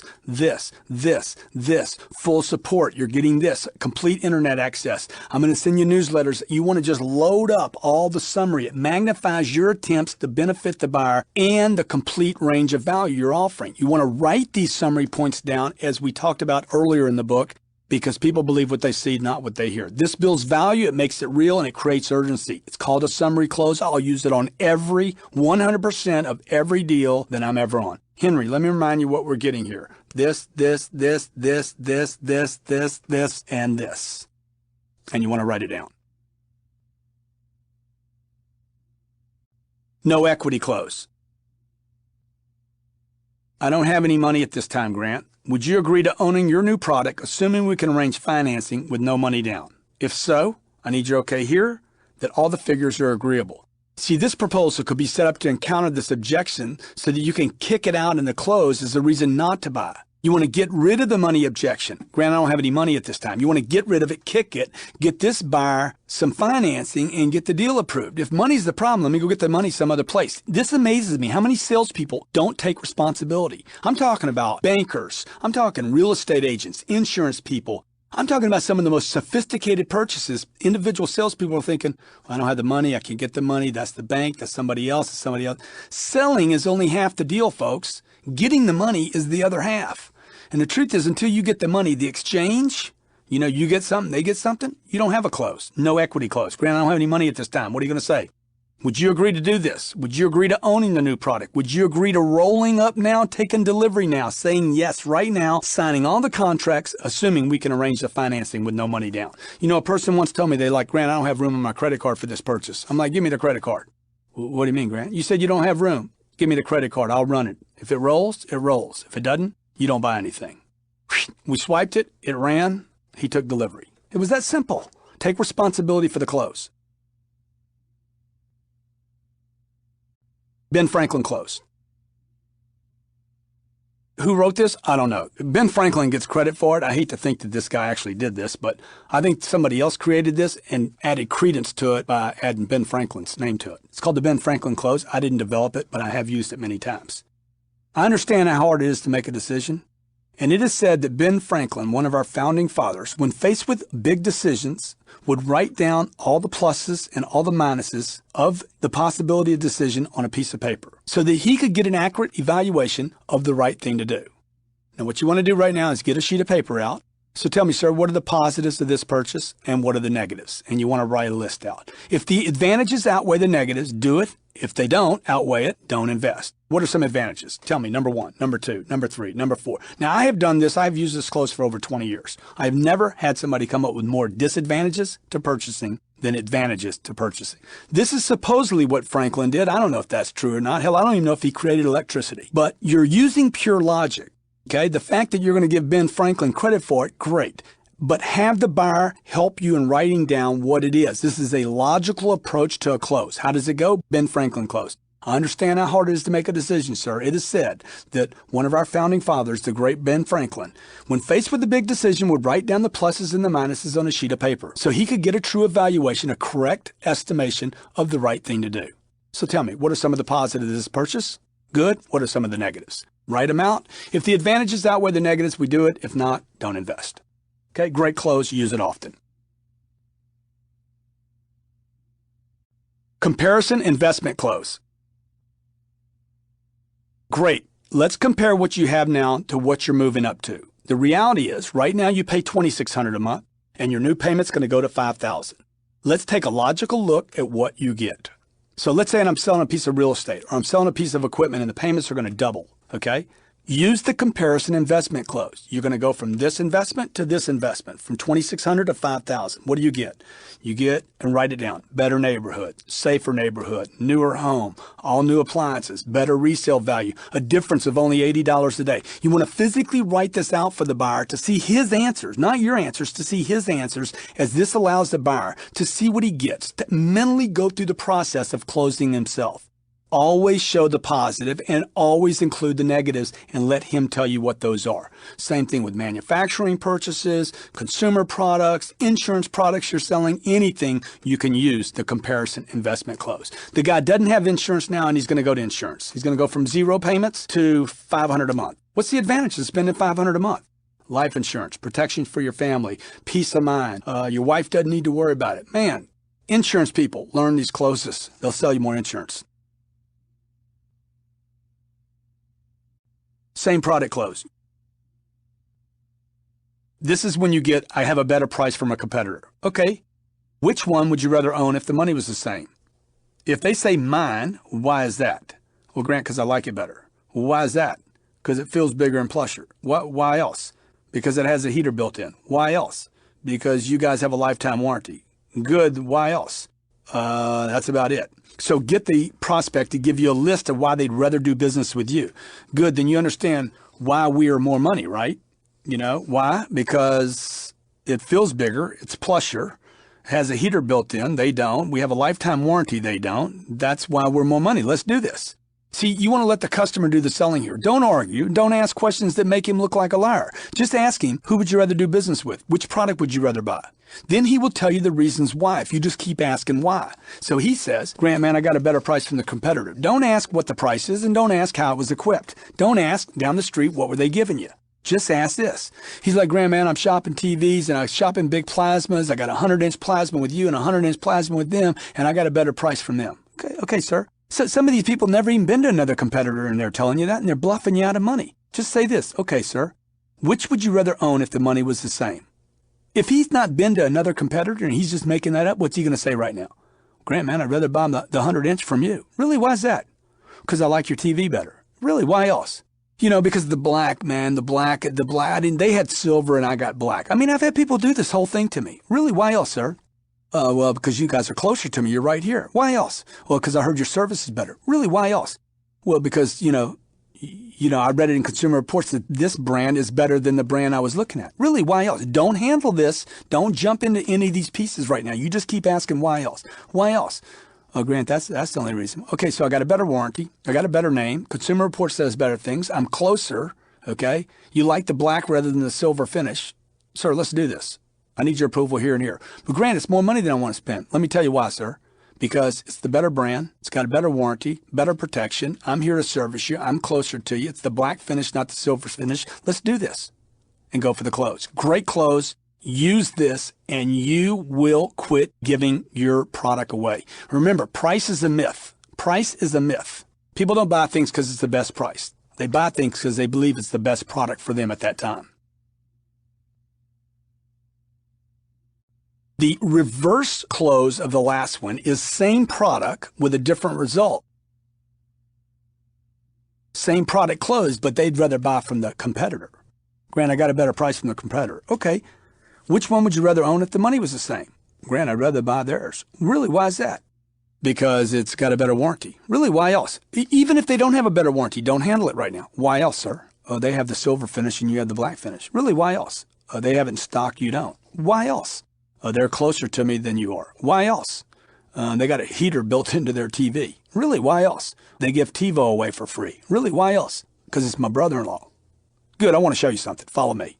Okay? See, once you get this full list of why and they can't answer anymore, follow me, I want to show you something. Because the reality is, folks, you're on the wrong product here. The fact is, you got a brother-in-law problem, and it's not the brother-in-law, it's the sister, right? They don't buy from brother-in-laws. They buy because the sister's married to some guy, and they want to support the sister, not the brother-in-law. Trust me.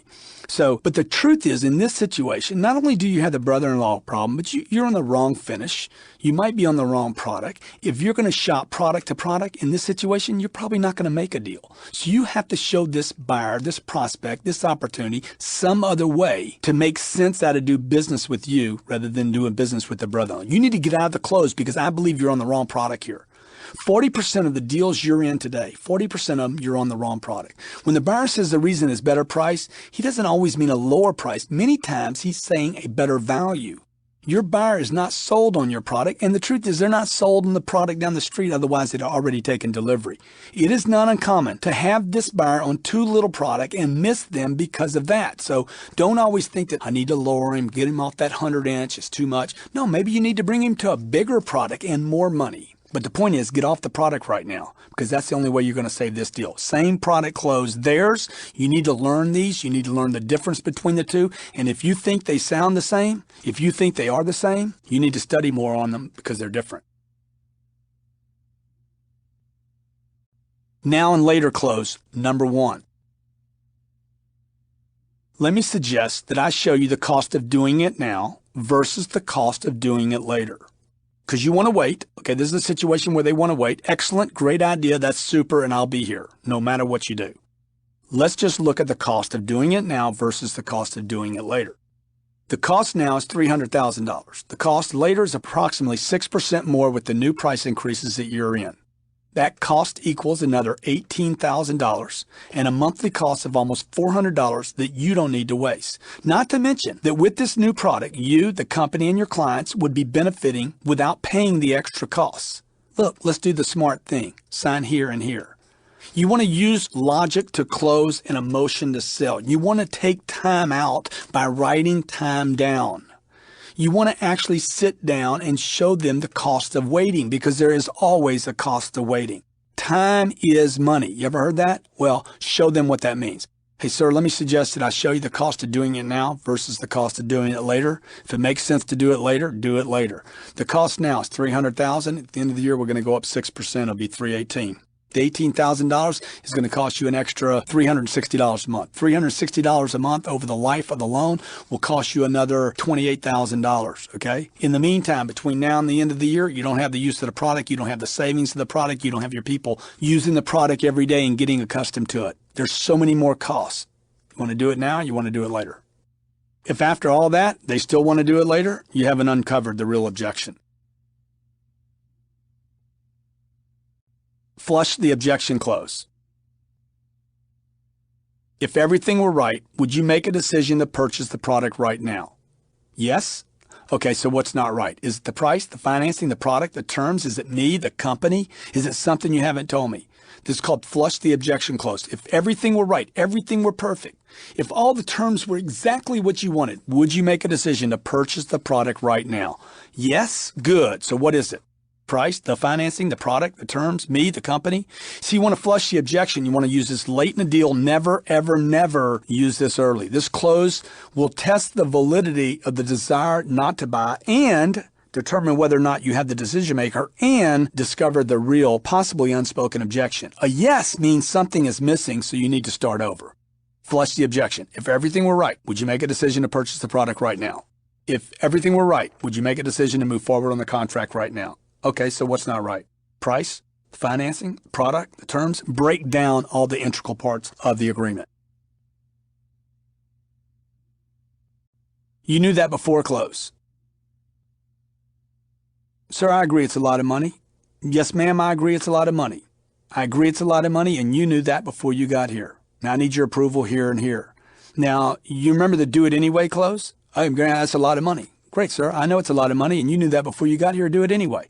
This is called you knew that before close. I agree it's a lot of money. I know it's a lot of money. Everybody that comes here knows it's a lot of money, and you knew that before you got here. Now, I need your approval here and here. Let's do this. See, quit turning complaints into objections. You have rich people complaining it's a lot of money.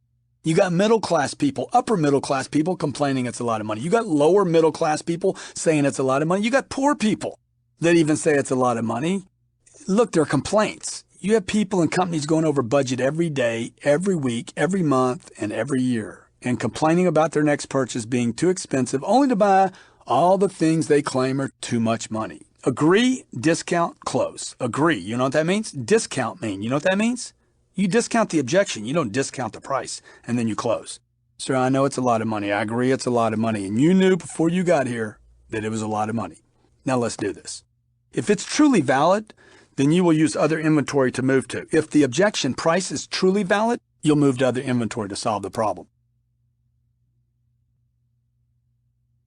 Gratitude close.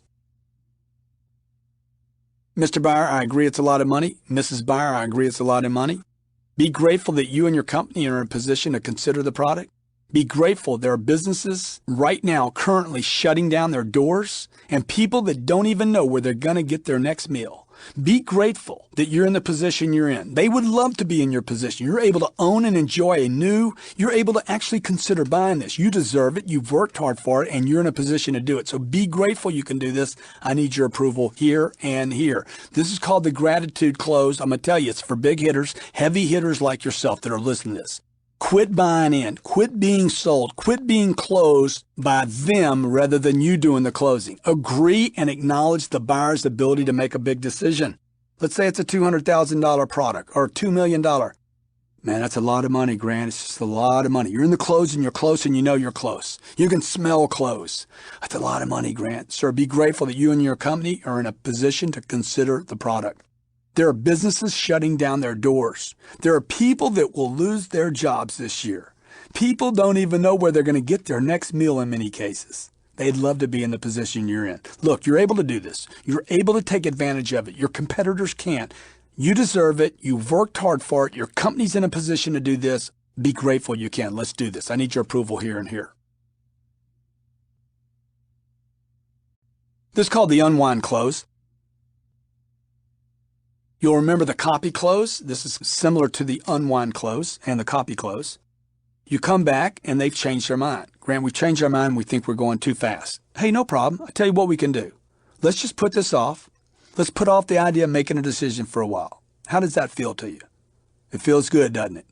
Good. You know, I go through the same thing myself. I know what I want. I go out and find it. When it comes time to making that final decision, I get scared every time. I get scared I'm not doing the right thing. You know, that maybe this is the wrong thing. It's the wrong time. It's too much money. Tell me this. Do you really believe this satisfies your needs, this purchase? Yeah, Grant, I do. Okay, number 2, is this product affordable? I mean, if you wanted to do it, could you afford it? Yeah, Grant, we could. The big question number 3 is, do you deserve to reward yourself? Or is this the time for your company to expand? This unwinding from a buyer's doubt happens often. It demoralizes salespeople who thought just for a brief moment they had a deal, come back only to find out it came undone. This takes very professional handling, and this close does exactly that. You want to agree and then go back to the close. Grant, hey, we've changed our mind. Man, I hate to break the bad news to you. We feel like we're going too fast. Hey, no problem, John. I'll tell you what we can do. Let's just put off making a decision for a while. How does that feel? Hey, it feels good, doesn't it, man? Now you don't make a decision. You got a little room. You get to breathe. So you can expand on all that, right? I go through the same thing myself. I know that I want something. I go out and I find it. And when it comes time to making the final decision, I get scared. I get scared I'm doing the wrong thing. Hey, tell me this. Do you really believe this does this product satisfy your needs? Good. Good, he says yes. Number 2, if you wanted to do this, is it affordable for you? Yes. Good. Third question, the big question. Do you deserve to reward yourself? Or is it time for the company to expand, whichever might be the case for you? Yeah, Grant, man, I deserve to reward myself. I work really hard. Good. Close the deal. You see, you're back into the deal again. So it's the Unwind Close. There's a number of other time-related closes that would help you right here so that you quit getting stalled. Here's another one. We're going to wait close number 1. Certainly you can do that. Let me just share with you what happens while you wait. Number 1, you and your company still need the product. Do you agree with that? Yes. 2, it's costing you not to have the product.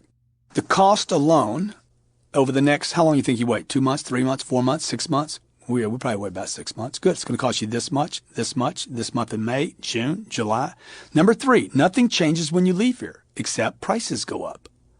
So let's do this. Let's get this done as you have many, many other things to put your attention on. I need your okay here and here.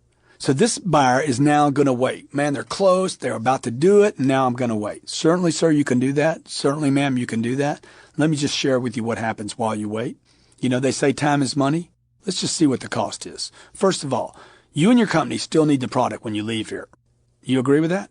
Yeah, Grant, we still need the product. Good. That's important to get that, realization. Number 2, it's going to cost you money not to have the product. The efficiency alone offered by this product was going to save you X. If you wait 6 months and multiply 6 times X, this is what you save.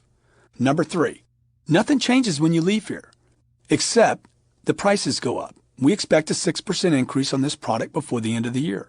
So this is what's happening. You still need the product when you leave. It's costing you money not to have the product. Your people are ready for the product. Your customers want the product. Nothing changes when you leave here except the prices go up. Look, let's get this done. Let's do this. You got many other things to run in your company. Put your attention on. I need your okay here and here. Agree. Then present what happens when someone waits. Agree with them. I agree. You can wait. That's your option. Show them when someone waits that nothing positive really happens. You're looking to uncover the real objection in this close. It's called going to wait close, number 1. When value exceeds price close. This is with the buyer that says, I have a better price with your competitor. I understand and I assure you that there is a great deal of difference between what my competitor delivers and what we deliver. And once you see exactly what that is, you will see that I actually offer more value than what they presented to you. And when value exceeds price, I think you will agree, price is no longer the issue. See, this is where you know your product and your service and how much you have to offer exceeds what they have to offer. This is when you'd better figure out what it is and sell it, or you will always be beat on price and inferior products. I have seen buyers say they could buy the same exact product from someone else, and I knew for sure that no one else in the marketplace offered even a remotely similar product. Don't argue, build value. Quit selling and start closing. Show the difference in the value and you won't have to close on price. Price is a myth. When value exceeds price, that's the close. Sir, I understand and assure you that there's a great deal of difference between what I offer and what my competitor delivers. What we deliver and what they deliver are completely different products. I'm not asking you to believe me, but I'm going to tell you, I believe that once you see exactly what it is they have and what we have, you will see that I actually offer more value, more benefits, more savings than what has been presented to you. Because the reality, sir, is when value exceeds price, price alone is no longer the issue. 3 agreements and close. Do you agree that this is the right product for you? Do you agree that sooner or later your company will have to make this purchase? Would you agree we have always serviced you? Good. Then do this as you agree it's the right thing to do. Now, this is very similar to the 3 yeses. Remember that? Do you agree this is the right product? Get a yes. Do you agree that sooner or later your company will have to make this purchase? Yes. Would you agree we've always serviced you? Yes. Good. Do this as you agree it's the right thing to do. Let's do this. Sign here and here. This is where you link a number of agreements or yeses in order to get the big agreement. This questioning gets momentum moving in the right direction. Very, very simple, very, very much assumption closing, and aligns the buyer's thinking to something positive so that they can take a positive action. Minor point close. Do you like the color? Do you like the size? Can you see yourself using it every day? Good, then let's wrap it up and get it ready for you. Now, you can use as many minor point closes as you want to, just things that you know are going to be positive answers. You're going for the minor point. Hey, do you like the warranty? Do you like the size? Because they said they like the size. Do you like the location of our facility, and have you heard good things about our service? Anything you know you can get a minor point close or affirmation on. This wraps it up. Once you get enough minor points agreed on, let's wrap this up. Let's get it ready for you. I need you to sign here and here. Look for any minor points that you know you can get a yes to. Once you get yeses to minor questions, then go for the big close. Who taught you that close? It's a great close, okay? Anytime you're in a situation, we can't afford it, we can't do it, we got to think, you could use this in so many different situations where you just look shocked at the buyer and say, who taught you to think like that? What do you mean? You can do anything you want to do. You can afford whatever you want to afford. You're capable of doing anything and everything that you choose to. Now, that's not you talking to me right now. It's got to be somebody else. Who taught you to say you can't afford it, or you need to think about it, or I can't do that? That's not you. Come on, let's do this deal. Sign here and here. Now, to do this close, to use this close to be effective, you have to absolutely act shocked when you hear this, as though it's impossible that this person would even say this. Like, I can't believe you're saying this to me. While this may appear to contradict the earlier agreement rule, the reality is you're acknowledging this person can do anything that he or she wants to do. To pull this off, you have to be straightened out on money yourself. So that if you're hearing money objections, you need to be mentally clear on money. Because if you're not getting money from others, it's because you have some hang up on money. And maybe you're running around the whole universe saying, I can't afford it, I can't afford it, I can't afford it. So everybody's going to tell you what? Hey, I can't afford it. Then you're going to look at them shocked, because I'm going to tell you, if you're telling people you can't afford it, that's not you. That's some training you got for somebody else, from Susie Orman on TV, or she told you can't afford what you want to afford. You bought in, you believe it, you made some mental decision, you attract what you believe in, and now everybody's telling you can't afford it. Now you're going to look at them shocked, and you're going to say what? Who taught you to think like that? That's not you talking to me. Look, you can do anything you want to do. You can afford anything you want to afford. You can make any decision you want to make, because you're an incredibly powerful person. Now let's do this. Great close. It's called the able close. Grant, I can't do it, or the price, or the money, whatever the stall is, right? Sir, forgive me, but when you say you can't do it today, I got to tell you, you're shocking me. I'm shocked. You're one of the most competent, most able, most intelligent people that I've ever sat in front of.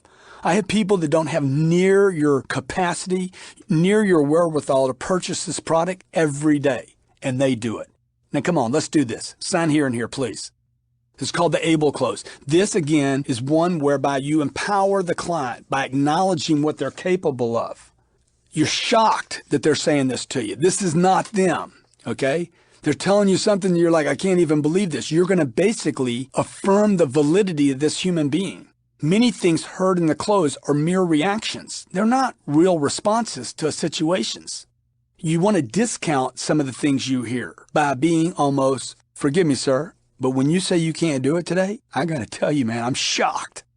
You're one of the most competent, the most able, and most intelligent, creative people that have ever sat in front of me. I have people that don't have near your wherewithal, near your capacity, near your intelligence, not even close, that purchase this product every day. Now let's do this. Sign here and here, please. Great close. You need to learn this and make it yours. Intelligence close. Man, Grant, I just can't do this, or I'm having reservations, or we need to think about it, or we need to do more homework, or whatever the objection is again. Sir, you're one of the most intelligent people that has ever sat across from me. And you know that you have a lifetime comprised of intelligent and well thought out decisions. This will be another intelligent decision. Let's do this. I need your signatures here, here, and here. Again, you're acknowledging the buyer's intelligence and ability to make good decisions and are not willing to buy into just mere reactions. Many people lack the ability to believe in themselves, even when they've made $1 billion of decisions. Even when they've made a lifetime of good decisions, they still go into doubt and might need you to blow them up a little bit and remind them that they can make a good decision.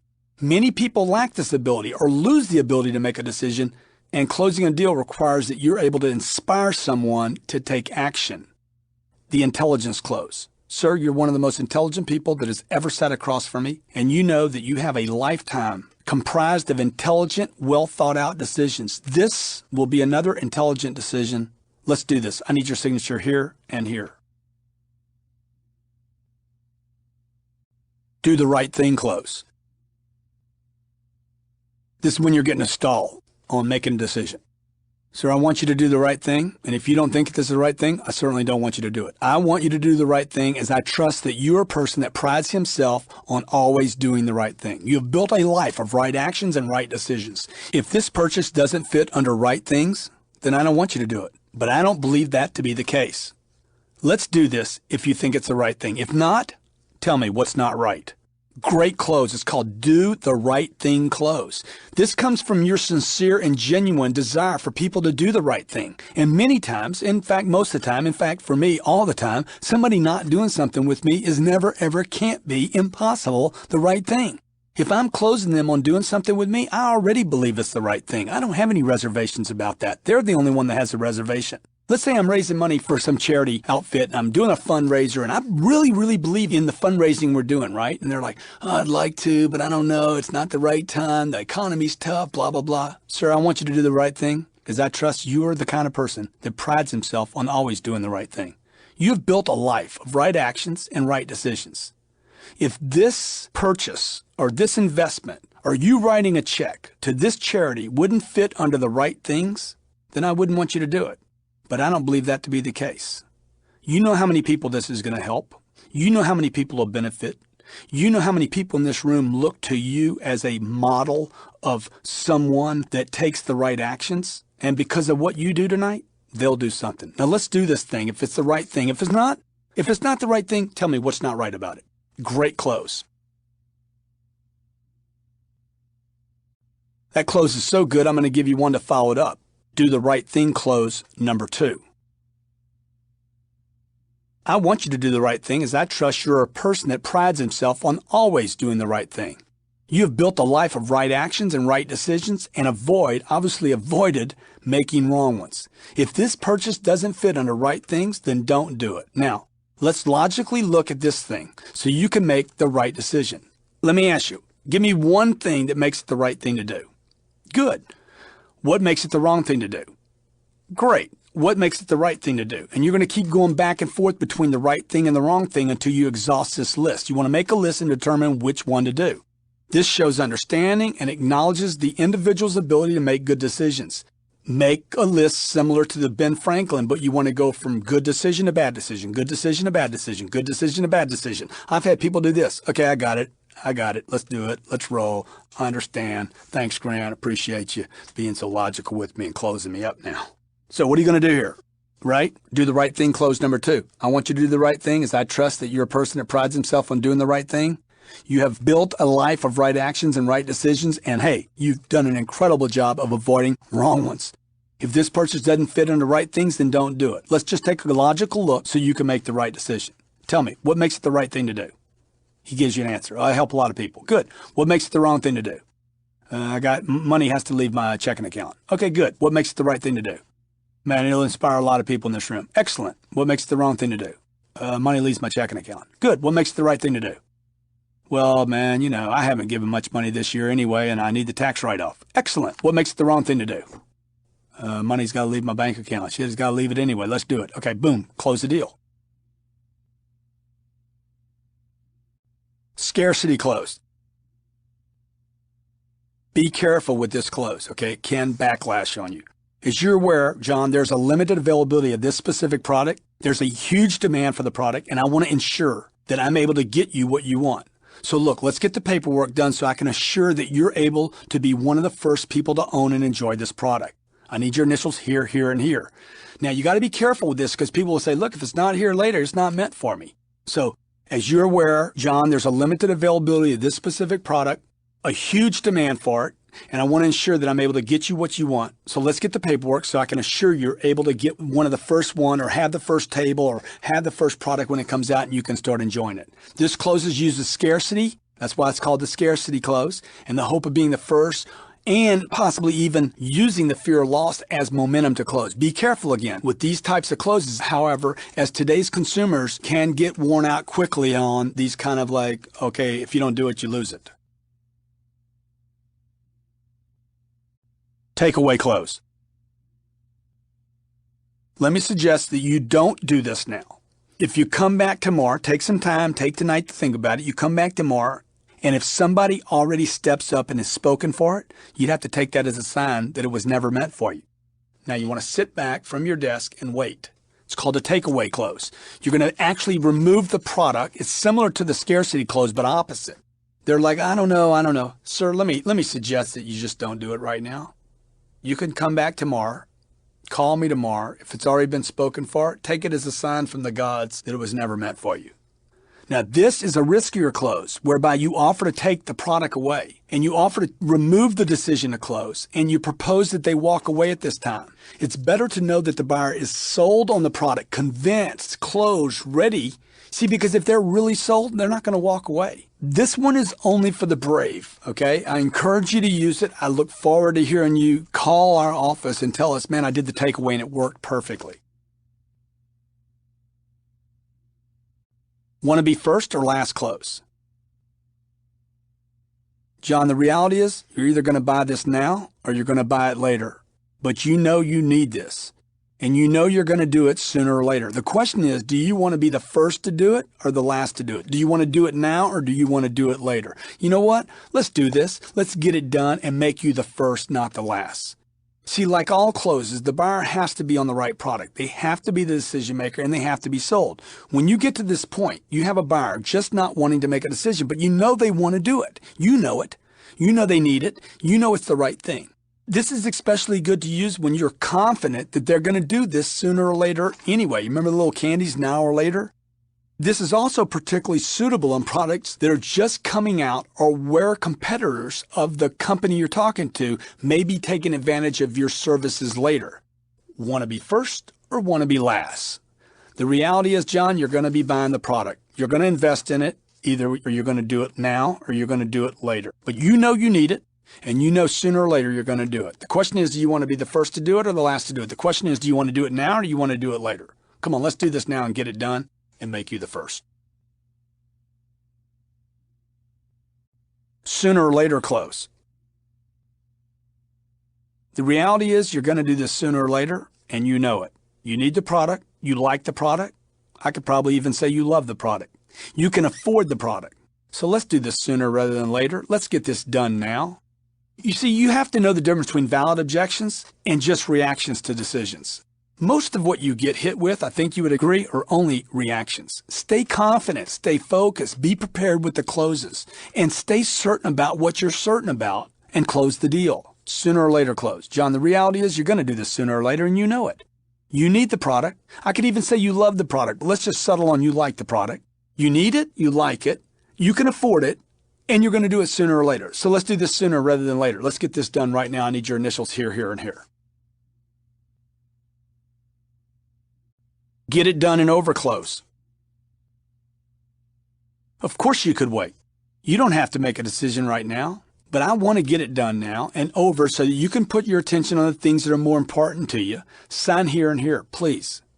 So this is, I want to get it over. I want to get it done and over with close. Of course you could wait. You could wait what, month, 2 months, 3 months, 6 months? You could wait. You could never do this. Of course you can wait. Of course you don't have to make a decision right now, but I want to get it done. And I want to get this over so you can put your attention on the things that are more important to you. Now I need your signature here, here, and here. Now, do you think I'm too persistent and never take no as a correct decision by our buyer? You know, they're saying, I want to do it right now. I can't do it. Do you think that I think that that is never a good decision for them? Well, you know what? You're right. I believe the buyer is sold. When I believe they're sold, I believe I should close the deal and finish it. I'm going to close this deal. And if I need to persist to get it done, I will. I know enough about people to know that they're not confident until they're closed. Once they're closed, they'll quit creating reactions, emotional reactions, and noise, if you will, for why they can't do something. This is get it done and over. Of course you could wait. Of course you could put off making a decision. But I want to get this done, and I want to get it over so you can put your attention on the things that are more important to you. I need your approval here, here, and here. Never the best time close. John, there is never a best time to make this decision, as you will always have things going on. Let's do this now. You're going to do it sooner or later. Let's get this handled so you can start benefiting from it right now. I need your signature here, here, and here, please. See, people tend to want to add time to their decisions in order not to make a decision, thinking tomorrow or later will be a better time. To the degree that you yourself procrastinate in life, you will probably buy into this objection, and to the degree that you aren't completely sold, you'll get convinced that the buyer should wait. People that get into power in their lives make decisions, and they move on to the next thing, and they do things quickly. Confront the fact that there's never a perfect time. Time is now. Let's do this and get it done. So here's the close. Never the best time close. John, there's never a best time to make a decision, as you will always have things going on. Let's do this right now. Let's get it handled for you so that you and your company can start benefiting right now. I need your approval here and here.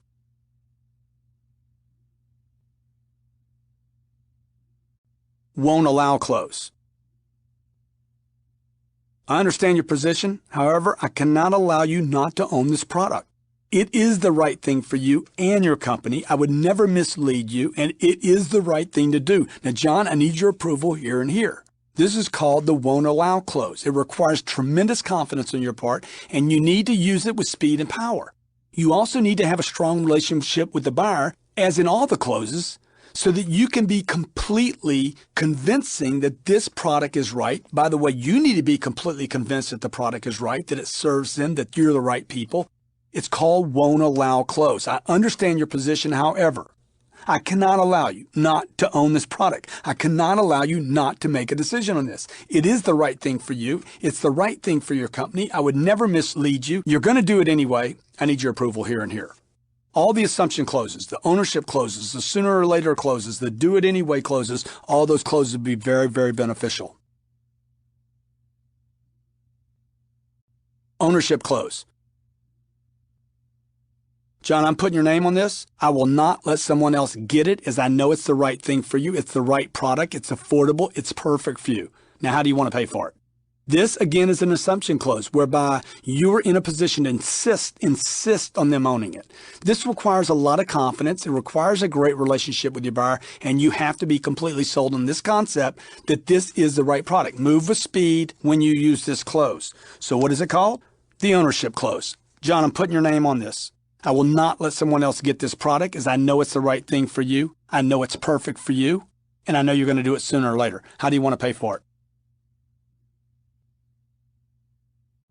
Contribution close. While you alone are making the decision, I want to share with you that your decision does not just affect you, but also benefits others. As when you say yes to doing this right now, your purchase goes a long way to helping a lot of people. Helps me, helps my wife, it helps the managers here, it helps the owners, it helps the people in the back, it helps the employee, the receptionist, it helps actually the community, because we pay taxes here. And I know, John, you like the idea of contributing to others. Now, you're going to do it anyway. I need your approval here and here. This is called the contribution close. This close involves others, not just the decision maker. You're using the effect that will be created by this person's ability to make a decision and how it positively influences not just the decision maker, but others by them taking action right now. Called the contribution close. While you alone are making the decision, I want to share with you that your decision does not affect just you. but also benefits others when you say yes to doing this now. Your purchase goes a long way to helping a lot of people. List them, and I know you like the idea of contributing to others. John, I need your approval here and here. Personal favor close. While ultimately, John, it is your decision, I would ask you to consider one other thing. The fact that you would do this now would be a personal favor to me, as I certainly benefit. I need the help right now, and it would greatly be appreciated by me and my family. Would you please do me a personal favor and agree to doing this now? Shut up, pass the pen, and ask him to sign. It's personal favor close. Some people will do it for others before they will ever do it for themselves. You have family members. They'll do anything for you and very little for themselves. Now, I personally hate saying no to a salesperson when they directly ask me for help. It just kills me. It melts me down. You have to take the time first to build that relationship and really work for the buyer before this close would ever benefit you. Once you have that relationship, this can be a very effective close, personal favor close. While ultimately, John, it is your decision, I would ask you to consider one other thing. The fact that you would do this now would be a personal favor to me, as I would greatly benefit. Look, I need the help right now. It would be appreciated so much by my wife, my children. If my dogs could think, they would appreciate it. Now, come on, do me a personal favor. Agree to doing this now and not putting it off. I need your approval right here. The beg close. Now, my wife swore to me that this would never work on her. 24 hours after I told her about it, somebody used it on her. It's called the beg close. John, I'm begging you to do this now. It will make all the difference to me. It'll make the difference to my family. It'll make the difference to my month. Now, while America frowns on beggars, and because all of us have been properly suppressed or socialized, most of us read this will resist using this close. Oh, I don't beg. I'm not a beggar. There's no way I'm begging anybody for anything. But I have to tell you, I think nothing of using this is the way to get my products and services in the hands of others. I'll do whatever it takes to get the job done, including tapping into that part of the human being that wants to help another human being. I am willing to beg to get the deal. This would not be used as a first resort, but late in the game when you cannot understand why the buyer is not saying yes. I mean, you can't make sense of it. You've run out of anything useful that gets the job done, so you go to the beg close. John, I'm begging you to do this now. It'll make all the difference to me. It'll make the difference to my family. It'll make the difference to my month. Man, I need your help. I'm begging you, John. Sign here and here. You're not even playing fair when you use that one. The game close. I'm asking you to do this now rather than waiting. We're playing a game here, and your decision today will go a long way to my team, which you're on, by the way, winning the game, whereby we all benefit in a big way and we beat our opposing team. I'm counting on you as our team member, as a key player, to make sure we win this game. Be on our team. Help us win. I need your signature here and here. This close utilizes everyone's desire to play games and be on the winning side. We keep lots of games going on in our office. You know, when everybody's pumped and playing games, we tend to do better. And the same in your situation. This keeps things very positive, very high tone. It's similar to the beg and commission close. Don't be ashamed to use these. Whatever it takes within ethical lines to get a deal done, be creative. This is called the game close. I'm asking you to do this right now, John, rather than waiting, because our team here, our company is playing a game, and your decision today will go a long way to my team winning. By the way, you're on my team, man. You're the key player. Winning the game benefits everybody here in a big way. I'm counting on you as a team player, as a key player, actually, as someone who actually makes the decision on who wins and who doesn't. Look, man, be on my team. Come on, be my superstar. Help us win. I need your signature right here. Commission close. John, any more of a discount will result in me not getting paid on this transaction. And I know you don't want that. What remains as a profit is actually my commission. And that is the sole way in which I get compensated and how I take care of my family. Come on, boss. Help me out here. I'm working day and night to take care of my family with only a small hope. If I work hard enough, I might get where you are one day. Look, people are more likely to help another human being and reduce the need for more of a discount because of a human element than the product itself. That's why I say price is a myth. People want to help other people, and you're not tapping into that. If you're a great salesperson, if you're a professional, if you really know your product and you really stand up, you can ask people for help. Commission close. John, any more of a discount would result in me not getting paid on this transaction, and I know you don't want that. What remains as a profit is my commission, and that is the sole way of how I get compensated and how I take care of my family. Come on, boss, help me out here. I'm working day and night to take care of my family with only a small hope if I work hard enough, I might get where you are one day. Leave it up to the bank close.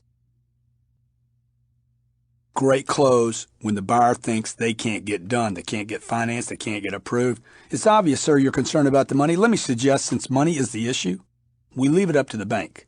If the lender, the bank, the credit card company, if they approve the deal, and I know they won't approve it if they don't think you can do it, then we do the deal. If, however, they don't approve it, then no harm done. Let's leave it up to them. Sign here, here, and here, and we will leave it up to the lenders. This clause is used when the buyer is saying it's all about the money and does not think that the company can afford the purchase or they can't get credit or whatever. Use the lender as the approval point, as the close point. Leave it up to the bank close. It's obvious, John, you're concerned about the money. Let me suggest, since money is the issue, we leave it up to the bank.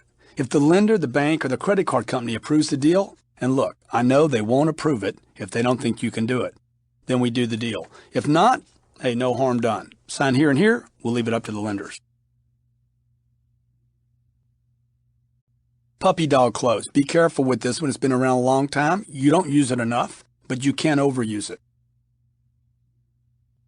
Let me suggest you take this home tonight. You take delivery of the product, you start using the product, and when you wake up tomorrow morning, then you decide whether it's the right thing for you or not. If you decide it's not, then bring it back and no problem. This close can be overused, of course, as a way not to close the deal. So be sure you make this as a last-ditch effort. But you want to get your product in the hands of people. That's why this 100% money-back guarantee thing works so well on TV sales and internet purchases. 100% money-back guarantee. Well, most people don't send it back. It's a puppy dog close. The power of this close is particularly with those items people really have an affinity for. They got to have it. They want to touch it. It would not work well with products that don't have some heart connection as well anyway. And again, weak salespeople, shortcutters, will tend to overuse this as a way not to confront, not to close, and not lock deals down. Puppy dog close. Let me suggest, John, you take it home tonight. When you wake up tomorrow morning, you decide whether it's the right thing for you or not. If you decide it's not, no questions asked, bring it back, no problem. We undo the deal. Feel, felt, and found close. Learned this when I was 24 years old. I appreciate the way you feel. I have felt exactly the same way until I found out that I don't have another one coming in. So you could wait. And I'm like, yeah, I appreciate that. You could certainly wait. And I felt the same way. What's the difference in waiting? And then I found out, management told me, we don't have another one coming in. Look, the product's not going to get lower. And the bottom line is you need it now. Let's do this. It's called feel, felt, and found. Grant, man, I don't like this, or the payments are too high, the price, or the budget, or we need to wait. I appreciate the way you feel. I have felt exactly the same way you feel until I found out. This close is about empathy and understanding. Feel, felt, and found. Then move back to why they should do it anyway. It's a great close. It's easy to remember. I don't know who originally created this, but I'll tell you, the first guy I ever heard it from was a great sales trainer, a Southern boy by the name of Jackie Cooper. John, I appreciate the way you feel. I have felt exactly the same way until I found out, and then I tell them what I found out. Quality close. John, I know it's more money than you considered. I know it's more money than your wife considered. And I would expect that is exactly the same thing that happens to the both of you when you buy any products. It is obvious. You're people that exemplify quality. You buy quality goods. You live in quality. You wear quality. And you know that quality products cost more than other products. Now let's get this done so you can start enjoying it now. Now this is a rich person close right here. This is for rich people and it'll make you rich. It's quality close. I know it's more money than you considered. I know it's more than you and the company expected to spend. And I would expect that is exactly the same thing that happens to you when you buy other products. It's obvious you folks you exemplify quality, you buy quality goods, you live in quality, you wear quality, and you know quality products cost more than other products. Let's get this done so you can start enjoying it now. Great close. Future date close. This is when you can't get a close, but you want to get a commitment to a future date. Since I'm unable to get you to do this today, can I at least get a commitment and an agreement from you that you will do this with me at some time in the future? This is used when you're unable to close the deal now and you've made tremendous efforts, probably had some help getting a deal closed right now, but you can't. But you want the buyer to give you some future commitment to participate or do something with you. If they will not give you this agreement in the future, time is not actually the issue. It's more likely that you haven't uncovered the real objection. Future date close. Since I'm unable to get you to do this today, and I have tried, can I at least get a commitment and an agreement from you that you will do this with me at some time in the future? Price guarantee close.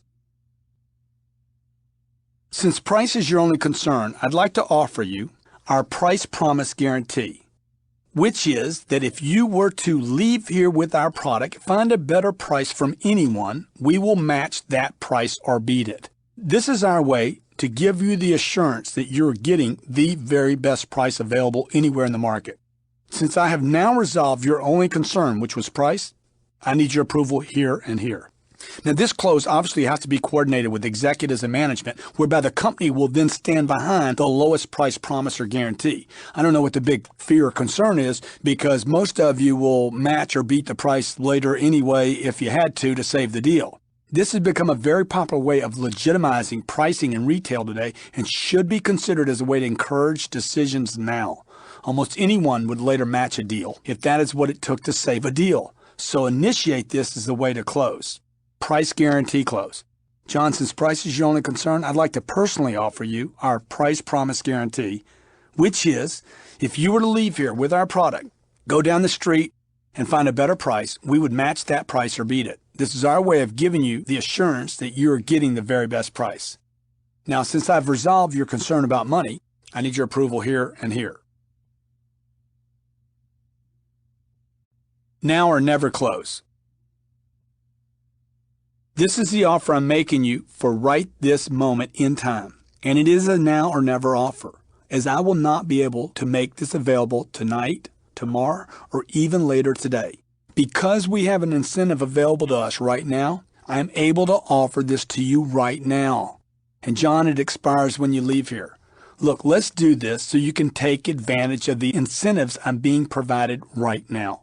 Now, this can be a very powerful close. It has to be used selectively and carefully, as if the buyer denies this and resists it and doesn't want it, you're going to lose face later if you offer the same thing later. It will normally be offered at the same time that you bring some special consideration to your negotiations, and for that special consideration, you're asking for a decision right now. Also, you need to be very, very positive when you offer this. Avoid making it confrontational. Be very careful not to overuse this. Now or never close. John, this is the offer I'm making to you right now at this moment. And it is, don't be offended, but it is a now or never offer, as I will not be able to make this available tonight, tomorrow, or even later today. Because of incentives that we have available to us right now, tied to targets that we're trying to attain right now, I'm able to offer this right now, and it expires when you leave here. Come on, let's do this. You can take advantage of it. We win, you win, everyone wins. Done everything possible close. I've done everything possible. Everything I can do for you, I have done. I have found the exact product that you wanted. We have met your exact specifications. I have done everything that you've asked to get the terms that you've wanted, and I will continue to do everything for you in the way of service. Now, I need you to do something for me. What's that, Grant? I need you to sign here, here, and here, and let's get on with this. This is called done everything possible close. I've done everything I can for you. I've found the exact product that you wanted. We have met your exact specifications. I've done everything possible to get you the terms you've wanted. And I will continue to do everything for you in the way of service. Now, John, I need you to do something for me. Sign here, here, and here, and let's get on with this. It's a great close. Get strong, go long.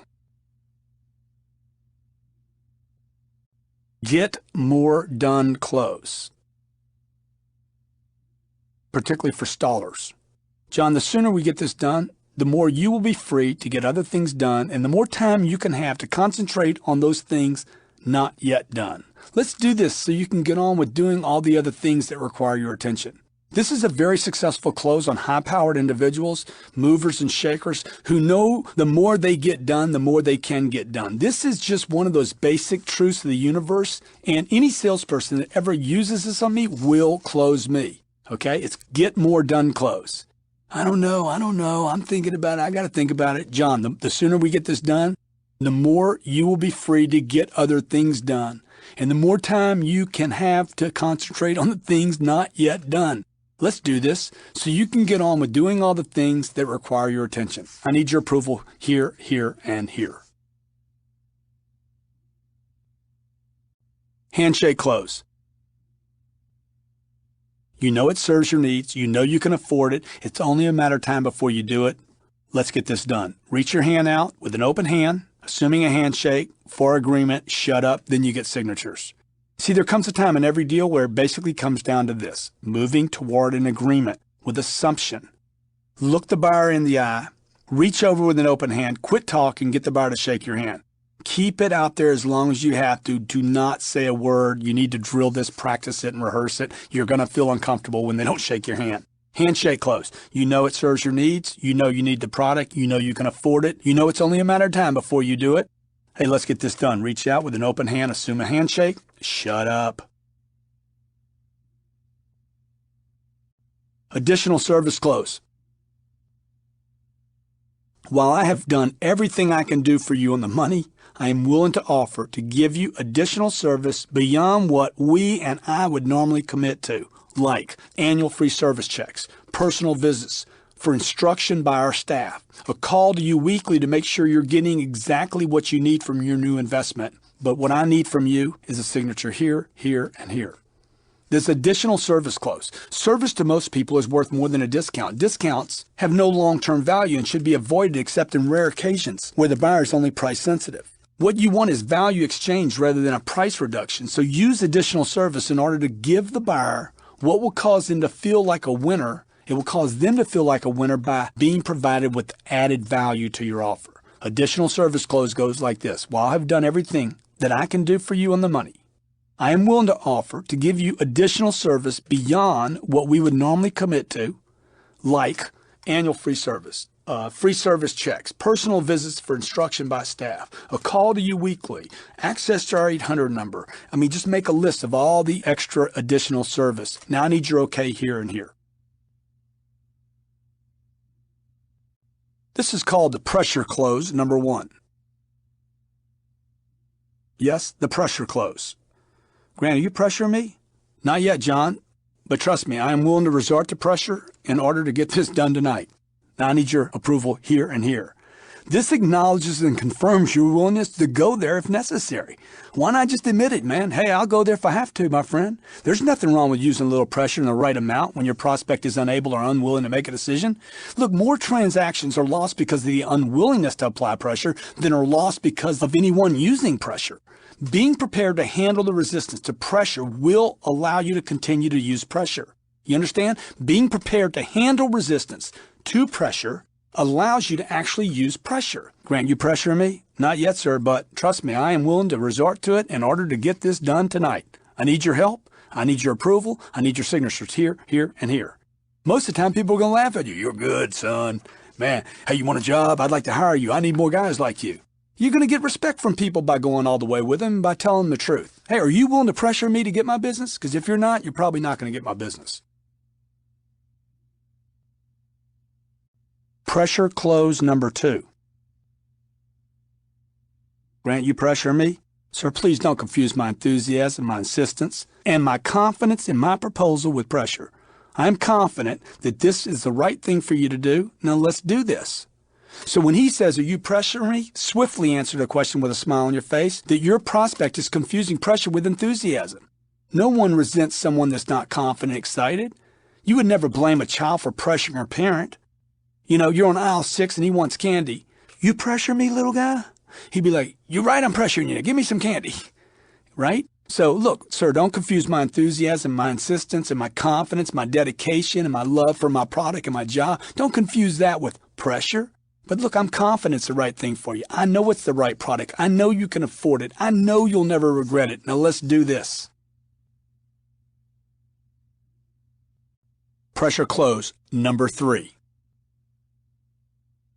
Are you pressuring me? Not yet, but don't think I won't resort to it. If you prove yourself incapable of not making a decision, not doing the right thing, not getting this for your wife, not doing it tonight, don't think that I won't resort to pressure. Now come on, man, let's do this. See, a powerful closer will acknowledge the use of pressure. Your willingness to resort to anything, if necessary, as long as it's ethical. Look, I'm being ethical here, man. Guy wants to buy a diamond ring for his fiancée. I'm selling diamonds. I'm 26 years old. And he's like, that's a lot of money. I can't do it. I got to think about it. Hey, man, I keep working the deal. I'm trying to convince him to do it. I'm going for the close. Grant, you pressure me? Hey, not yet, but don't think I won't resort to it. If you prove yourself incapable of doing the right thing for your girl, for your fiancée, this chick is hot, man. You need to do this. She deserves this ring. Let's do this. Now give me your credit card and let's get it done. See, that's not pressure, that's enthusiasm. Remember, in this situation, your buyer or prospect is questioning what is happening, not objecting to it. They're asking you, you pressure me? That doesn't mean they're objecting to it. You got that close? Did you get it? Grant, you pressure me? Not yet, but don't think I won't resort to it. If you prove yourself incapable of doing the right thing and pulling the trigger tonight and getting this product, hey man, I will go there. Let's do this. Rash decision close. Grant, I don't make rash decisions. I understand, and the reality is, it'd be impossible at this point to consider any decision you made at this point rash. You and I have met on 3 occasions regarding this proposal. You, your staff, and my people have spent hours considering the possibilities. Man, we're a long way from rash. Let's do this. I need your approval here and here.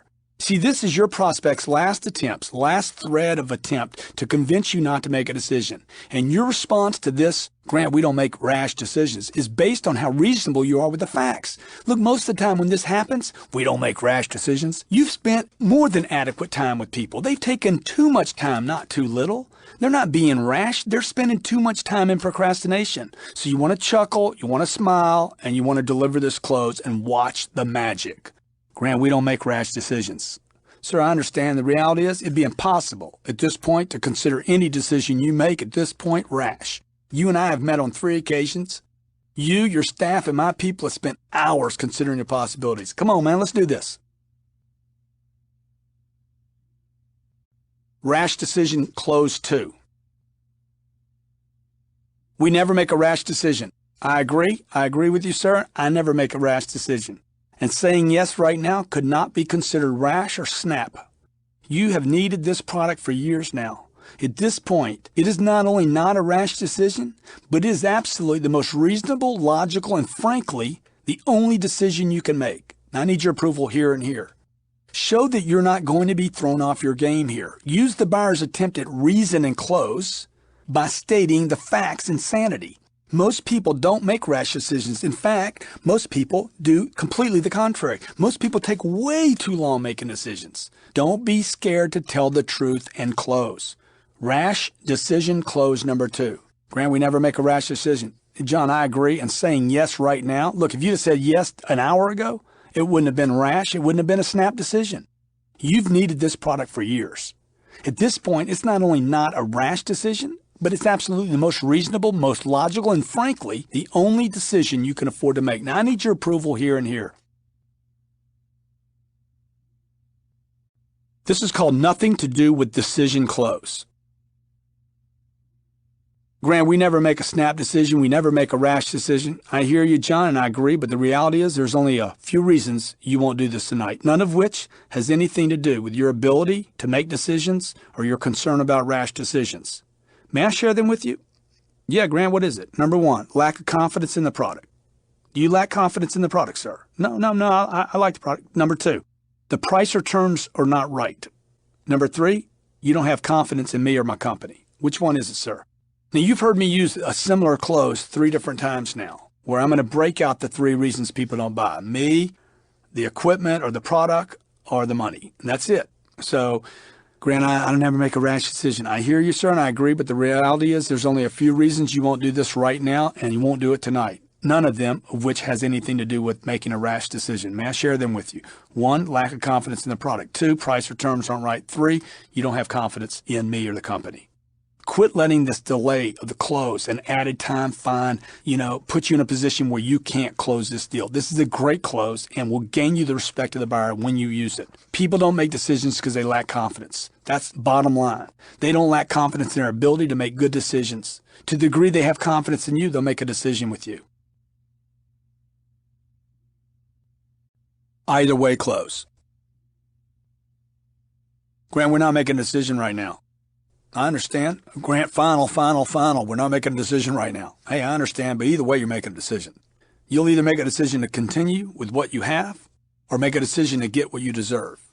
What I mean is, either way, you spend money. Look, any decision you make tonight is a decision. When you say I'm not making a decision tonight, you're making a decision. See, either way, you're going to spend money. Either way, you have an obligation. Either way, you make a decision. The question is whether you're going to reward yourself with something you want, something you need, and something you deserve, or whether you're going to leave here and continue on with something you don't want, you don't need, and you still have to pay for it. Either way, you're going to do something. See, your prospect, your buyer, this opportunity in front of you is already paying. Before they ever got involved with you, they were making decisions. Before they ever got involved with you, it was costing them money. The question really is, what are they willing to pay for? All decisions cost something. To do nothing costs something, and to do something new costs something. Use this close to correct the thinking of the buyer by explaining all decisions have a cost. It's called the either way close. Grant, we're not making a decision right now. I understand, sir, but the reality is either way you make a decision. You'll either make a decision to continue what you have, or you'll make a decision to get what you deserve. Either way you spend money, either way you have an obligation, and either way you make a decision. The question is whether you're going to reward yourself with something you need and want and deserve, or whether you leave here and continue on with something old, something you don't need, and you still have to pay for it. Thank you for listening to the Closer Survival Guide audiobook. This was written and narrated by myself, Grant Cardone.